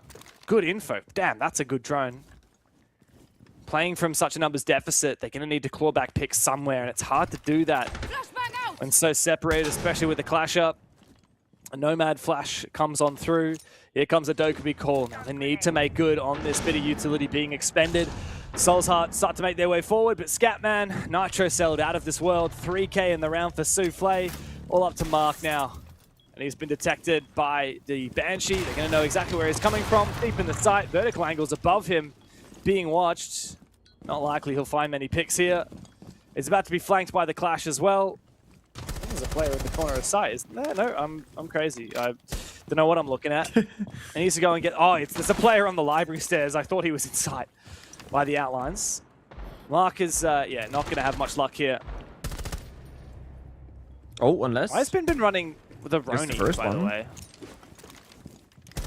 Oh, good question. Maybe he's not a DMR player. So yeah, good, that's but a strange choice. Good. Mark just around the corner from he's not. Steel. Yeah, there you go. Easy lockout for Seal there. And Daystar, yeah, nice little reply. From the get-go, they had that numbers advantage. It was all about just converting the 3v5, and no qualms doing that. I'm curious on the Clash. Like I said, it was brought that second round. We see it as a stable, and they're gonna try and savor it, because if you save the Clash, only bring out like once every 3 rounds, once every 2 rounds, it might not get banned. And the thing is, this is the upcoming round where after this one is gonna, get that final 3rd operator ban. If you spread out your problems, play some Kai, play some Clash, play some Vigil, play some Aruni, you're giving Soulsheart options of what they want to get rid of. And whenever they don't get rid of, you can keep playing. But if you spam the Clash 3 rounds in a row, they're gonna ban it. And then you just cannot play for the last 3 rounds at all. So I am curious now if Daystar is trying to avoid the operator with intent right now, to then play it later. Soulsheart, I'm not surprised they're going to go back to Solid Snake right now for I9. There was a wildly successful operator for round number 1. I do think Soulsheart right now, similar to Consulate, just be very careful and cautious of when something goes wrong, the round isn't over. We don't have to full send everything right here, right now, and just lose or win off that first engagement. You can play the round 4v5. Because every time they do lose that first player, everyone gets a little bit more careless. When we do get to the next operator bans after this round, I think for Daystar, the priority, or for Soulsheart specifically, I guess, the priority will be banning an operator that you get the most bang for your buck out of across the following 3 rounds, and potentially overtime, right? It's not just, oh, the Clash is good on this one bomb site. We're going to have to attack multiple different bomb sites, get rid of an operator that's good on several of them. Pika has gone for an aggressive jump out, taking out the Dokkaebi before he could use any of his utility. That's a big opening pick here for Daystar. It's another one of those rounds where one small thing goes wrong. I want to see them now play that slower pace. Try and even better numbers. Mind you, Vigil hard counter Solid Snake. It doesn't shoot, so it's clear. So he thinks nobody's here, but it's the Vigil scanner. Oh my god. It's beautiful. That's great usage of the Vigil to counter it.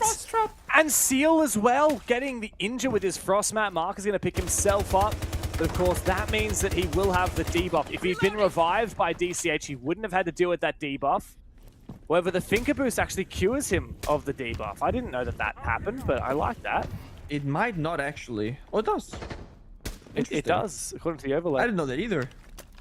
Well, I was waiting for the icon to disappear because maybe the blue mark would override the red mark, but the red mark is still actually there beneath it. Maybe. So I was waiting to see if that was the case. But no, you're right. It actually does cleanse it.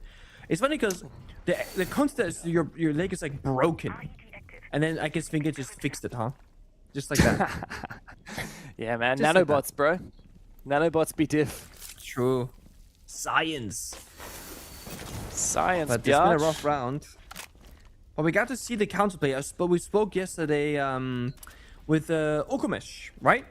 And I was like, oh, you guys love playing the Solid Snake. What happens if we start playing Vigil, Alibi, or Mute Jammers? They go, ah, haha, it's okay. You know, people don't play Alibi. He didn't really mention about the Vigil, but we saw it right there. There is zero indicator of Vigil being the Solid Snake scanner if Vigil's gadget is on. So you'd have to go on a drone to see if Vigil scanner is active or not. So that's a bit of a mind game.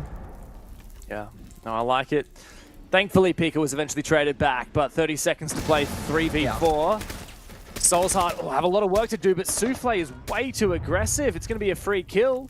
However, the cost comes elsewhere as Azuki's found a pick onto Mark. Now, not a lot of choices here for Soul's Heart, especially with Azuki doubling down, finding a second one. Bin's got the office on lock, and Daystar finding a little bit of momentum now on their defensive side. They take the lead on Chalet.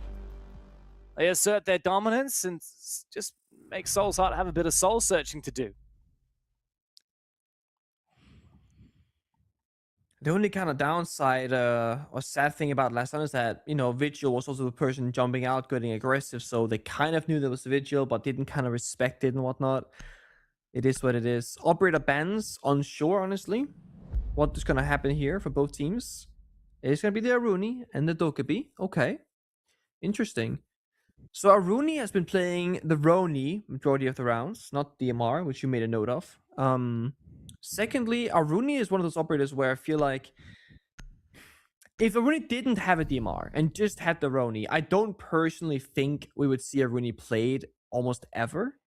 So is the gadget actually strong? Is the gadget actually a problem? It's kind of just like playing a single Jaeger ADS on one doorway. But instead of it having a 9-second cooldown, it's like 30 seconds or whatever. So I get Aruni gives information as well, though. If the gate isn't burned, no enemy can be there, yada, yada, yada. But I am a little bit interested in the Aruni ban here because it hasn't seemingly been the problem from our perspectives, looking from the outside in. But of course, when you're a player in the server, it's a very different feeling from what's stopping you from achieving your goal. Bomb located by attackers. 10 seconds left. Just look at this Daystar lineup, man. There's a lot of traps. There's a lot of stuff to deal with if your Soul's Heart.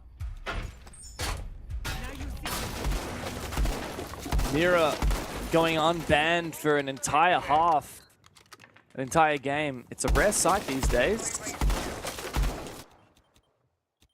That Mira position is reasonably exposed. If someone's able to get deep into the display, they can take it down. Of course, the Mira can also be countered by not just the Ace on Mark, but also the Ash from Mr. Punch. The player I'm really on the lookout for here is Pika on that Vigil. We saw the damage he was able to do against the Solid Snake last round. What can he achieve here? Pika has been such a thorn in Soul's Heart side, all 3 maps. Always solo lurking, roaming, just looking for that play. And now again, playing the Vigil in case of the Solid Snake being brought out. He's duking the drones, but they see the Vigil scanner was active there for a second instead of dining. And there is this punch hole. It's a highly risky angle to create because if they see it on a drone and say, guys, punch hole on yellow ping pre-fired, Pika will die. But they're doing such a limited attack right now, only taking Trophy and Solar Stairs, that he's pretty safe. Yeah, he saw a drone as well for a brief moment. Oh, wow, what a shot from DCH on the vert. This might be the cue here for Soulsheart to start making a move. They need this round. The Denari's tripwire lasers are a bit awkward on the bomb site. Oh, Mr. Punch, he looks away at the wrong moment. He loses his fight. Pika continues to be a thorn in Soulsheart's side, but numbers advantage resides with Soulsheart. Still, wow, what a jump out. This is a choice. I9 can essentially lock Pika in sight. They are going to go back outside and try to hunt him down. He's going to be all the way down in trench, which means it's a 4v1 on the bomb site. Soulsheart have to take advantage of this moment, go for a kill and a seal. Now that they've done so, it's a 1v4 for Pika. He goes straight into DCH's waiting arms. Soulsheart finally get themselves another round on the board. It was a tough moment, but Daystar could not quite get that one across the line. Now, these rounds are very much defined in the first minute or so. Who gets that opening, who has the pace setting. And while it was actually a successful flank downstairs from Pika, well, they lost the bomb site in the process, right? They had 4 people in Solarium working together, just picking that apart. They got the beautiful pick vertically as well. And then, of course, when you got the Monty, you can walk in for free and skip the drone stage of the round when it comes to entering that bomb site. We did see here at the end, though, they had spent 9 of their 10 drones. So I felt like, to me, they did a lot of, droning early on. We saw that in Dining Kitchen Trophy when Pika was in those punch holes. They were really making sure nobody was hiding anywhere. I like the Soulsheart go for a limited attack, only taking exactly what they need, because that way they can kind of avoid some of those random gunfights with the lurker of Pika. The only issue is, I wouldn't say every bomb site has an attack where this actually makes a lot of sense. And one of those bomb sites is going to be bar and basement. Those 2 sides is more about going for a bit more map control, a bit more verticality, because you gotta do a bit of breaching, a bit of picking apart. So for this upcoming round, you can't do that exact same thing that just worked for you. You gotta find a different way to win. Reload!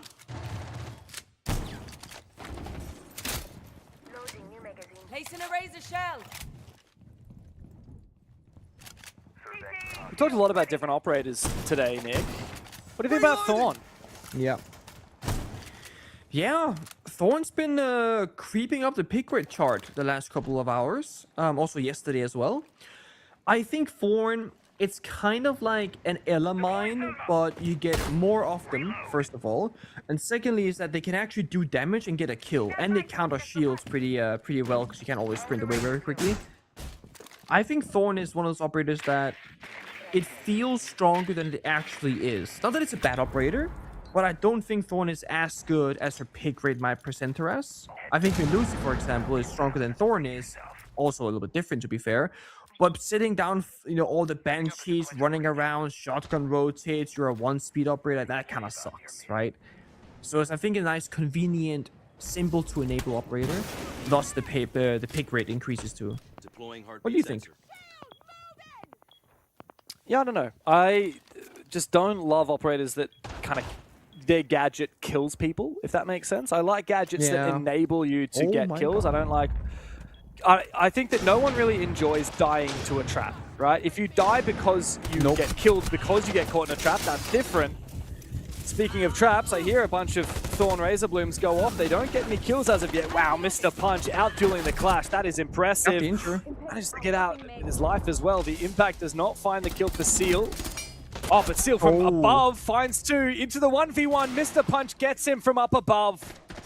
Another tight back and forth. But Soulsheart, they find a 3rd round on this attacking side. I'm not actually against traps that kills a concept. I just realized this right now. I don't mind frost traps because they're only going to be beneath a window and they're counterable. I don't mind the Capgun trap because they're only going to be indoors mostly and they're counterable. But Thorn traps and my magnets, Fenrir mines, these like throwable gadgets, I have a problem with.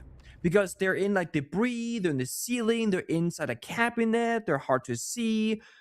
Jaeger ADSs are going to be on the floor or on the wall next to the area that you play in. Again, I have no issues with that. Because I can see them, I can feel them, I can sense them. But I think my problem lies in how flexible certain gadgets are compared to also how strong they are at the same time. Attackers have located a bomb. Yeah, I get what you're saying.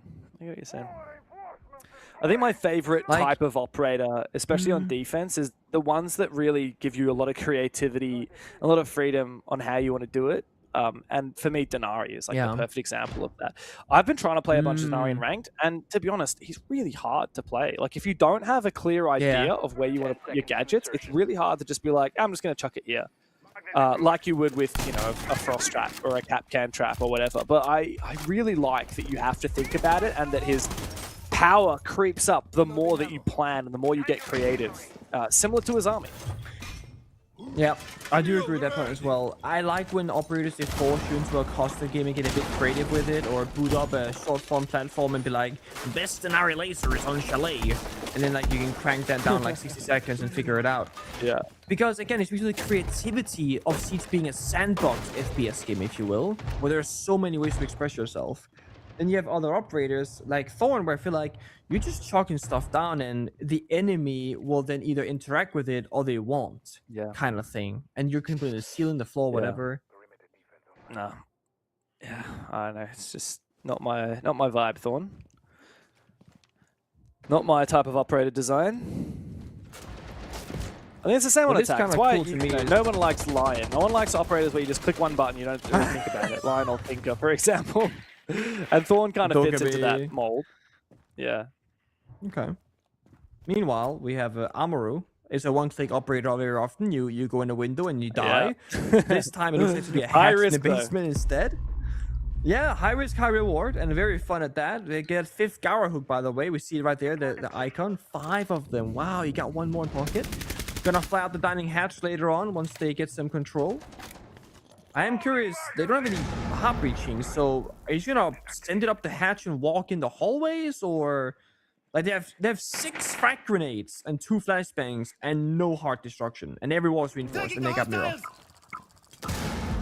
Don't know. They're going to be trying to brute force this with the Osa, but a far cry from a Blackbeard or a Blitz, but it does enable the swing from I9. He gets the first kill, and a second one is spotted by Mark on the retreat. Massive opening now. Four Souls Hard, Daystar are caught on the ropes. This works surprisingly well, and it just keeps on working. There's top floor room clear. Up the hatch you go. Yep, you're dead. 5 Gower Hooks. Only needs 1, by the way. C4 tossed and popped. Doesn't find the kill. Souffle low on health. Still 4 attackers alive. A little bit too premature on the Amaru, but of course it doesn't matter because Souls Hard netted such an early lead by dominating on the top floor. They find the final 2 picks. And they close out the first half. A very convincing 4-2 split for Souls Heart, but let's not forget what Daystar managed to achieve on map 1. It's not over yet. We go to our role swap timeout for Daystar to prepare for their own attack.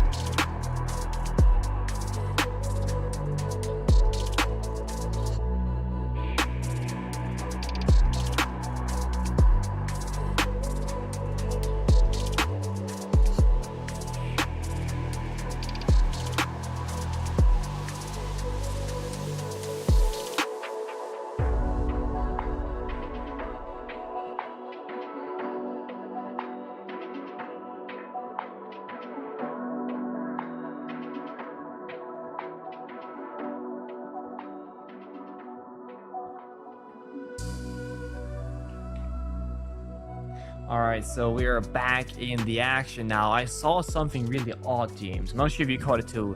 It looked like somebody was drinking out of a paper bag with a straw.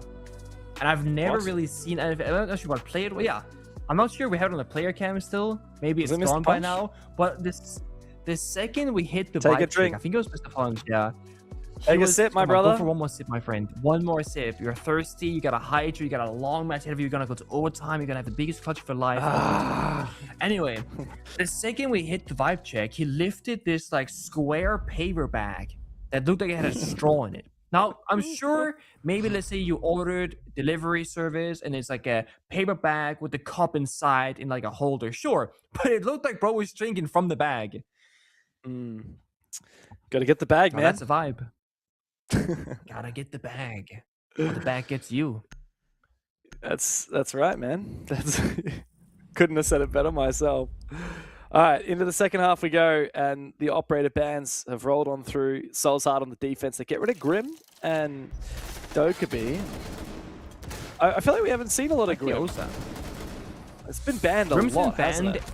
every single game today, I think. Genuinely. Maybe one map it wasn't, but it's been banned on like vast majority. But also, even when Grim hasn't been banned, I think in recent-ish history, like SI in Paris or yesterday in APAC North, I don't feel like Grim's pick rate is anywhere near as high as it used to be.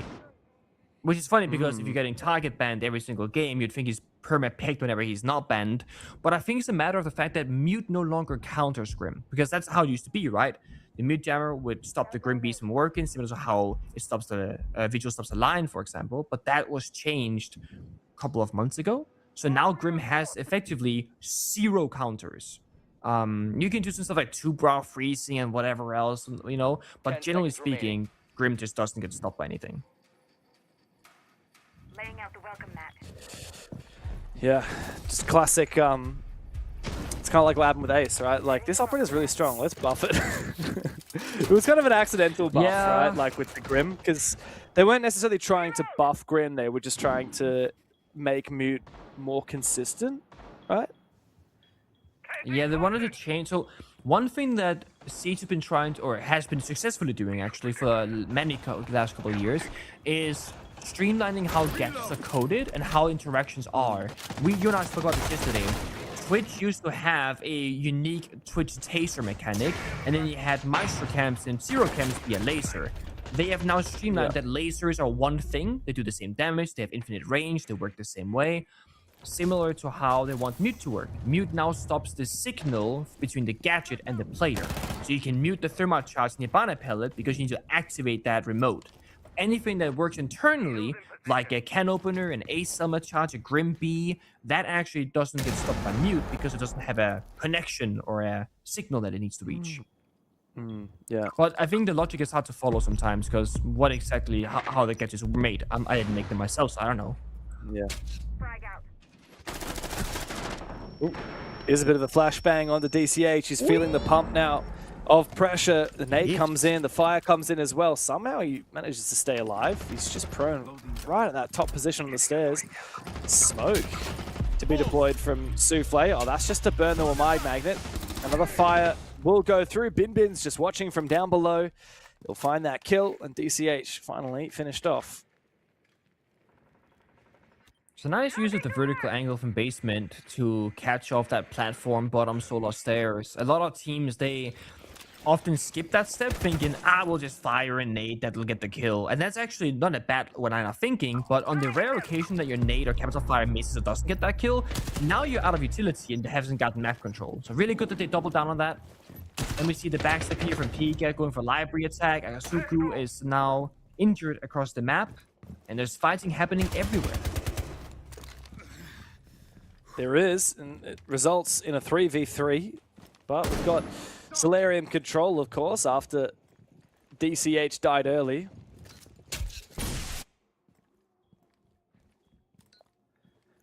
Display control now for Pika as he tries to sneak up through, but he's worried about getting swung. A peek from Mr. Punch. Oh, here we go, up in the close range fight. Pika finds him with the Vendetta. Out he brings the AK. Looks for a little bit more, but a quick two-piece from Soul's Heart, and the round has no legs for Daystar. A real set of momentum now for Daystar as they swip onto their defensive side. They find the first round. They're leading by 3 and just 2 away from finishing this series off. Such a scrappy couple of rounds, and I don't necessarily mean this in a negative way. It's just both teams are just happily playing this like brute force style of Chalet, where they're just fighting and they're committing to their strategies. Daystar obviously here having the same similar problem as on Consulate a little bit, where the frontal attack isn't massively successful. Yes, they got that initial opening pick on Solarium stairs, but they don't get in the building. They don't get up Solarium. They don't get in bathroom and get by that default plant position. They die before they get there. And then Peak is in library, literally on the other side of the map, having a 1 versus 1 gunfight. So if Pika is successful, again, now they get a lot of pressure. And we did end up seeing Pika being the last guy alive. He got 2 kills in the round, etc. But at the end of the day, most rounds of Siege are played out by the side itself, with the diffuser, with Case, with map control. So Pika is getting a lot of kills on the scoreboard. But a lot of them, I have to argue here, they fall a little bit in the low value category because they are end up losing the round. And these teammates have less utility, less gadgets to utilize on the frontal push because he obviously keeps stuff in his own pocket. I'm not saying the playstyle doesn't work, but today has definitely been an inconsistent way for them to play the game. Is on. Oh, is a nice claw. I don't half mind that. Means he doesn't have to rotate downstairs to put it down. What's going on? What was that run out? I thought I saw someone detected outside for a sec. Are you putting some util outside? I didn't see. Actually a nice Denari laser, this one. Like, even for like a master bedroom default plant denial. Because you can't just like comfortably walk into the office breach, right? It denies you from walking into that half-wall location without stopping first, looking for the laser, then progressing forward. Quite like this. Now, skill steering for Denari is very high. Probably one of the highest in the entire game, honestly.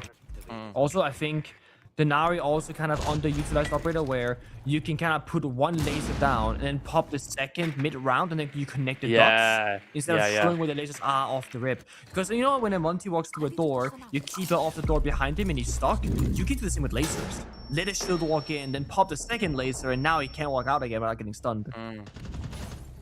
That was a push though. Big kill from Azuki, but they didn't deal with Mr. Punch the whole time. He was afforded to move around inside of office. Oh, good bit of damage on a Bin Bin. Oh, great peek though. The pistol finds a headshot. Mr. Punch is down. Top 4 dominated by Daystar now. Soulsheart don't have a lot of safe havens now to play, and there's plenty of time for Daystar to prepare for an execute. Plenty of time, plenty of kills. Only 1 defender left standing is I9 on Nimelusi downstairs in Trophy, fighting the Blitz, the drone hole, and the glass on top as well. Again, we're brute forcing these rounds. We're playing Kaid on defense, tricking the walls, and the attackers don't bring or play a hard breach. They walk in piano, blitz glass, they get the kills, and they roam clear successfully up top. It feels like Soulsheart were expecting them to just play into it, you know, play the Maverick, play the MPs, whatever. And no, they were not expecting that aggression inside Piano Room, and with that, they lose the entire round because of it. They just walked in.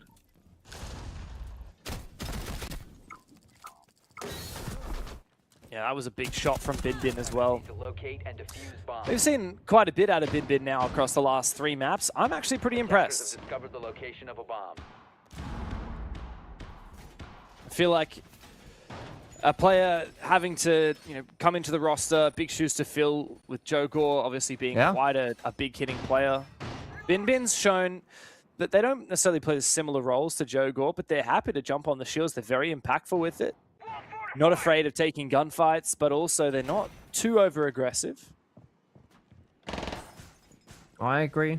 I also think it's a really good way to get involved with the team as a new player, because it can be hard to be that 5th guy, that solo player that's saying, hey guys, I'm a new person, nice to meet you.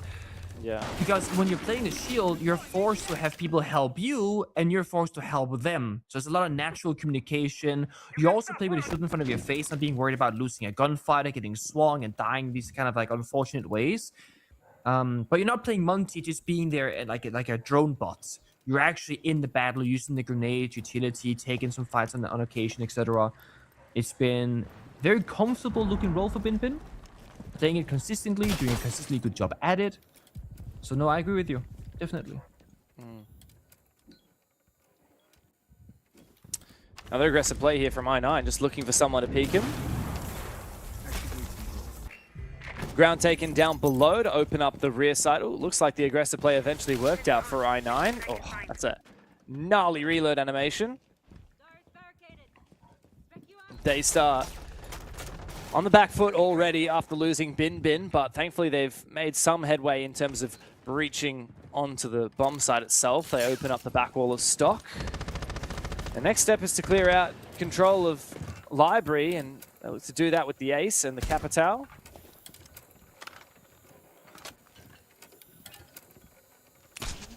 Got the Jaeger DS still. That's going to be a bit tricky to deal with. Here comes the burn. The util. Is there a third is the question. Oh. The fire goes out. Yes, there is. The fourth should hit though. He's gonna spread. He sees burning. And he's gonna get pre-fire on the hatch drop as well. Does not escape. Now, the question is we had here. Was that worth it? You burned 3 projectiles, one of them being the fire, and then the 4th utility, the second fire, killed you. You have essentially removed most of Capital from the game. Yeah, smoke grenades, but that's hardly useful against the Warden, for example. And you burned the summer charges. It's not a bad trade if you're Soulsheart here. Plus, you got the kill in Bin earlier, so that makes it a lot more worth it. Does, of course, give a little bit of ground up for Daystar now, though, as Pika tries to make his way forward, but there's still players from Soulsheart upstairs. Can't really execute while there are players upstairs, but they'll try to do so anyway. Scatman C4 will find Azuki, and Pika is now on the ground. Scatman as well. And Souffle's found that exit frag elsewhere. Oh, finished off Scatman, I should say. Now he's found a frag. He's deep in the bomb site, and Seal has found one too. It's a Souffle on site, farming through Soulsheart and Daystar. Another attack on the board. A little bit of life brought into their half, and exactly what we needed to see from them to fight back against these relentless Soulsheart defenses. Yeah, they're finding their pace. They're kind of like slowly but steadily learning how to fight up against Soulsheart's defenses. Honestly, right now, it kind of goes back to that quote-unquote split theory, gap finding, where you're utilizing the area that is not being watched a whole lot. And, I mean, Soulsheart could fix this pretty easily, pretty simply. Play more trap operators. One of the downsides of the Nari, which also is its benefit, the area where the laser is highly effective, right? If you go through that doorway, jump in that window, almost like a frost trap, you will get information or damage or a kill or a debuff, whatever. But there's a very small radius of effect.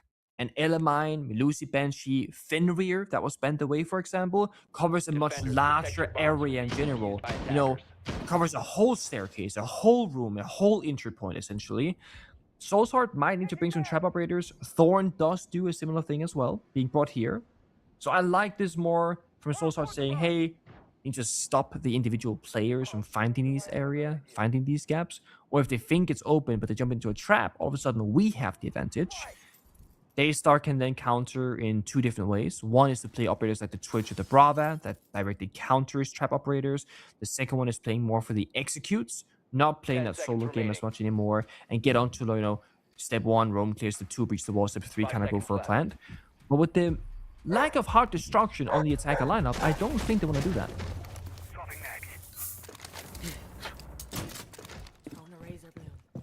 Yeah, it's hard to go for a very breach-centric plant.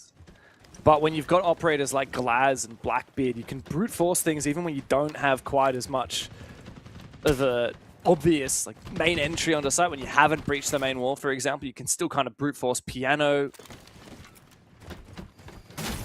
Also, it depends on what's going on with map control elsewhere. Like if you manage to eliminate some roamers early on using the Solid Snake, if you really lock players down from the windows with the Lion and there's Nomad, then you put yourself in a much better position. You make a much better case for being able to get the job done without hard breach.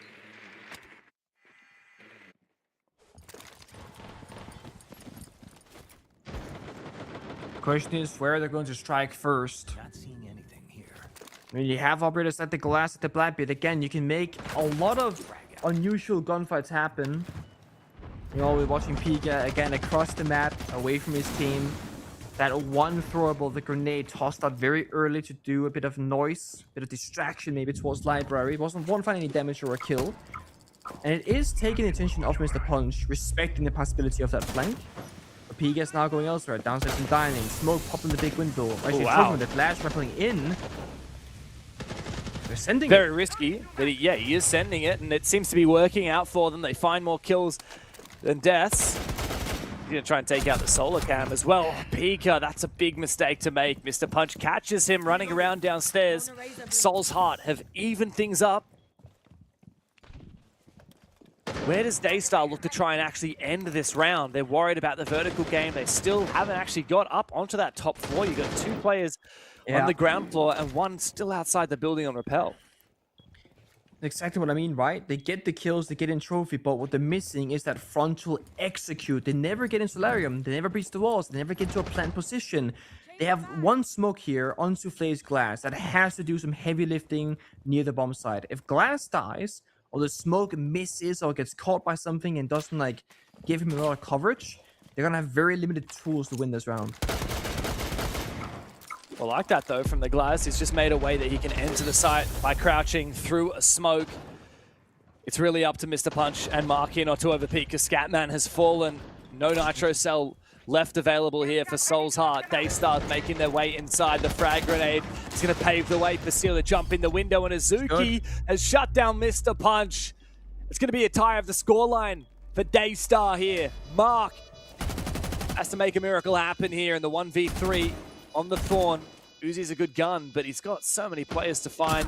And this rappel angle's nice, but not nice enough. Mark finds the first of 3 needed. He's been farming today. 12 kills so far, but Souffle sneaks up behind him and finishes him off, capping off a great round for Daystar in that 3 versus 3. And here we are at breakpoint, 5 rounds apiece. Next team to win a round has match point.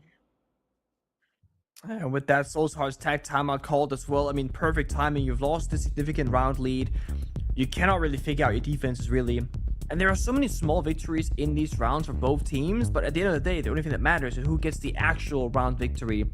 Very smart here that they actually target ban the Clash as well, saying, hey, we're playing our style of Siege, bit chaotic, bit fast-paced. We don't want you to have one of those heavy counter-pick operators in the Clash. We're gonna ban it, and then we're gonna change our playstyle even more aggressive.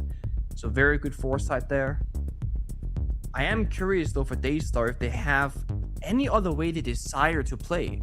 Because my only worry here, tag timeout, now Soul's Heart go for counterplay. You kind of need to counter the counter in a lot of scenarios to be successful. Unless you're so good at what you were originally doing that the counter isn't simply going to work. And right off the rip, we see Solid Snake, Pika running around, the glass back on Souffle, speaking to that same similar style of not playing the Heartbreacher and playing a bit more chaotic. Also looking at Consulate games, you and I were talking about how Pika's playing Dokkaebi, that gets target banned, and then he's playing the Deimos, and he's having a couple of issues because he doesn't get any information. You and I were like, well, he can play Jackal, he can play Solid Snake, and then we go to Chalet, all of a sudden, Solid Snake's getting brought out, and they actually played Jackal also on Consulate. Yeah.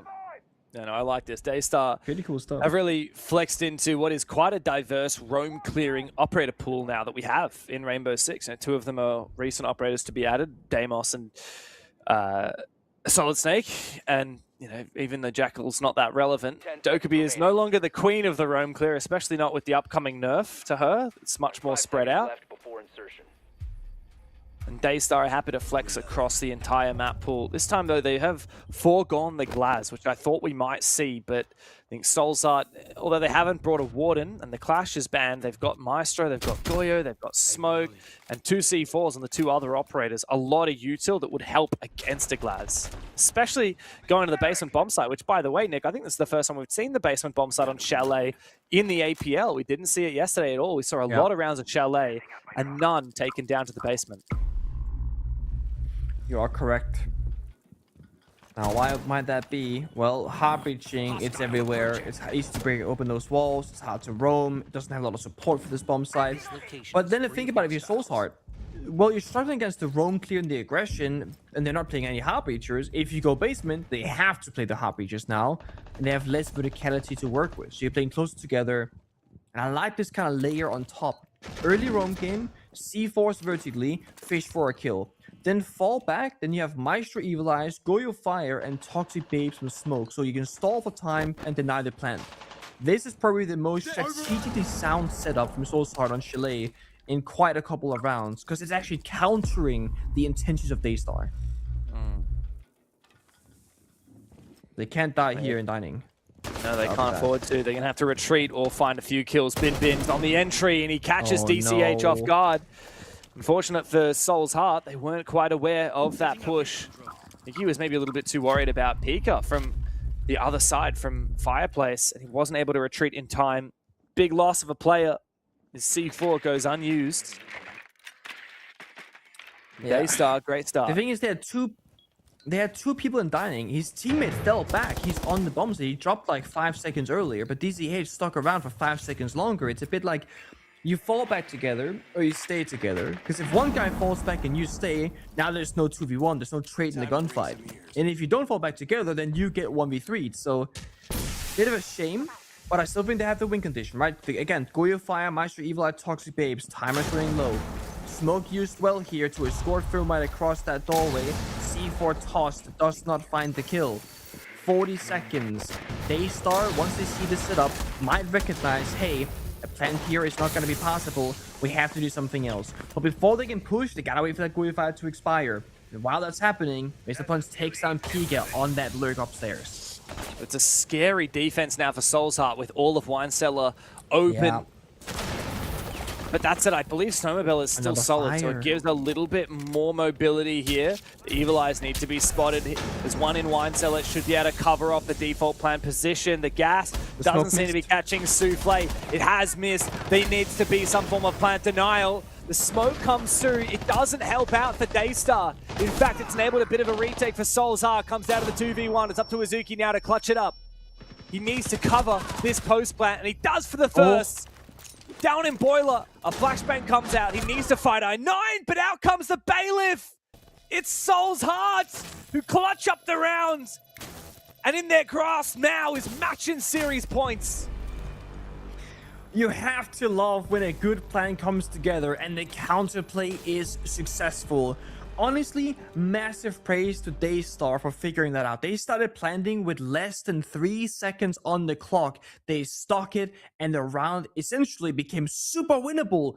But the retake, so good from Soulsheart, pushing together, Mr. Punch finding those kills and finding Pika right before they execute, making the 4 versus 5 into a 4v4 even numbers. That makes a huge difference. Also noteworthy, if Pika had stayed alive on the Solid Snake, and he can just pop the active scanner and see exactly where every single defender is pushing from and relay that to his teammates. So getting rid of that particular operator as well that Pika was playing also played into the reason why they were so successful. The only downside now is that's your base and bomb side. That's your tactical timeout, pocket strat. Let's get this one round on the board. And that's great because at worst, you're guaranteed overtime. The issue is, now you have to figure out without your bomb side, what are we going to bring? And immediately off the rip here, they're playing a variety of operators. They're playing the Warden, thinking stuff like the Glass, the Ying, the Chaos is going to make an appearance. Then they're playing Information, the Valkyrie, because intel is always good, especially when you have a rat like Pika running around the building looking for kills. And then you play a bit of Traps and Info Denial. So I feel like Souls have done a good job here covering almost every single base. The only thing here for me is, like I said before, that the Nauri only works in very specific, limited areas of the building. Had you had a Melusi in the mix, or Ella in the mix, or Thorn in the mix, you could cover a bit more area. So I'm hoping they can watch those Val cams and then cover them with intel instead of traps. Otherwise, there will be gaps to be found. Pressure's on for Daystar, though. They struggled in the first map today. They brought it back on Consulate. They were down 4-2 in the first half of Chalet. They are so close. It's going to be in overtime. Or can Soulsheart get it done here? It means a lot if they are able to do so. course, we're in the first round of the upper bracket in the quarterfinals. The winner of this will go on to play Weibo Gaming. Not going to be an easy match by any stretch of the imagination. No. No, that's the downside to winning here is the next match is almost like a guaranteed loss if you were to look at today's performance from Daystar and Soul's Heart versus that of Weibo, who won pretty much flawlessly in the entire BO2 that they played, or 2 mapper that they played rather. So yeah, but the upside is also you get really good practice. Like, if any team is going to expose your weaknesses, it's going to be Weibo. That's the prize for whoever wins this. But at the moment, Azuki is making a pretty solid case for why. Overtime might be where we're headed. I9 on for a flank. Oh, if he can find this, it would be massive. But I think Pika knows about it. He's watching the angle. I9 needs to look the right way. Pika distracted by the team. Mate dying on the other side of the map, and now Souffle and Azuki are the last 2 remaining. Soul's Heart, all they gotta do is sit back and relax. Don't overcomplicate things. Don't feed picks. They're gonna try and keep the pressure up. Look at the way these Soul's Heart players are hungry to finish this off. Azuki and Souffle have their work cut out for them. A fire comes through. What Souffle doesn't realize is as a player, it's Mark. He's already aggressive past that angle in the kitchen hallway. Oh. And I9 will find him. Azuki now, 1v3 with it all to do to push overtime. The player above him on the vert doesn't get the damage he needs. Diffuser is down inside a trophy. He has to jump inside. It's a triple crossfire. The Soul's Heart. There's no chance in hell for Azuki. And finally, the team from Thailand gets it done. Soul's Heart, in their debut in the APL Kickoff for 2026, they are back in form. They take down Daystar, and they have a date upcoming with the best in APAC in the semi-finals. A hard-fought victory, but they kept fighting. They kept fighting back every single time. A struggle on Consulate, and honestly, a bit of a mental tilter, I think, from every single player from Soul's Heart. But they stayed with it. They took a 5-minute break between maps, went into Chalet with a new mindset, and honestly, with the tag timeout 2 rounds ago, they had a different approach to the rounds, and that definitely made a huge difference in getting that over the line and getting that victory. Big day for Soul's Heart. Now, of course, Daystar, they're coming back from a 6 Invitational where they didn't perform quite as well as they had hoped, but they did have, crucially, their big win over Elevate 2-0 and a map off of Furia. This is a far cry from the Daystar that we had hopes to see at SI and the Daystar that we saw in, of course, the LCQs. But here they are regardless. They, I feel like, have a few good takeaways out of this game, though, for Daystar. Of course, the tournament is not over. They have a second life down in the lower bracket. And with Asia getting 2 teams through to Salt Lake City, there's a very good chance that Daystar could still make that lower bracket run a possibility. I mean, you gotta believe. I mean, lower bracket, upper bracket, at the end of the day, you're just playing your next opponent every single week, and that's all you really gotta focus on. Sure, you can think, oh, but we're upper bracket, so we can afford to lose this game. Let's be a little bit more risky. But you gotta play your honest siege more often than not. So just keep playing your thing. Again, believe in lower bracket. A good day for Azuki, 32 kills across the series, +6, but a much better day for I9 on Soul's Heart. Having a look, 37 kills, 23 deaths, 129 EPS, +14. 9 opening kills to only 2 opening deaths. So, what can I say? I9, he's back, baby. Did he ever really leave, though? Let's be honest. I feel like he's always been a stable conversation for us whenever we cast these guys. Yeah, very much. And look, back in the Fury days, he was very much the same. Back in the Elevate days, a long time ago when he played with players like DCH and Scatman, yeah, when he was Napew, I feel like it was known to be quite hot and cold. But these days, it feels like I9 is so much more consistent than he used to be. Fun fact, he's got married, what, 2 years ago? I think he has a kid now. He's cold as ever, but he's actually one of the most wholesome guys that you see in the Rainbow Six community. Soul's Heart, though, a big win for them. Of course, it doesn't get any easier now. Their next match will be up against Weibo. On the flip side, Daystar are going to go down to the lower bracket and have their last fighting chance to make it to Salt Lake City. But for Soul's Heart, we have a little bit of a chance to have an interview. Let's go talk to Mark and see how that game went for him. First of all, Mark, congratulations on such a big win. And Thank you. Yeah, Thank how are you you guys. feeling after such a great win? Oh yeah, I'm feeling good, and my team feeling great, really good right now. We're celebrating. Yeah. Awesome. Today it looked like strategically it was hard to figure out what Daystar was trying to do against you guys. There's a lot of back and forth in rounds, a lot of long series, etc. What did it feel for you in the server? Did it feel like they were outplaying you? Did you just follow your game plan going into it? Talk me through the strategy of today. We try to follow the game plan, and they try to fix, like, they're not waiting, you know. They try to play aggressive, and we need to kill them before they do that. That's our plan, yeah. We try to do that. Okay. There was one thing that stayed consistent the entire game, which was Piga's playstyle. You know, he's playing Dokkaebi, Deimos, Solid Snake, always ratting around the floor looking for kills. Was that a difficult thing to play against, or did you feel like Piga was dying more than he was getting kills against you guys? I think when he's playing like that, I think we can handle that because that playstyle is like our previous playstyle, so we know what he's gonna do. Okay, thank you. Mark, I'd like to ask you a little bit about the history of the team. Of course, last year you guys managed to raise a few trophies. The SEA Elite Community Series, for example, the APAC Cup in Japan. A lot of big, exciting moments for the team. But then at the start of 2026, you lost in the SI qualifiers for APAC to All Gamers. You struggled. You didn't manage to make it to the 6th Invitational. How do you feel like the team is going at the moment? Do you think that you're on the rise? Do you feel like you're better than you were last year? And realistically, what do you think is achievable for this year for Soul's Heart? I think we try to improve our play before, like, the mistake. We don't do that here anymore, and yeah, we need to attend the major for this year. This set. Well, hopefully you guys can make it happen. Of course, you might be able to make it to the Salt Lake City Major. All you got to do is get top 2 in this region. Now, your next matchup is against Weibo Gaming. Good luck for that, and thank you so much for joining us for an interview. Thank you, guys. Again, Thank you. congratulations for your win you. against Daystar. Thank you, guys.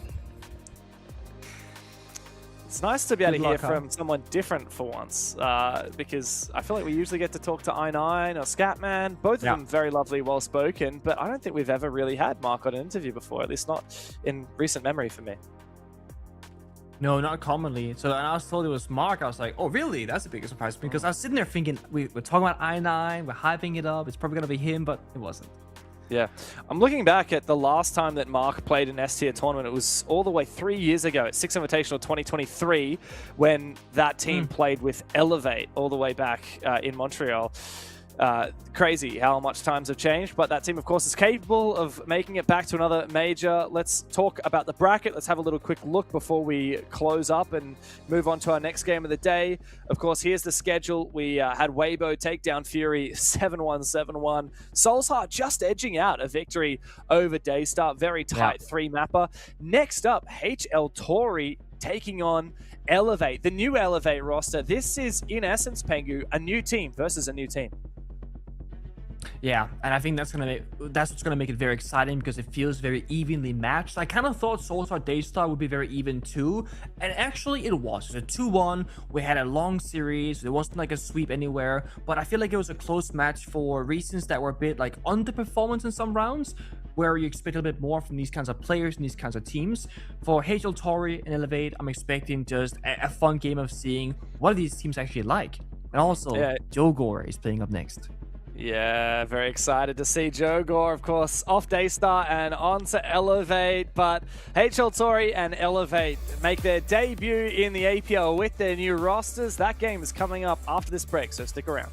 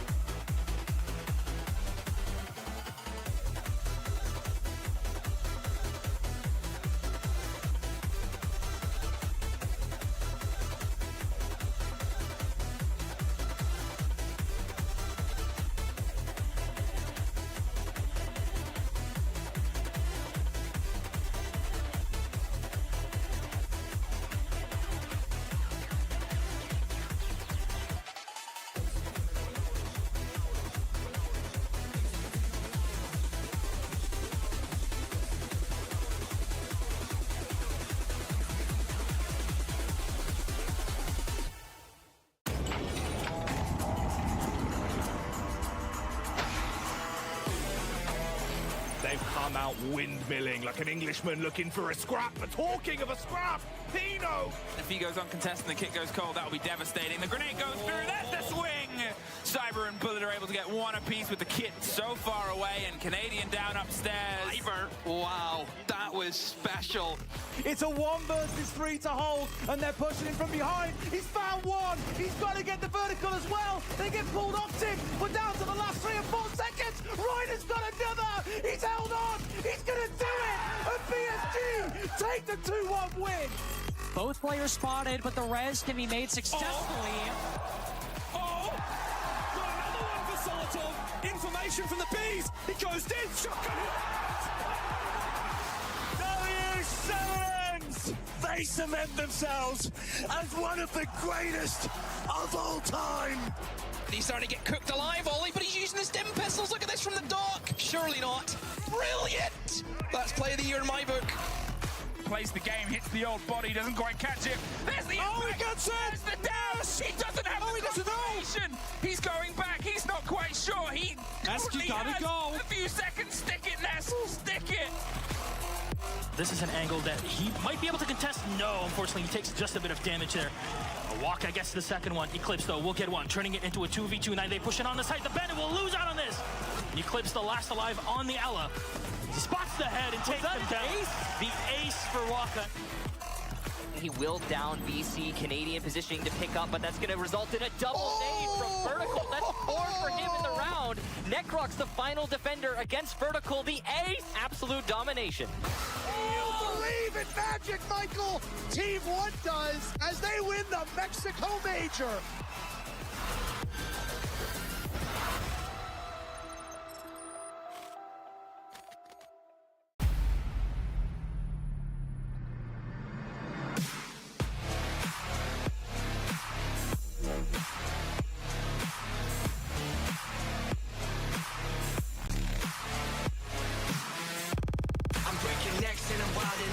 Throw my elbows up and my money out, 'cause I came to get down, so let's run it up.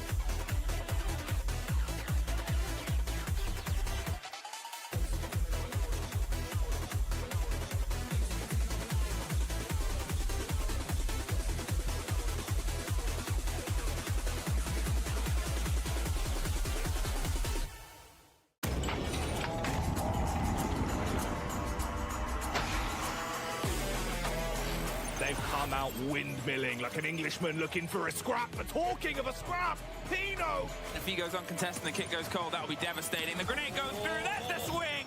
Cyber and Bullet are able to get one apiece with the kit so far away, and Canadian down upstairs. Wow, that was special. It's a 1 versus 3 to hold, and they're pushing him from behind. He's found one. He's got to get the vertical as well. They get pulled off Tim. We're down to the last 3 or 4 seconds. Ryder's got another. He's held on. He's going to do it. And PSG take the 2-1 win. Both players spotted, but the res can be made successfully. Got another one for Solotov. Information from the bees. It goes dead. W7s! They cement themselves as one of the greatest of all time. He's starting to get cooked alive, Ollie, but he's using the stim pistols. Look at this from the dock. Surely not. Brilliant! That's play of the year in my book. Plays the game, hits the old body, doesn't quite catch it. There's the he gets it! There's the dash! He doesn't have the confirmation! He's going back, he's not quite sure. He Eski gotta go. A few seconds, stick it, Ness, stick it! This is an angle that he might be able to contest. No, unfortunately, he takes just a bit of damage there. A walk, I guess, to the second one. Eclipse, though, will get one, turning it into a 2v2. Now they push it on the side. The Bandit will lose out on this. Eclipse, the last alive on the Ella. He spots the head and takes him down. The ace for Waka. He will down VC, Canadian positioning to pick up, but that's going to result in a double nade from Vertical. That's 4 for him in the round. Necrox, the final defender against Vertical, the ace. Absolute domination. You believe in magic, Michael! Team 1 does as they win the Mexico Major.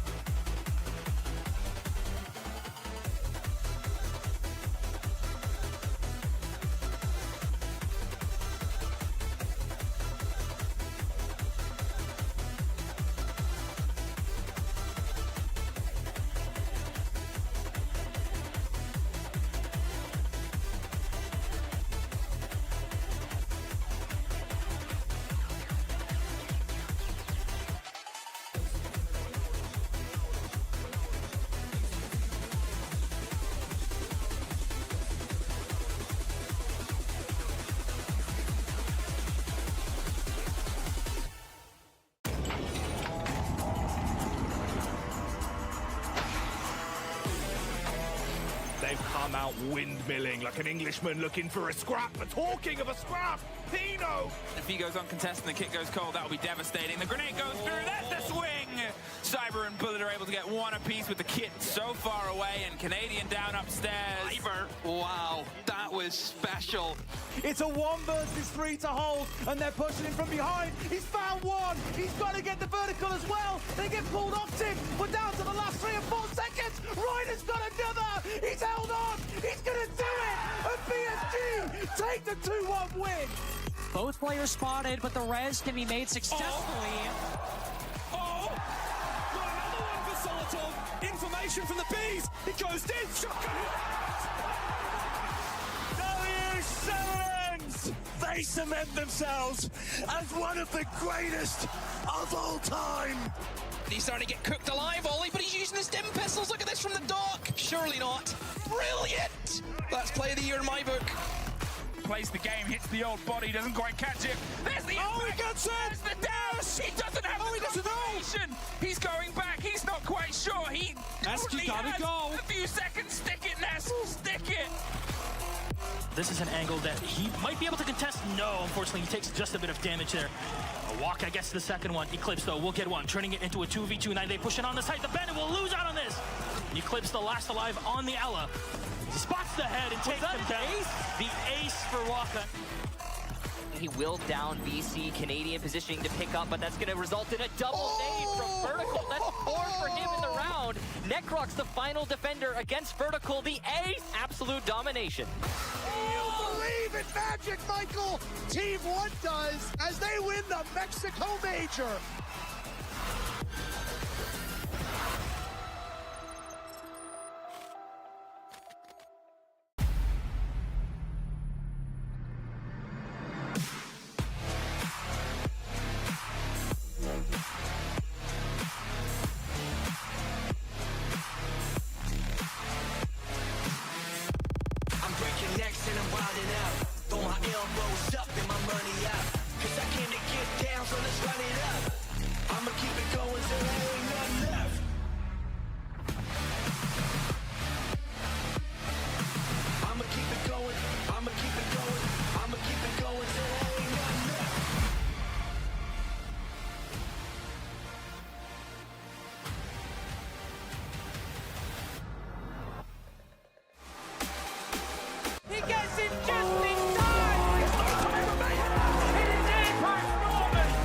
The best that this region has got to offer.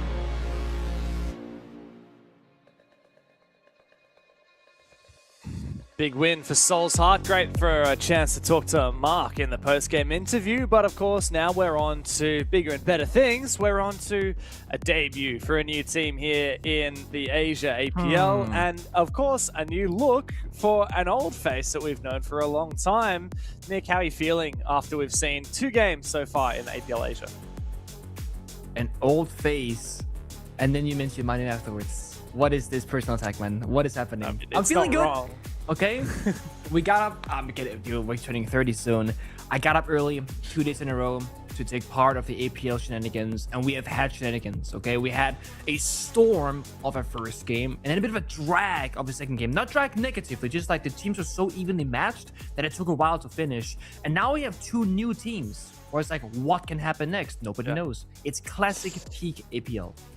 Yeah, very much typical APL. All right, let's have a look and break down some of the roster changes that these teams have had. So, of course, the match that we'll be covering right now is HL Tori versus Elevate. Let's dive into these rosters a little bit. For those who don't know, HL Tori is a brand new team to the region. Elevate, you've seen them time and time again. They had an Asian roster for a very long time. They had a Thai roster, then they had a mixed Asian roster, then they had a Brazilian roster competing in the Asia League.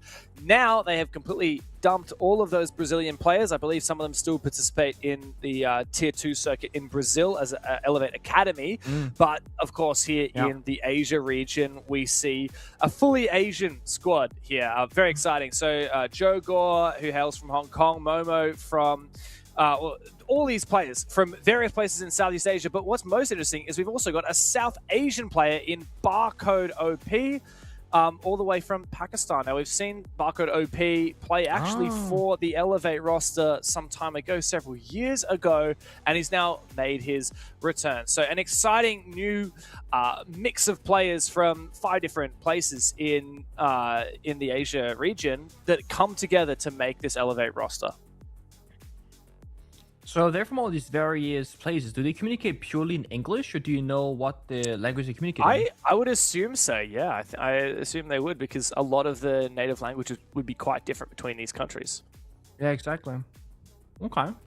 Interesting. I mean, that's also going to add another layer to this, right? Where obviously, if you're all from the same country or speak the same language as your native tongue, that's going to make communication a lot easier. If you're spread around and it's everybody's second language, most like in European teams sometimes, it is going to give you, one could argue, a slight disadvantage. But on the other side, you have more players to recruit for your team, perhaps, more possibilities, because you obviously have people that speak a quote-unquote international language, right, in English.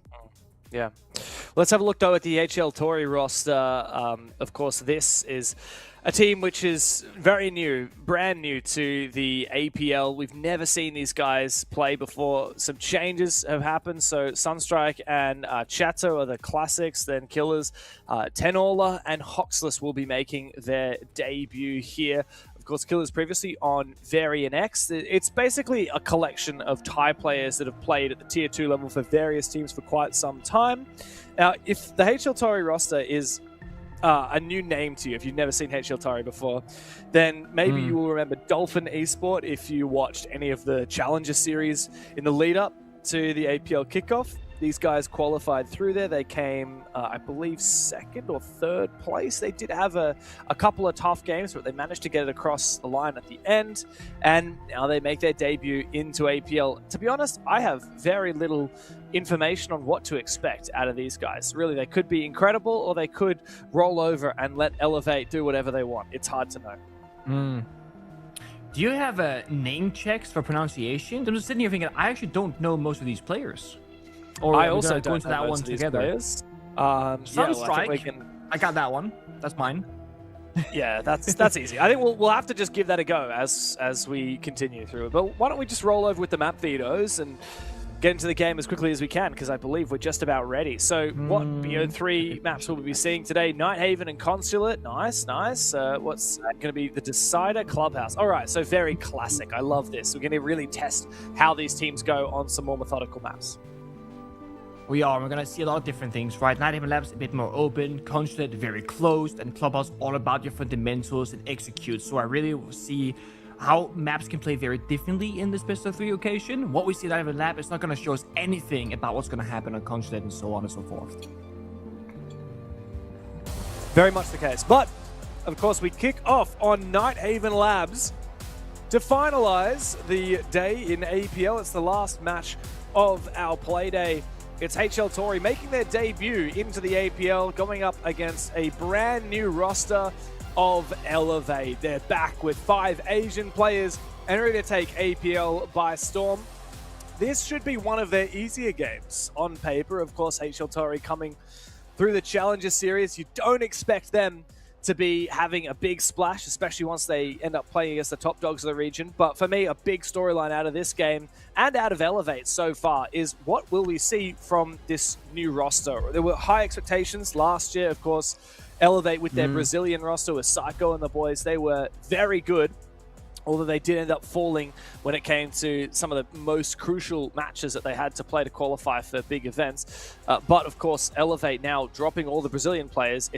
There's a reason why they went and got Brazilian players, right? It's because the talent pool is much bigger in Brazil than it is here in Asia. So it's going to be untested. We'll see how these guys perform once we get into it. Really big fan here of the Monty target ban. Just like when you go into the unknown of a new team, new opponent, you want to take away some of the crutch tools that's available to them. And it kind of goes both ways. Same with the Kite and the Bandit, right? Simplifying that very first step. So I am also looking into here, long term, we're going to see the Clash ban kind of coming into play from either or both of these two teams, because that's an option where on defense, if you're struggling, you pick the Clash, life gets a little bit easier. Now for the first round, Elevate defending up top floor in CCTV. You can call it a commando or server. It has many different callouts, but up top floor here, Nighthaven Labs. They're hiding the Valkyrie. just proning on the floor, checking the camera, seeing where those drones might be coming from. And the reason why I do this is because you don't want to show your hand to your opponent. Of course, you get a Valkyrie, and they don't pick the IQ because they don't know you're playing Valkyrie. You can have a much higher success rate with those Valkyrie cameras and C4s to work together. Whereas if they see, oh, guys have a Valkyrie, be careful of C4s, don't be on soft floor, it kind of ruins that surprise. So that's why you often see pro teams hide like something like Kaid, Super Outclash, Valkyrie. Very kind of important operators that you don't play necessarily all that often.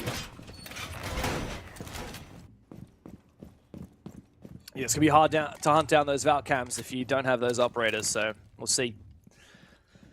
Looks like Yanis is at the moment in the basement, going for a bit of a roam. I like this. A lot of players on the attacking side like to pick something like a sledge and get in very early into the basement for a lurk. If you're just already residing there at the start of the round, you can catch people off guard, sometimes get a freebie. Otherwise, you can just maintain control, go for late round C4s, especially if we end up seeing the HL Tory players in the building on the ground floor. Good opportunity for Yanis to then get on those cams and look for a nitro cell.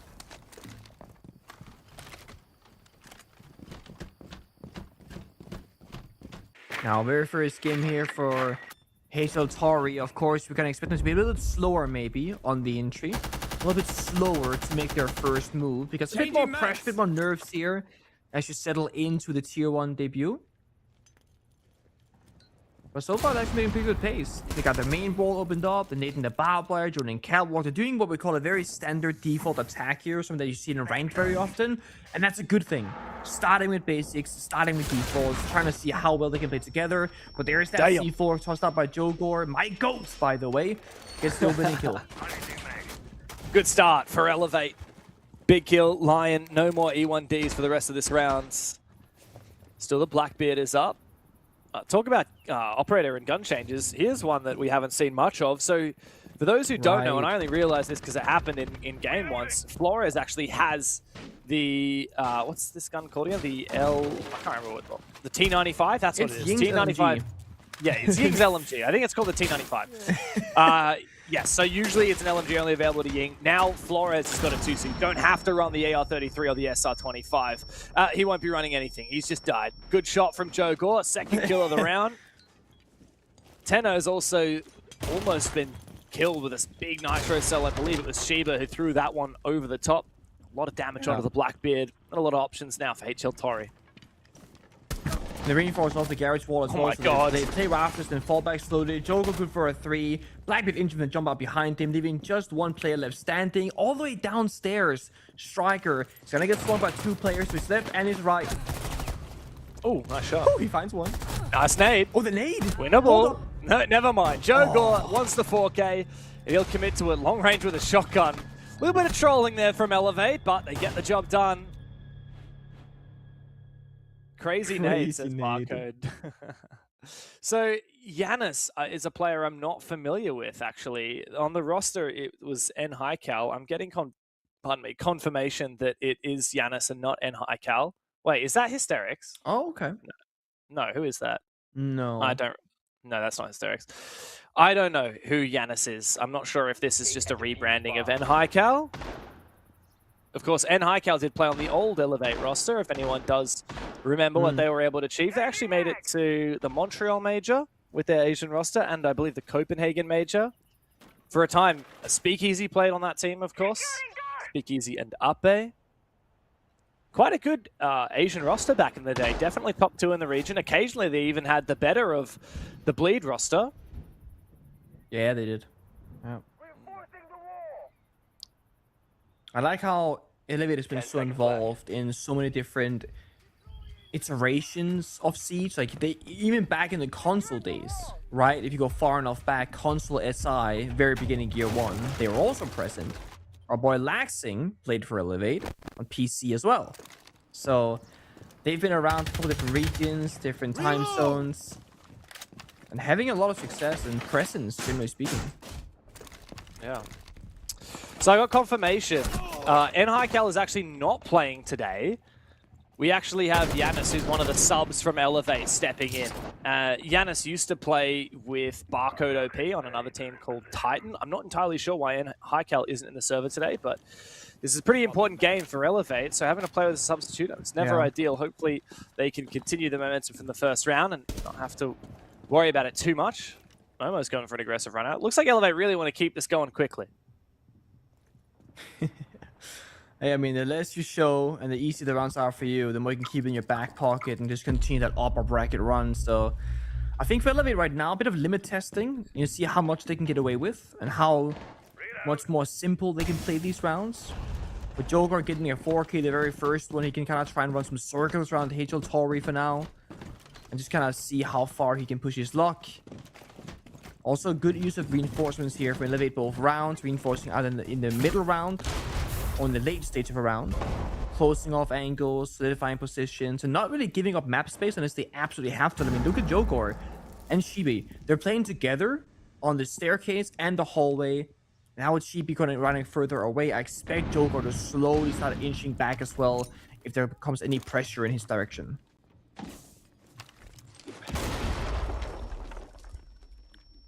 It's funny, Elevate just feels so much freedom to continue on this roam. Yeah. We got, what, 2 players on the ground floor, Yanis all the way upstairs, bomb site in the basement. Tenno's actually managed to get all the way down into that basement with the Blackbeard, so can start to mount a bit of a push. The question now for Yanis is when does he start making his move on this flank? Same question for Jogor and Momo. I mean, they're making the push right now. In the Toxic Babes, kind of being spread apart here, a little bit isolated. But Tenno's gonna keep pushing on up and get more and more information. This looks like prime real estate for a plan attempt. No, we know this is Solus, retaking top 4. I don't think Tori knows about this. Yeah, Momo's found the pick. I think they were aware of somewhat of a roam, but unfortunately for HL Tori, the flank wash just wasn't quite on the trot. And now Momo has control up above with the Solus. He could look to deny plant from above, but he doesn't even need to. It's a 5v1. And they got a pretty good idea where Sunstrike is. 2 flashes and an AK is not the worst setup to try and clutch, but against 5 players ain't gonna happen. Shiba, massive shotgun shell. And a nice start for Elevate. 2 rounds. The second even more convincing than the first.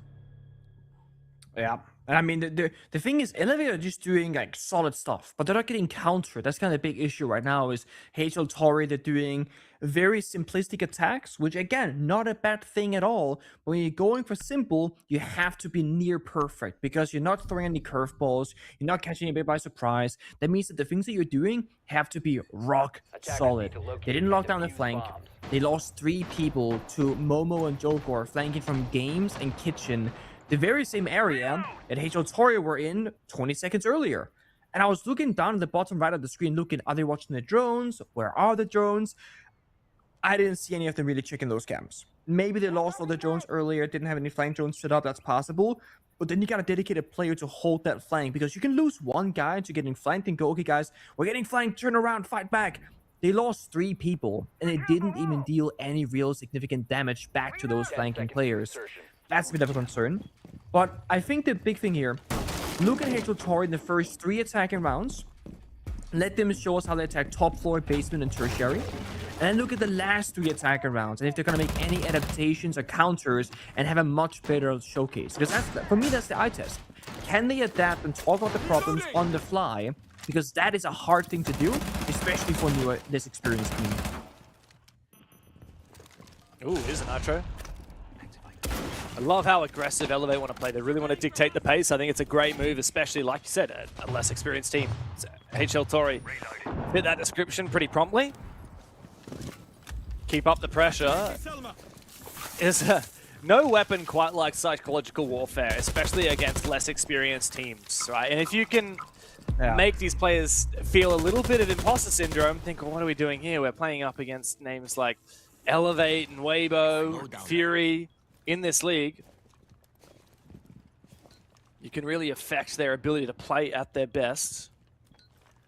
Jogor's been great so far, 5-0. He's playing a pretty pivotal position. He can continue to stall out that breach as well. He's got info to protect himself as well, so he can continue to just watch that bulletproof camera. Yeah. Just stalling things out. Again, if you freeze the wall correctly, you're stalling for give or take 36 seconds. Jogor shoving bottom garage window. I feel like this is Joker getting a little impatient, going for unnecessary swings in the doors and aggression, punished again by Teo below, Shibe with a good C4 to Sunstrike. HLTauri, best position so far. Highest chance of success they've had in 3 rounds. Momo still has quite a bit of map control up above, though. He's likely to feel some pressure pretty soon. Actually, it doesn't look like HLTauri are looking to clear him. They actually just want to go horizontally. Barcode able to finish off killers. Now, that's a player you want on the top floor, right? Ram. But no, he goes down, separated from the rest of the team. Elevate, maintain control. Hoxless getting aggressive. What is that? Just in the middle of the bomb site, prone on the ground. Shibi finds 2. There's now Shadow, who's got to finally finish this off. For HLTauri, 1v3, not looking likely. Wow. What a round. Okay. There's something about the proning in APL. Like, someone's been talking.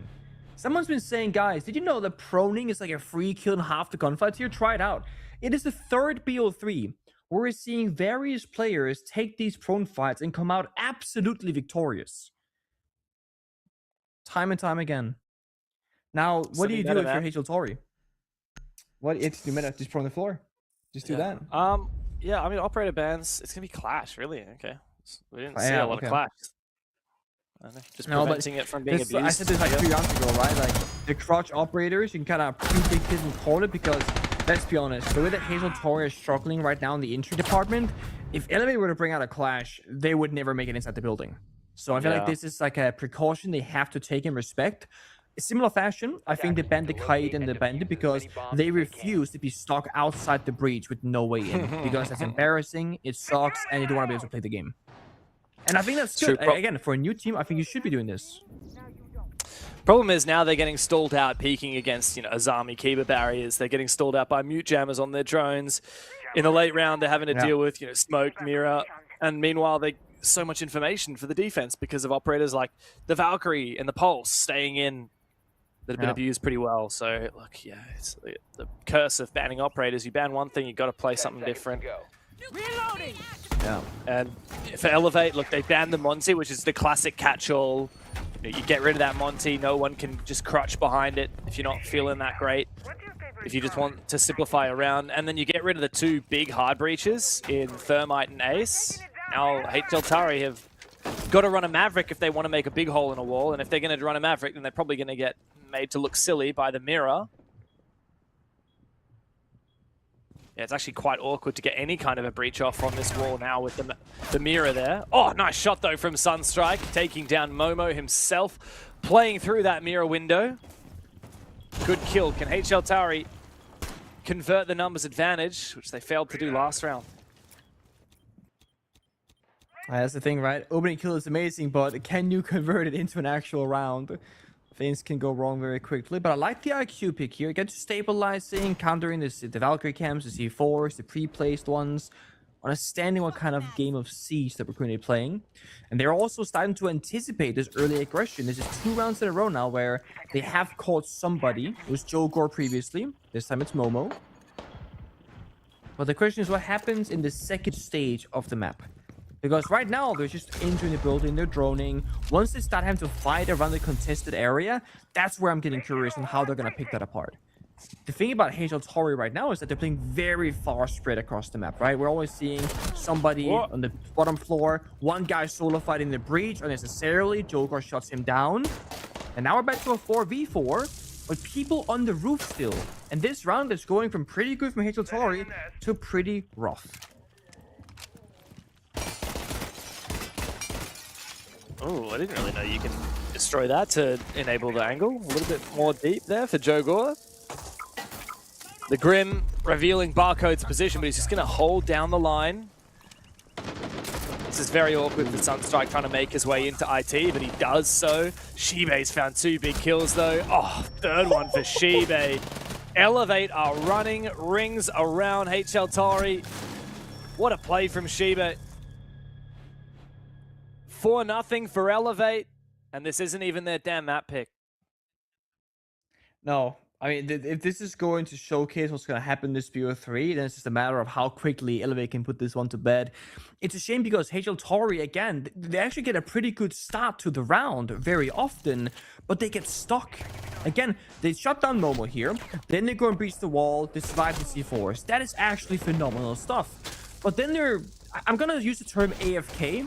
And I don't mean it in a literal sense, but they're progressing the map, right? There's a guy on the roof, there's a guy in kitchen, which are just these two areas of the map where you're not really going to progress inside the building or progress the round at all by being in those positions. You have to start worrying about catwalk rafters, go meeting, go into connector, or attack Aqua. Because the way that Nighthaven Labs works in a casual, ranked, and professional setting is that top floor bomb site has 4 primary areas that you need to worry about, right? You have meeting, IT breach, garage/catwalk, and then Aqua. The way you want to attack top floor is putting pressure on 3 of those 4 areas and getting that kind of pincer move where you're attacking from different areas. HL Tori, they get the main breach, then they go on the roof. And it's like, well, you don't have garage, you don't have meeting, you don't have Aqua. Elevate know that you're not inside the building because they have the default cameras alive. So I want to see them apply a bit more pressure here on the map. And if you're a little bit worried because, again, it's your first time playing Pro League Tier 1, right? If you're a little bit worried about getting in the building, play the shields. 10 on the Blackbeard right now, for example. That's good stuff. If you're worried about information, play stuff like Twitch that can both give you information and shut down the cameras for Elevate. Because IQ's not a bad operator, but no one's going to go into the building to kill the Valcams. So what is the IQ actually achieving? That's the kind of questions that arrive in my mind. Yeah. Well, the Blackbeard certainly follows that line of thinking. I wonder what they're cooking with the Amaru as well. Sunstrike's just outside at the moment. Like you said, we need to put pressure on 3 of the 4 main ways to access the bomb site. IT, I mean, it's breached, but Elevator playing very aggressively, preventing this entry. So HL Tori, well, there's a lot of ground that they need to take. Yeah, exactly. There's a lot of ground that they need to take here, and Elevator just continuing to hold on. You can't commit to a roam clear unless if you actually have the adequate pressure to do so, and they're just completely retreating back. I feel like they're looking for the path of least resistance. They just want to go straight down Exo stairs without clearing the full roam.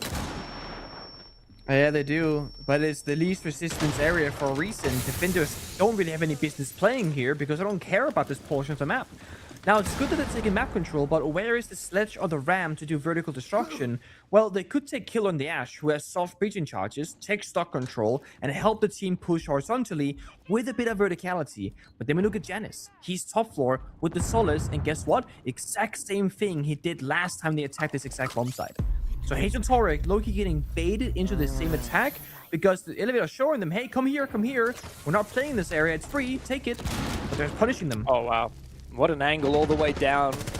Managed to ping the Lion while the E1D was going out, but straight into the side now. HL Tori are on the verge of finding their first round. They find a lot of the kills that they need, and the diffuser goes down. Team kill into the 2v1. Elevate just rely on their substitute, Yanis, to look for an opportunity to get this going. I don't know if he knows where the plant position was. He must surely know. His teammate already killed one of the players, but he doesn't check the angle, and Killer has got him dead to rights. First round on the board for HL Tori. Really good. They pushed on in, holding the angles, the Ash actually locking down the flank, and they do have to conflict the 50-50 gunfight, but it wins them both times. Yes, they also get the team kill, but the cherry on top here, they had a person in stock on the vertical holes, securing the post plant. Even if Ash is not successful, as long as the plant goes down, they have the round. Sunstrike on Arrow is literally playing on the floor above them. That's great stuff, honestly. And they played fast enough to run past Janice, not die to the verticality, then utilizing the manpower advantage because the new Solid was top floor roaming and would need 10 to 15 seconds to get back towards that bomb site. And they get an important first round. If they get a second tier on the attacking side, this could all of a sudden become a competitive match. We gotta see Hawkslash as well here, currently on the line, trying to get that first kill. Because that is the mental obstacle that I think any player is going to have, whether you're a veteran who came back from a break, or whether you're a new player. Once you get that first kill on the board in the game, whew, don't worry, I'm not dropping a donut, I'm fine. But when you're going 0-4, 0-5, almost everybody is going to get affected by that. Because it feels like you can't win a goddamn gunfight, and this is an FPS game after all.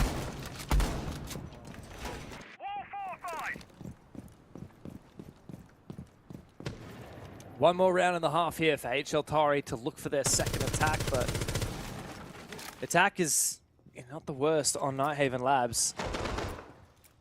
I feel like a good team would expect 4, maybe at worst 3 rounds of attack on Labs.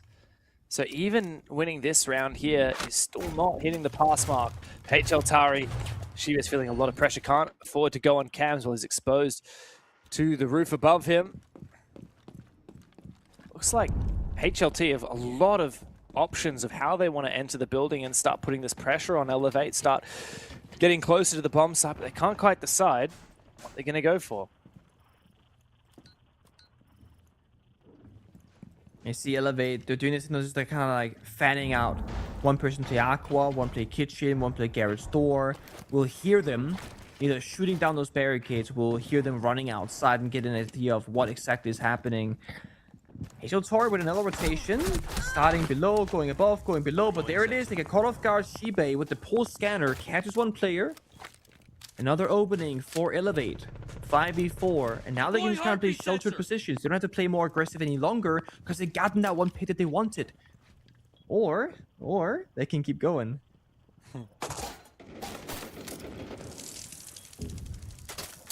Reaper in hand. Shibe is the main line of defense to any entrance here into the bomb site of storage itself. After all of the Grim Bees that went out from Sunstrike, he's actually rotating down below. What is the play here? Oh, great shot. No, that was Jogor. I got a little bit jebaited there. Jogor actually found a kill. Killer did not manage to find his frag. He's missed now 2 opportunities to find the player on the rafters. He has to get desperate now. Jogor's fallen back to a safer position. Elevate just consolidating their advantage.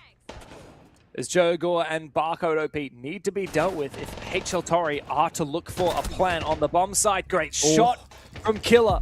But elsewhere, he's traded by Momo. What an awkward spot for Barcode OP to be playing. And now Sunstrike's left in a 1v4 diffuser on the other side of the map. That's a free kill.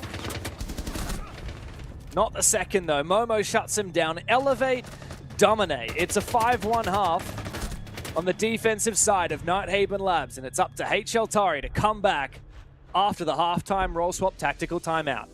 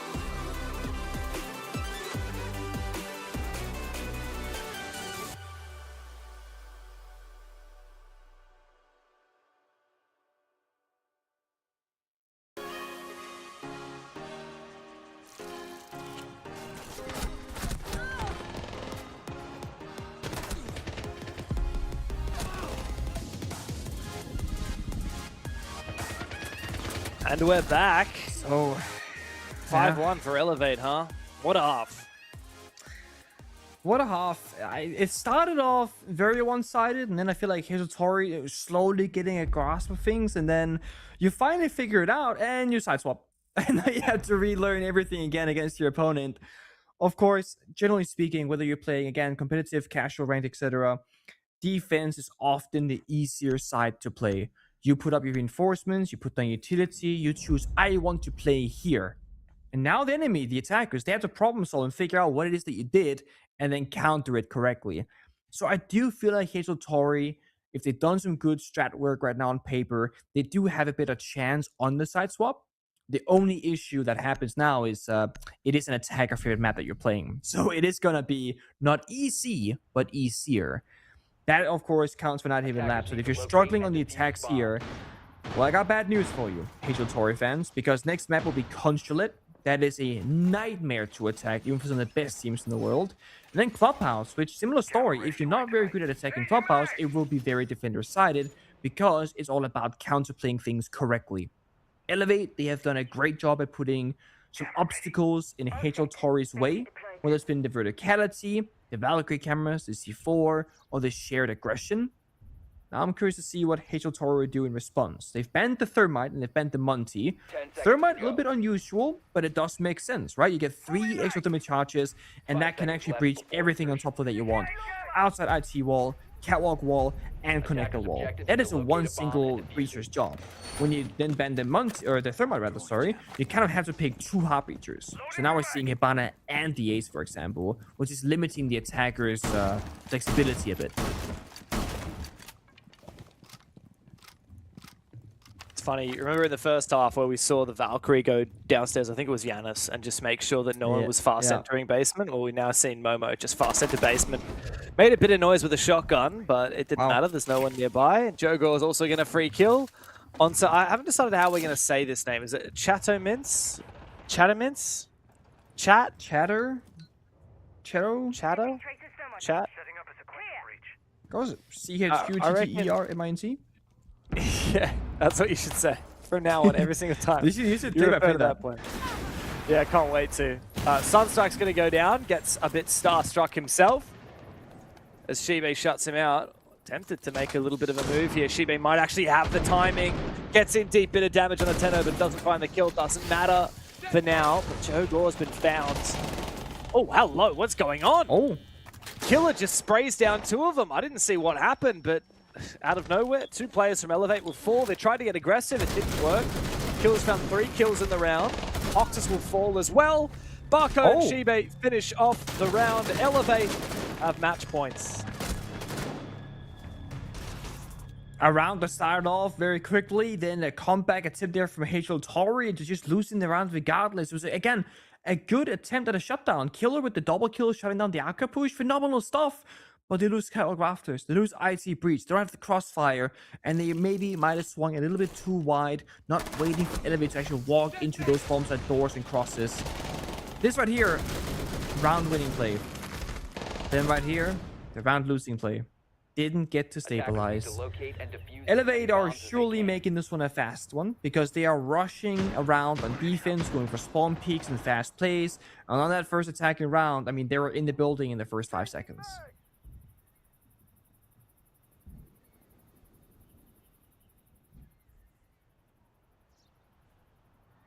Oh, what are we cooking here, Elevate?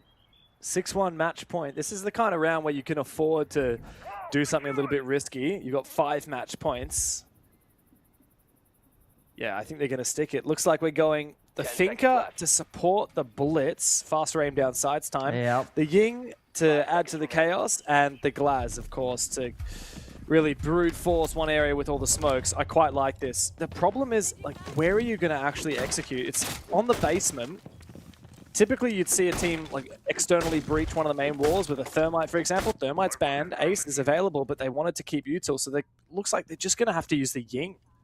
Oh, sorry, Ace was picked. They got off the Blitz last second. It did, yeah, what's the point in the Thinker if you get off the Blitz? Finger's got a nice little gun. It's got 100 bullets. Oh, 100 bullets or so. Can also finger boost if you get injured, of course, globally across the map. can actually help with Ying because you get a flash reduction and instant cleanse. So you can actually team flash, pop the finger, then you get unflashed for your entire team. Fun fact. Oh, Tenno, do not die early. Never mind, he died early. The Scopos, one of the best operators to be in that position, because when the Scopos is looking at its second shell, it can see through the smoke. Now the second shell has been taken out as well. The Candelas go through. Glaz spots out the Goyo. It's an easy free kill. Oh. The second one almost comes up. Wait, the plant was denied at the last second, or at least half it was second denied. Wow. Oh, at least another's advantage will surely lend a hand for Elevate to finish this up. It's all up to Killer. He finds 2 kills, 1v2 now. He's got the diffuser. It's winnable. Shibe still has 1 Candela remaining. Jogor's playing shotgun, and he gets all up in his face. What a way to close for Jogor. It's the former Daystar star player who leads the way for Elevate for a dominant 7-1 in the first map of their APL campaign. We'll be back for map 2 after this.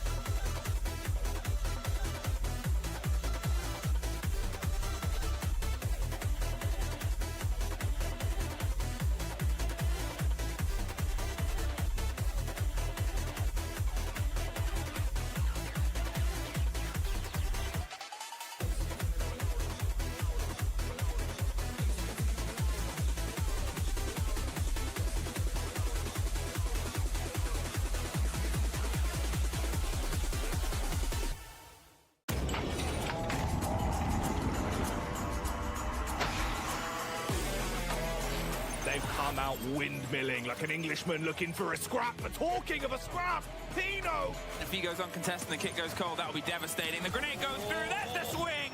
Cyber and Bullet are able to get one apiece with the kit so far away, and Canadian down upstairs. Cyber, wow, that was special.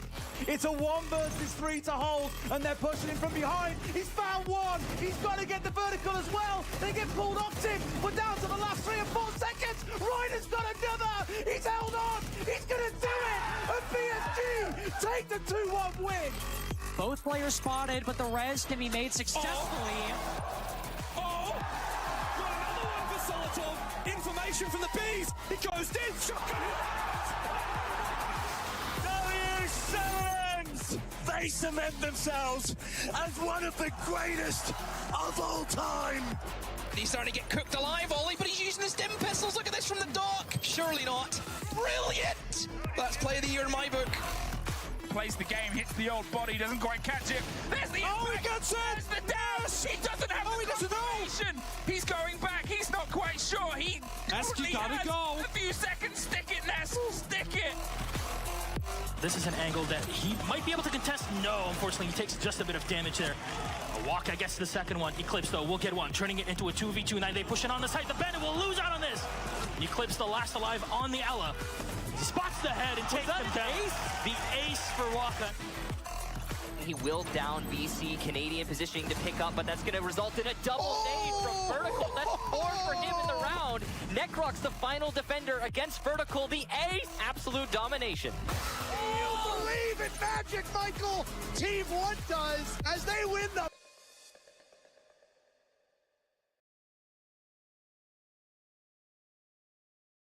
He gets it just in time!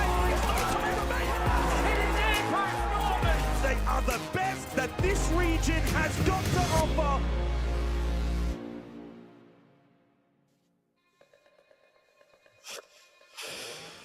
And we're back with it. Elevate made very short work of HL Tori. Not a great start for these guys in their debut, especially representing a brand new organization. It's a tough start for the Thai roster. But of course, it's not over yet. Nick, they do have a chance to come back. Nighthaven Labs, forget about it. 7-1, Sheba going 12-3. Just forget about it. Don't worry. Move on to the next. Yeah, it's a bit of a blur, that whole Nighthaven Labs. So it's about looking forward now in towards Consulate instead, and not worrying too much about the past, but looking and locking in towards the present, and with that also the future. TLDR, Elevate, ran circles around Hori, and they didn't, or HL Tori, completely mixed the letters there for a second. Hori. But new... hey, it's a new team! Get in your Team Liquid, Alienware, your Face Clan, your G2 Esports. I'm learning, okay? Together. Give me more long names. I love this. We have Chattermints. That's a nice long name. Can we get some more long names, please? I want long team names as well. Can you be my enemy? Esports? That's a good long name. Last time we had a long name, aka the first BO3 today, was SpeakEasy, and he didn't have the G5 or the 5G in his name because it was too long. So do you want long names or do you not want long names? Make up your mind, man. Look, it depends if I'm feeling masochistic or not. Of course, we're getting into it. Map number 2 is straight up and ready. It's Consulate, and it's where Elevate wanted to take us. So after a 7-1 domination on the first map, it's up to Elevate to get the job done. HL Tori look to make their comeback here on Consulate. Now, I'm not sure about you, James, Defmata, Stewart, but I peep the Twitch chat on occasion during these breaks that we have between maps, right? And I saw people fighting in Twitch chat, and I gotta step in as like the unk, okay? There is this person in Twitch chat that is accusing Momo of cheating because he has the Pro League stream on his second monitor. And I'm just gonna go out there and say there's a delay. Okay, you cannot just open twitch.tv, put up the stream, and then stream snipe your enemy in Pro League. There is a delay built into it. They're like a whole round and a half behind. Also, he's doing it blatantly on camera. Like, obviously, Momo's not sitting there stream sniping on camera. Like, come on, dude. Okay, and there were people in Twitch chat saying the same things, you know, being very helpful, being very nice. Thank you guys for helping moderate that situation, right? Nobody's cheating here. Okay, we're chilling. I just wanted Look, to get that. there have been cheating controversies in Pro League over the years, but never from watching the Twitch stream because, like you said, it's always delayed. No. Always delayed. Yeah. I recently did some community casts of the Challenger series, and for like 20 seconds, I forgot to put a delay on my stream while I was observing. And immediately someone was like, hey, dude, you got to add a delay. And I immediately stopped the stream and restarted with a delay. Bit embarrassing, though. I've been doing this for long enough. Yeah, I mean, the thing is, right, I feel like whenever you get to be a seasoned veteran, whatever craft it is that you do, it's the small, simple things that'll slip. I really find that to be the case because you're so used to things just working a certain way or maybe even being done for you if you have producers, for example. I did the same thing when I was covering a co-stream once where I get a clean feed link, and the clean feed doesn't have a delay, and neither did the tournament because, you know, rather, how does it work? Alright, I guess it had the delay, whatever. Feed can be but you delayed. can't leak the clean feed. It can, yes. but you can't leak the website for it. I accidentally leaked it because they had like full screen or whatever, and people are like, we saw that. You gotta fix it. I was like, sorry, my bad. Yep. Yeah, it happens. It happens. I feel like we just finished casting the Soul's Heart versus... Who'd Soul's Heart play? Soul's Heart versus Daystar match on Consulate earlier today. They played Consulate, right? I've seen so many rounds. Weibo played Consulate as well. Is this our third Consulate today? They did play Consulate. We've been gaming Consulate today, yeah. Yeah, we've been hella Consulating. We've seen a lot of Consulate today. We've seen a lot of different ways of playing it. Weibo really gave us a masterclass in how to hold on the defensive side. HLTari are slowly peeling back the layers of this defense, reinforcing over these positions, giving up ground to elevate. As long as they buy some time with it, it's worthwhile. Yeah. And this map is going to be a lot more compact and, you know, defender favored. So it should be a lot more difficult for Elevate to just run into the bomb site and take these gunfights, especially without playing the shields currently. But they have made it a little bit easier for themselves, banning both the Shanga and the Smoke. This is also the second time today we've seen both those operators banned together on Consulate. Fun fact, actually.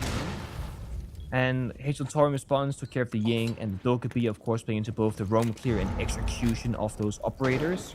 So Elevate gonna have to respect, I think, the map a bit more here and just go step-by-step process, which they're doing. Meeting breach, admin office is cleared, and now floor is turning about top of spiral for that longest portion. They can slowly start working towards that bomb side. Barco's DMR can get in and active to clear out the Kiva barriers as well. Ooh, here's a nice deep angle there for Yanis. Momo's waiting for a flank down below. Now, Killers is the only one with a Nitro cell that would want to be down below. They're really cautious of this roam. There is Chattermint downstairs near the server stairs. Perhaps he's the one that they're aware of. Barco does find Tenno on site. A second kill now. Chattermint makes his way up the visit stairs, but a moment too late, and he's caught off guard by Chibe. Sunstrike in a 1v3. Barcode on the ground. Yanis finishes off the round. The substitute for Elevate gets the job done. It's a dominant start to Consulate on the attacking side, no less. That is, you know, again, Elevate the second they get into a we are ready to execute position. They say 3, 2, 1, Lion Scan, push on in, and it's so good. And when you go for execute, obviously that's where you're going to be letting go of that flank watch or the flank drones. So really well-timed flank by HLTari, but Elevate have such snappy communication. The moment you start firing a bullet flanking them, everybody turns around, immediate trade back. They get down that diffuser, they push deeper, they get Sunstrike by top yellow. No mistakes, no gaps from Elevate. Clean, precise gameplay, and to make it even better, they got the opening pick on the roam right before execute. So they had that 5v4, again playing with numbers advantage. And that has probably been the biggest struggle for HLTari. Almost every single round on Nighthaven labs, whether they were defending or attacking, they would lose a member incredibly early. And it just makes a difficult round almost impossible because you lose either important utility, lose an important voice in the team or a position in the team, then you gotta go start working towards plan B. And the less experienced you are, the less good plan B you're gonna have, or plan Bs you're gonna have essentially. Whereas if you Elevate, trust me dude, Joker lives on plan Bs. He will say, guys, let me play shotgun this round, let me go over here, let me just try and figure something out. He literally does not care about plan As. I don't know if that is it a plan B or is it no plan whatsoever and he's just good at improvising? I was like, I'm just figuring it out, guys. I'm not sure what I'm doing. But if you I don't know what I'm doing, they said how on they earth don't know. would the enemy know? Great minds think alike. Oh my god. I like this. So downstairs defense from HL Tari, and just look at the way Elevate have so quickly pivoted. They found their gap. They're sending it on side. Hoxless will trade back Yanis, but Barcode is deep inside of the bomb site. He's got a good position. Now they're baiting them back into the objective. Oh, he missed his chance to take down the Thorn. Finally, Tenno will fall, though. A C4 kill for Killers will not be enough. Diffuser is on Barcode, but I don't know why Jogor's still exposing himself in the hallway. Diffuser can be planted as long as Elevate have enough players to cover. Killer's making his way forward. Good kill for Momo. And Chatament's the last one standing. Barcode to cover. And Momo will do so just fine. It's a good second round now for Elevate on the back of a gap found and a rush. Nice narrow angle as well at the end of it for Momo. And 2 rounds without breaking a sweat. Making it look simple and easy here on Consulate attack. Pretty rare side. There is something beautiful about a really one-sided match. And I mean this in the most respectful way possible. It's about showing the layers and the levels that there can be to tier 1 professional play, right? Going from, let's say, your average, get together the boys once a week and play some gold rank, to playing, weekly Gold 4 tournaments, to playing in Challenge League qualifiers, to then professional play. There is an insane level of depth difference at those various tiers.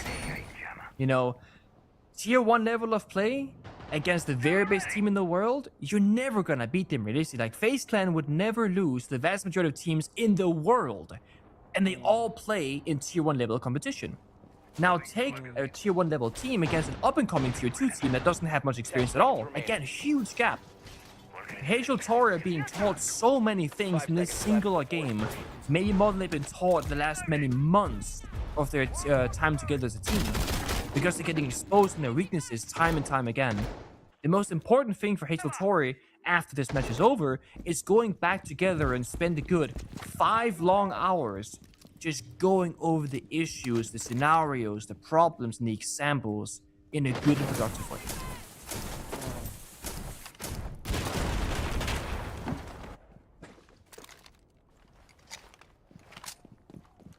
So a lot of droning brought to the table here by Elevate, not only the default drones, but by Twitch and Brava. Going to be hard to get through all of that with the mute on the board. Of course, Brava and Twitch can both counter mute depending on how they're placed. But often the interaction works the other direction. I think the main priority here for the Twitch would be the Goyo. The main priority would be the Malusi's Banshees. Malusi herself has now been found. I don't know how that's been allowed to happen. Shibe finds a kill. Oh, big Nitro. A lot of damage, but doesn't matter. He gets the last laugh anyway. He's going to get swung here by Killers. He will. The Killers finds the kill and traded back immediately by Jogor. So at the end of the exchange, Elevate have taken a hell of a lot of map control and found a 5v2 advantage brought back now by Chataman, but traded again. Barcode repelling down from top spiral. Sunstrike in a 1v3. Doesn't have info. Thinks the plant's going down. He would be wrong about that.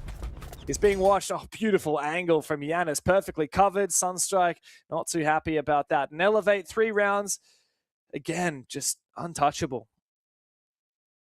And I mean, the trade game is phenomenal from Elevate. I mean, they will lose a player somewhere and they kill 2 people right back. They never play from behind. They never play lower in numbers. Never a gunfight does not go their way. As I said, they're there immediately with someone else making up for it. It's really good siege all across. Utilizing simple tools but highly effectively to get these results consistently time and time again. Oh my god, they banned the Goyo. The Shanka Smoke Goyo ban. They really do not want to get stopped or stalled out anywhere on this map. And on the flip side, HL Tari, they banned the Flores. Interesting. What's the plan here for HL Tari? They couldn't get into it. He really is watching the feed on his second monitor. I guess he's watching to see what happened last round and figure out what went wrong straight away. I feel like we don't see that very often. We don't. Interesting. I mean, there is an interesting note about the whole stream. Like, it is delayed, it's not live cheating, stream time, whatever. But there are things you can find out from the VOD that you might have missed yourself that can actually help you. But this is the same thing for a coach. Like, a coach can sit back and watch the official broadcast and be like, oh, I saw a Valcam that we never talked about in the voice comms. You call it tag timeout and you can go. And that, technically speaking, is completely allowed as far as I understand, always has to. You can just not watch the live version of the feed. Of course. And the live version of the feed is not something that is accessible to the players anyway. It's not like it's not accessible to the public. The only one that has any kind of control over the live feed is, of course, the production team that's running the broadcast, and they're feeding it to us, so we're casting it as it's happening, and then the delay is added before it goes out to the stream. Nothing wrong with watching it back on stream to then figure out if you know, like you said, something you missed last round, a particular piece of utility that you want to call out for next round, something you want to counter, maybe a position of a player. It's fine to keep your eye on that. And yes, like you said, that's so typically what happens with coaches during online games. But of course, it's not something you want to rely on, because you can't do that if you do get to a LAN event. You're required to put your phones in a special box, right? How does that work when you're at a tournament? Like, does the admin come around and say, all right, everyone, phones in the box? Yeah.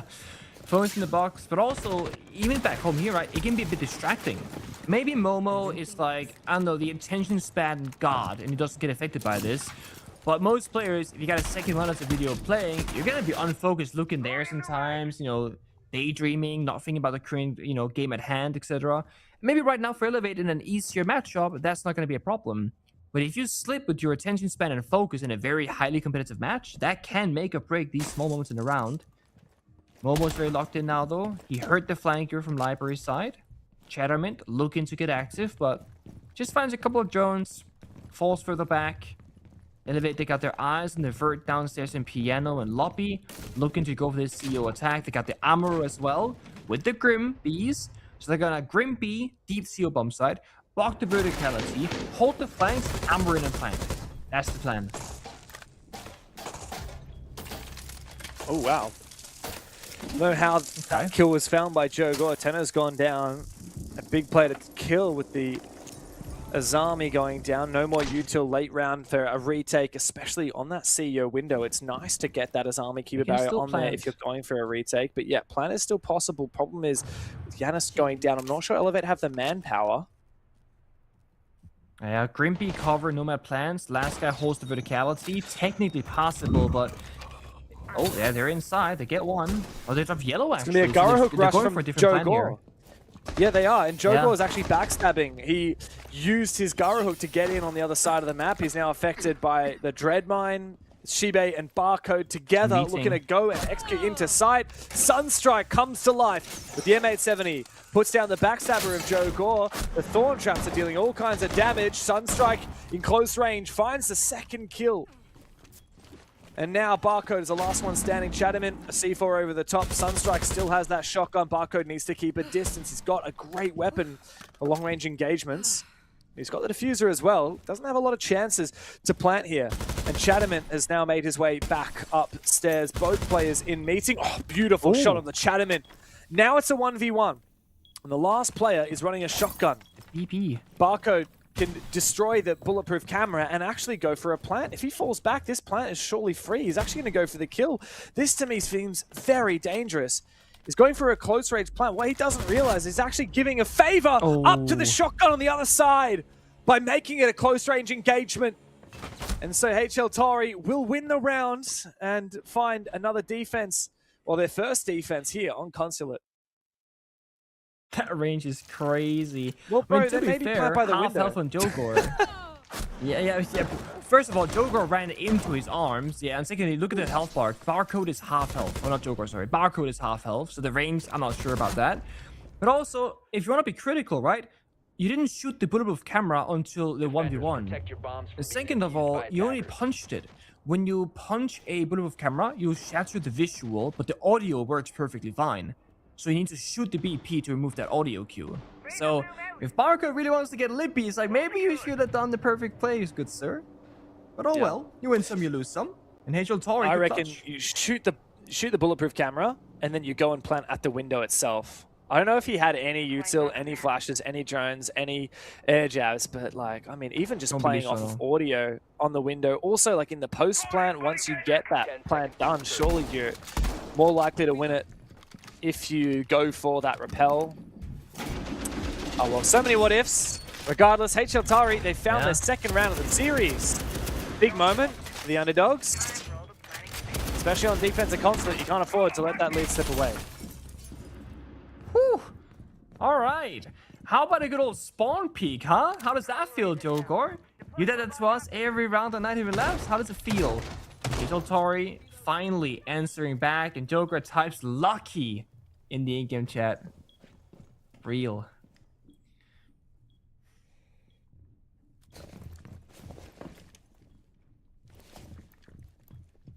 Interesting. You don't often see this extension, especially from someone like a Frost with a deployable shield, above the bomb site in Expo.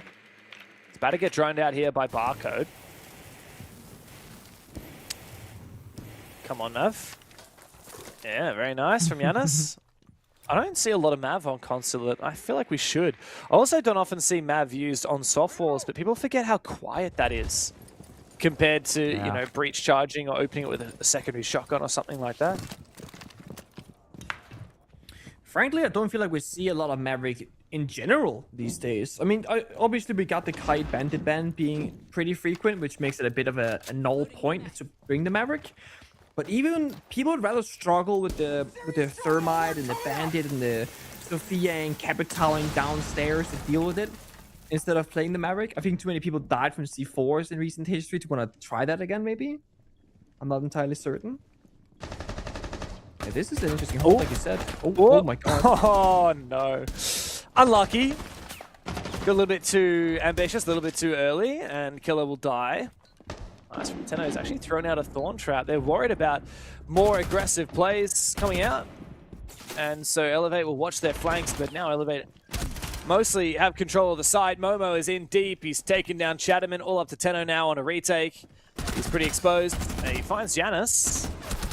Almost finds a second, but Momo gets it across the line and Elevate mop up what ends up being a pretty cut and dried, straightforward round. Definitely straightforward. As the Spike getting spawn killed again. Like, they're not too phased by losing a player early. Not too phased by having numbers disadvantage. They say, you know what? The plan hasn't changed. This right here, Jiggle stabbing the corner right there might have been the round-winning play. Thermite steps in, baits the Frost to shoot unknowingly, and then Sheepa behind him gets the kill. If they just walk in and Frost gets 1 or 2 kills, I mean, then they have verticality, they deny them to push directly, they have numbers advantage, like, that's a huge round. Instead, they got a bit baited. Attackers have located a bomb. Good job for Barcode. Seeing a Thermite main have that mechanical kind of movement. Initiating jammer. Wall fortified. Surrogate deployed. Quick throw. One more round left in the half here. One last chance for HL Tori. I'm going to be really brutally honest for a second, Pengu. If HL Tori don't win this second round before we swap halves, I think it's another 7-1. It's very, very likely, and it's just because of how difficult this map is to attack. I know it's 4-1 right now favoring the attackers, but it's a bit of a skill diff. It is very uncommon that we see attacker favorite halves here on Consulate. So I agree with you. They need that second round now, otherwise it's very likely a 7-1, 7-1. Of course, anything is possible. Overcoming this obstacle that is Elevate for HL Tori seems practically impossible.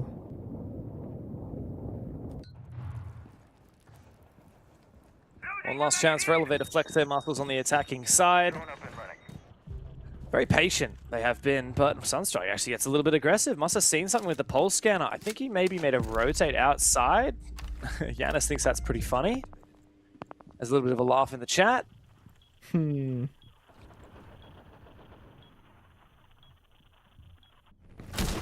mean, they've played the last, what, 2 or 3 rounds with the opening dev, so Elevate, this is just a comfort zone for them, if you will.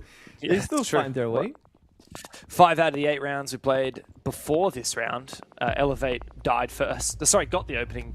Yeah, Elevate got the opening kill. So this is actually not a common occurrence here for HL Tori. They've done pretty well, and they've now converted to a second. Hey, maybe there's a chance here. That's gotta be Hold the phone. Surely, 5v3. This is a very tough task now for Elevate. 5v2, but the plant's going down here from Shibe. Momo looking to cover. The C4 is a little bit too late, but the plant does not go down. It would have been a 1v5 post plant had he stuck it. But Sunstrike down below with the shotgun. I just don't see any universe where this is plantable for Shibe. He ends up getting taken down by Hoxless. Now it's a nigh impossible task for Momo, especially with that pulse down below. The only safe place to plant from the pulse is on the hard floor just to his left. But if he did plant there, he would be completely exposed to the hatch above him. In this case, he's exposed to both above and below, and he will fall. HL Tori managed to find a second round of defense. We move into the second half with our halftime vibe check.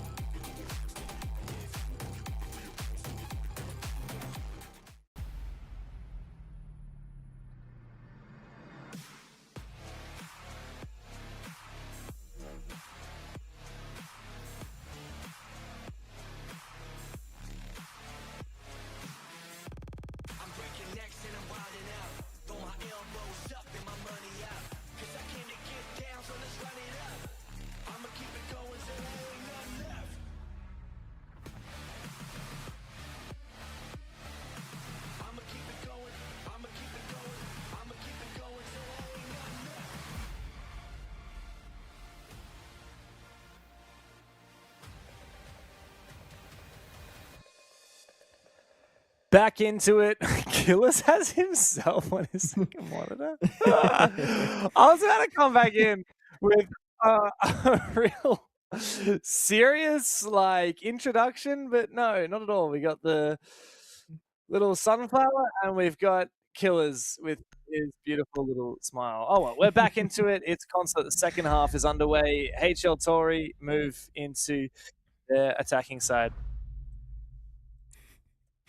It's good to see some high spirits from HL Tori after what is a pretty hard series so far, right? 7-1 Nighthaven Labs. They get the 2-4 side now. Starting defense. So they're going into their attacks just now.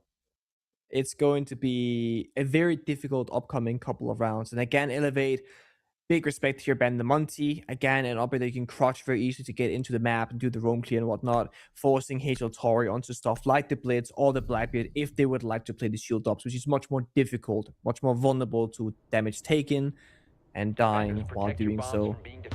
Elevate starts downstairs in the basement, and they're actually going to play Castle. Maybe get a bit of a roam game going, close off some angles, maybe even play Piano Hatch open for fallback, who knows? We'll have to wait and see what they show us. I love a good extended fallback holds. Oh, the RAM is scary though. Have you noticed, I don't know, I do wonder what it's like in Europe, and also you play in a very different rank to me. But I feel like a lot of the time, the third operator ban in ranked, sorry, the extra operator ban that comes out in ranked, sometimes second, sometimes third, depending on what bomb site is up next.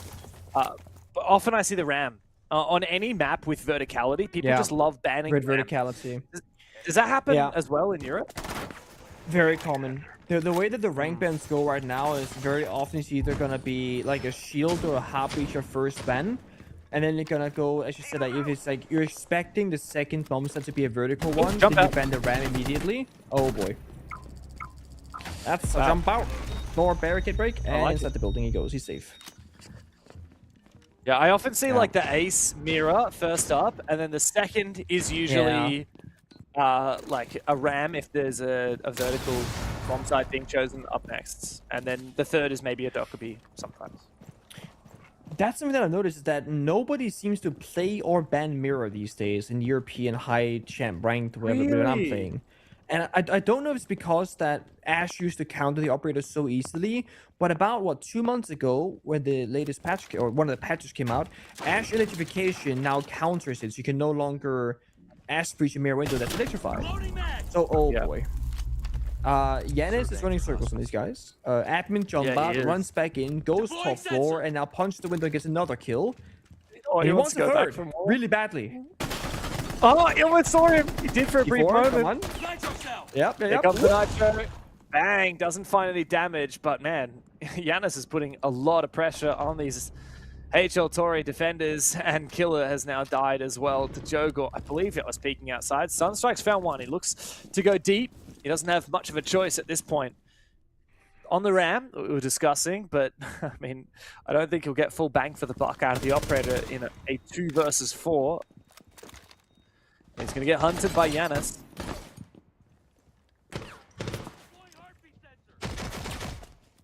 Yeah, with this fight in the roam game right now, I mean, the bomb is like, it's in the basement, but that doesn't matter. It's about Visa right now, taking those gunfights, Sunstrike on half health, Joker closing in, pulls above vertically, gets another kill, Janice. A demon from above, literally playing everywhere on this map. Momo gets the final one.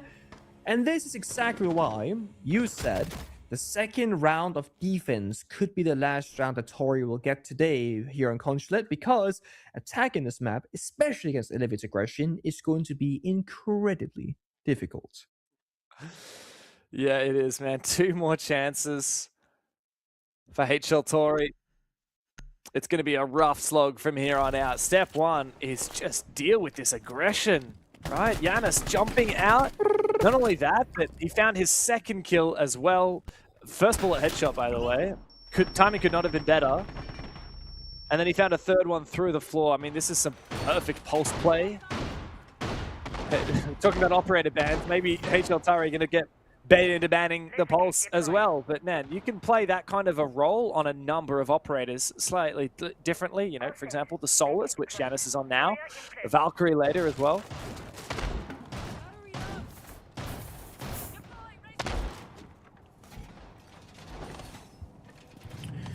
I'm a little surprised that we're not seeing shields being brought from HL Tori. I mean, they did hold the Blackbeard for a second there, but down to Capitão instead.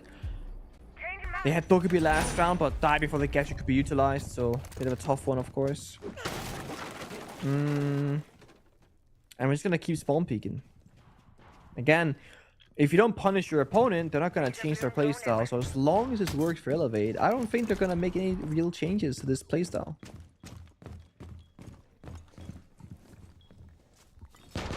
No reason to. Keep up the aggression, keep HL Tori on their toes. Align and Nomad, a good force suppressing that aggression, but I wouldn't have mind seeing something like a Dokkaebi, even a Solid Snake. We talked earlier today about how the Solid Snake is really good on areas where you can repel and then quickly dart between the different elevations to get more info. Damn, that Nitro hit him half of Hoxl's HP. Oh no. And he's gone out again. My god. They can't be stopped. Yeah. Bring some bloody claymores or something at this point. Just have 2... I mean, you cannot solo take admin anyway, right? You gotta break the south repel, copper repel, and get on the double windows, but you can't solo drone on the exterior. You're so vulnerable. You're right. I mean, they have Nomad as well, but not utilized in this area of the map, I guess. Shibei takes down another player as well, the Striker from Chattermint. And they're just farming them on the roof.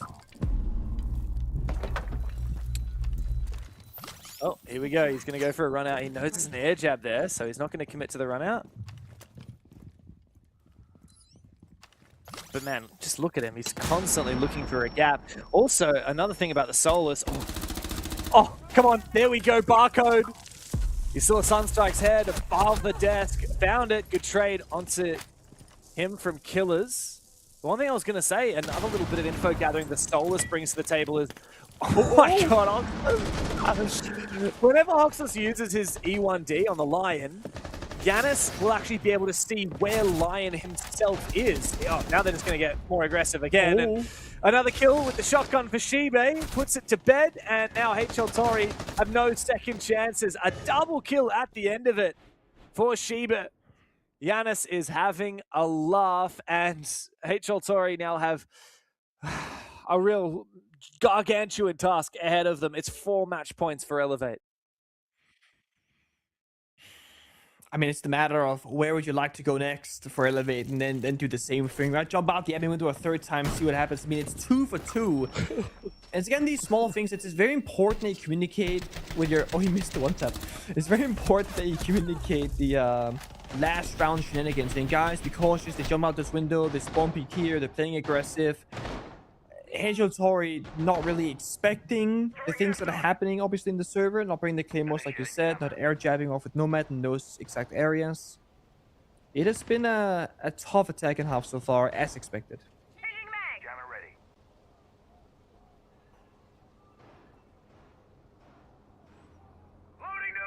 So what would you do if you're playing against a team like this? If you're in HL Tori's shoes, right? We do have the Dokkaebi being locked in by the looks of it. No, never. Oh, man, I am such a bad luck charm. What is that about?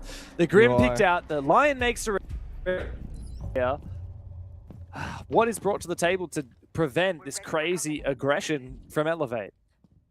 Well, I would actually do something that's like, you kind of going back to early beginnings of any pro team. I would do 5-man one-side takes. You know how you do the hammer anvil, where you shove people away and you catch them somewhere? I would just literally take 5 guys, attack an admin, get in the building. Obviously, drone below and Vs and stuff like that for C4, but like you take 5 people on the same side of the building, and you all work together, simply surviving. Get in the building, drone below, progress the room. You're going to be slow. You're maybe not going to get any kills. You're going to play a 5v5 round for a while. Oh, no. But if any fighting happens, they both miss drone team completely. Oh At least God, you have 5 guns in the same direction. We call this so Cough happy. in this room for this exact reason. That's a death trap. Yeah. Oh, I mean, they're not going to know he's here unless they check the corner. No, I don't think they are. Giannis is so close to going for the flank of his life. Tenno is not long for this world, quickly taken down. Giannis isn't going to get the chance to do much more than that. Barcode, Jogor's getting aggressive. Everyone's getting in the action. Nate comes over, forces Jogor back for a brief moment in with the repel. And down he goes. It's all up to Sunstrike, but HL Tori cannot find anything today. It's a dominant statement made in their debut for Elevate. They're back in Asia, baby, with a full Asian roster, and they are here to make mountains move. A great game from Elevate. HL Tori in their debut cannot say the same. They struggle and they go down to the lower brackets. Really tough showcasing for sure for HL Tori, but I mean, Elevate's current performance and current playstyle, that is going to be probably the most aggressive team in the region. I'm sure Weibo could match that aggression if they wanted to, but it's such a high-risk playstyle that most other teams would not really go for that every single round. Elevate certainly made a statement today, and I'm actually very excited and curious to see how far they can go going forward, especially because we're in best of 3s. You can afford to take some risks in this kind of scenario, because in best of 1s, one bad round when it's 1st to 7, that can cost you a full game.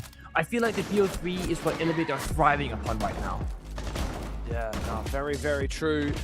For HL Tori, though, it's a very rough start.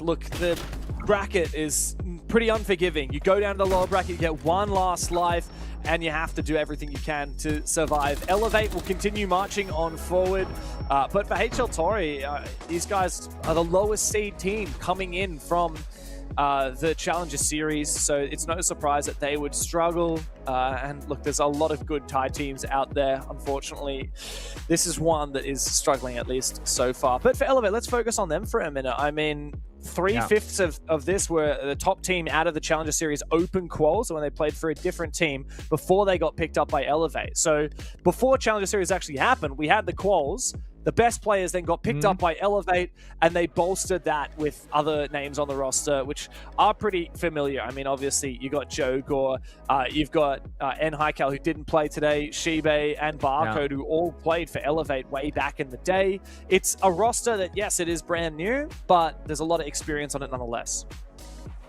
Yeah, and I think that showed today, right? Good fundamentals, good execution, like good baseline strategy. So for a team that's coming together in recent times, they had a very high level for a new beginning team. So again, very excited and curious to see how far they can take that, given the right resources and time to get there. Well, they dominated today because of their aggression, and one of the names on our lips for that aggression was Yanis, who we've got on for an interview. First of all, Yanis, congrats on your debut here in the APL and for such a dominant victory. Firstly, I'm just going to ask, so I've got Nighthaven on the roster. I hear you're one of the substitutes. Is that true? Have you substituted in today? Yeah, I subbed in for him today. And he's why out is of town that? right now. That's why. He's not in town, but for the next game day, I'm pretty sure he's going to play for me. Yeah. Okay. Well, you certainly made a pretty strong argument for why you should be on the roster. Amazing plays with the Pulse. Now that Elevate has brought back an Asian roster, what's it feel like to be a part of this team? First of all, it feels like surreal because I still haven't synced in that I'm one of these guys, because I was just watching them for a few years back. Yeah, I was watching Heikel, Jogo, and Barcode as well. So still feels surreal, and I am very happy that these guys trust me enough to be in the team, even as a sub. So tell me about you guys' playstyle. You guys played incredibly aggressive today. Is that the identity of you guys' team, or is that because TL Tori being a weaker opponent that you feel like that could be the playstyle? Our playstyle really depends on what we feel as a team. If you wanna play aggro, we'll play aggro. If you wanna play passive, we'll play passive and use our win conditions to ourselves. Okay, so we you try can our best play to passive, be, you're telling me. Yeah. Sorry. Pretty much. Okay. No, okay. One thing I want to know about Elevate and your team as a whole is, what are your expectations out of this stage? Obviously, it's a double elimination bracket, which means you only get 1 second life. If you lose a game, you go down into the lower bracket. If you lose again, you're out. There are 2 spots up for grabs in Asia, which means you don't have to be the best team in the region. You technically just have to be the second best. Obviously, Weibo are going to be a real big challenge, but there's other good teams like Daystar, Fury, 6-7, and Soul's Heart, for example. How do you feel like you guys are going to stack up? Do you think it's achievable to make it to the Salt Lake City Major? Yeah, I'm pretty sure it's achievable. Of course, we're a new team. We don't expect much, but as much as possible, we want to do our best and show that we can compete with the best.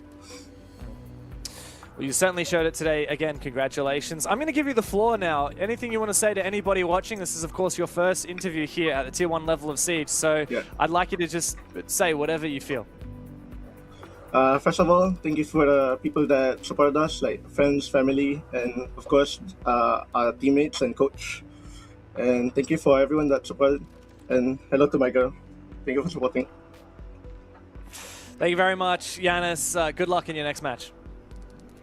Thank you. There we go. What a fantastic debut for Yanis. He's not even on the core of the team, and he had a highlight clip already, 3K on the Pulse. Exciting to see such an aggressive team play, no doubt. Yeah, it was very exciting. As he said himself, actually, they will play off how they feel and what is necessary, so they can play the fast aggressive, they can play more slow and more falling back style. I'm curious if that's true, because watching them play today, yes, there's discipline, yes, there's teamwork and cohesion, but the second the game got boring, in their mind, they started swinging like crazy. That could be utilized by better teams saying, let's just hold the angles, let's swing us first. Well, you know who else was swinging like crazy today? It's our MVP of Playday 1 here of APL Asia, Playday 2 of APL in Kickoff. And yeah, it's none other than the old Napier himself. It's I9 from Soul's Heart. And man, he was unbelievable. 10 multi-kills. 10 multi-kills. What kind of a bloody stat is that? And he did it while playing the Solid Snake as well. This guy remains one of the best in the region. Absolutely. I mean, the consistency. He actually had 3 separate rounds where he almost 1v5 essentially. There was a Solid Snake round that we just saw in the clip there. Then 2 blitz rounds on Consulate where the round is lost in the very beginning and he brings it down to like a 1v1 or a 1v2 every single occasion. And somehow just finds kill after kill after kill, even when the round is over. You see it right here. Great performance from I9. And yeah, like we talked about plenty today, it's great to see teams really embracing the new operator, Solid Snake, and it really takes a player like I9 to show it off to its fullest capability.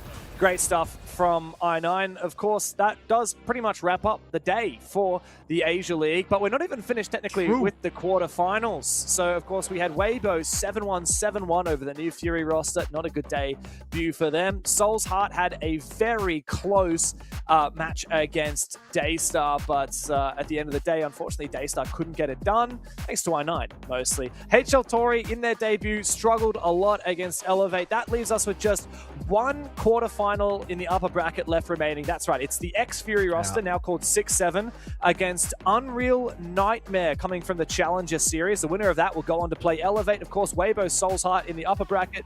Daystar Fury in the lower bracket is crazy. Now, I want to get your thoughts, not on this bracket, but actually on what's coming up tomorrow. We've got Oceania here for Playday number 3 of Kickoff in APL, and the OS region is looking crazy. We've got Super Team Enterprise, but a lot of up-and-coming, promising rosters as well. Okay, so my hot take of the day, because it's important to do this, right? I think EP, they lose to Barbie Boys. They're going to get a big reality check. They're going to have a huge argument on social media, Twitter or X, whatever you want to call it. And then they're going to have a crazy lower bracket run, but lose in the grand final. To who? To Barbie Boys? To Barbie Boys again. Back to back. Damn. Well, that would mean Wettables to the major. It's going to be an exciting time in OCE, just as exciting as it has been in Asia and APAC North over the last 2 Playdays. But of course, it's time to wrap up for the night.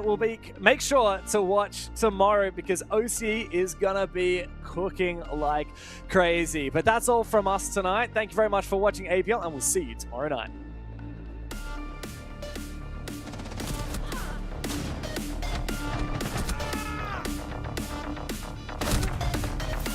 Hoggers.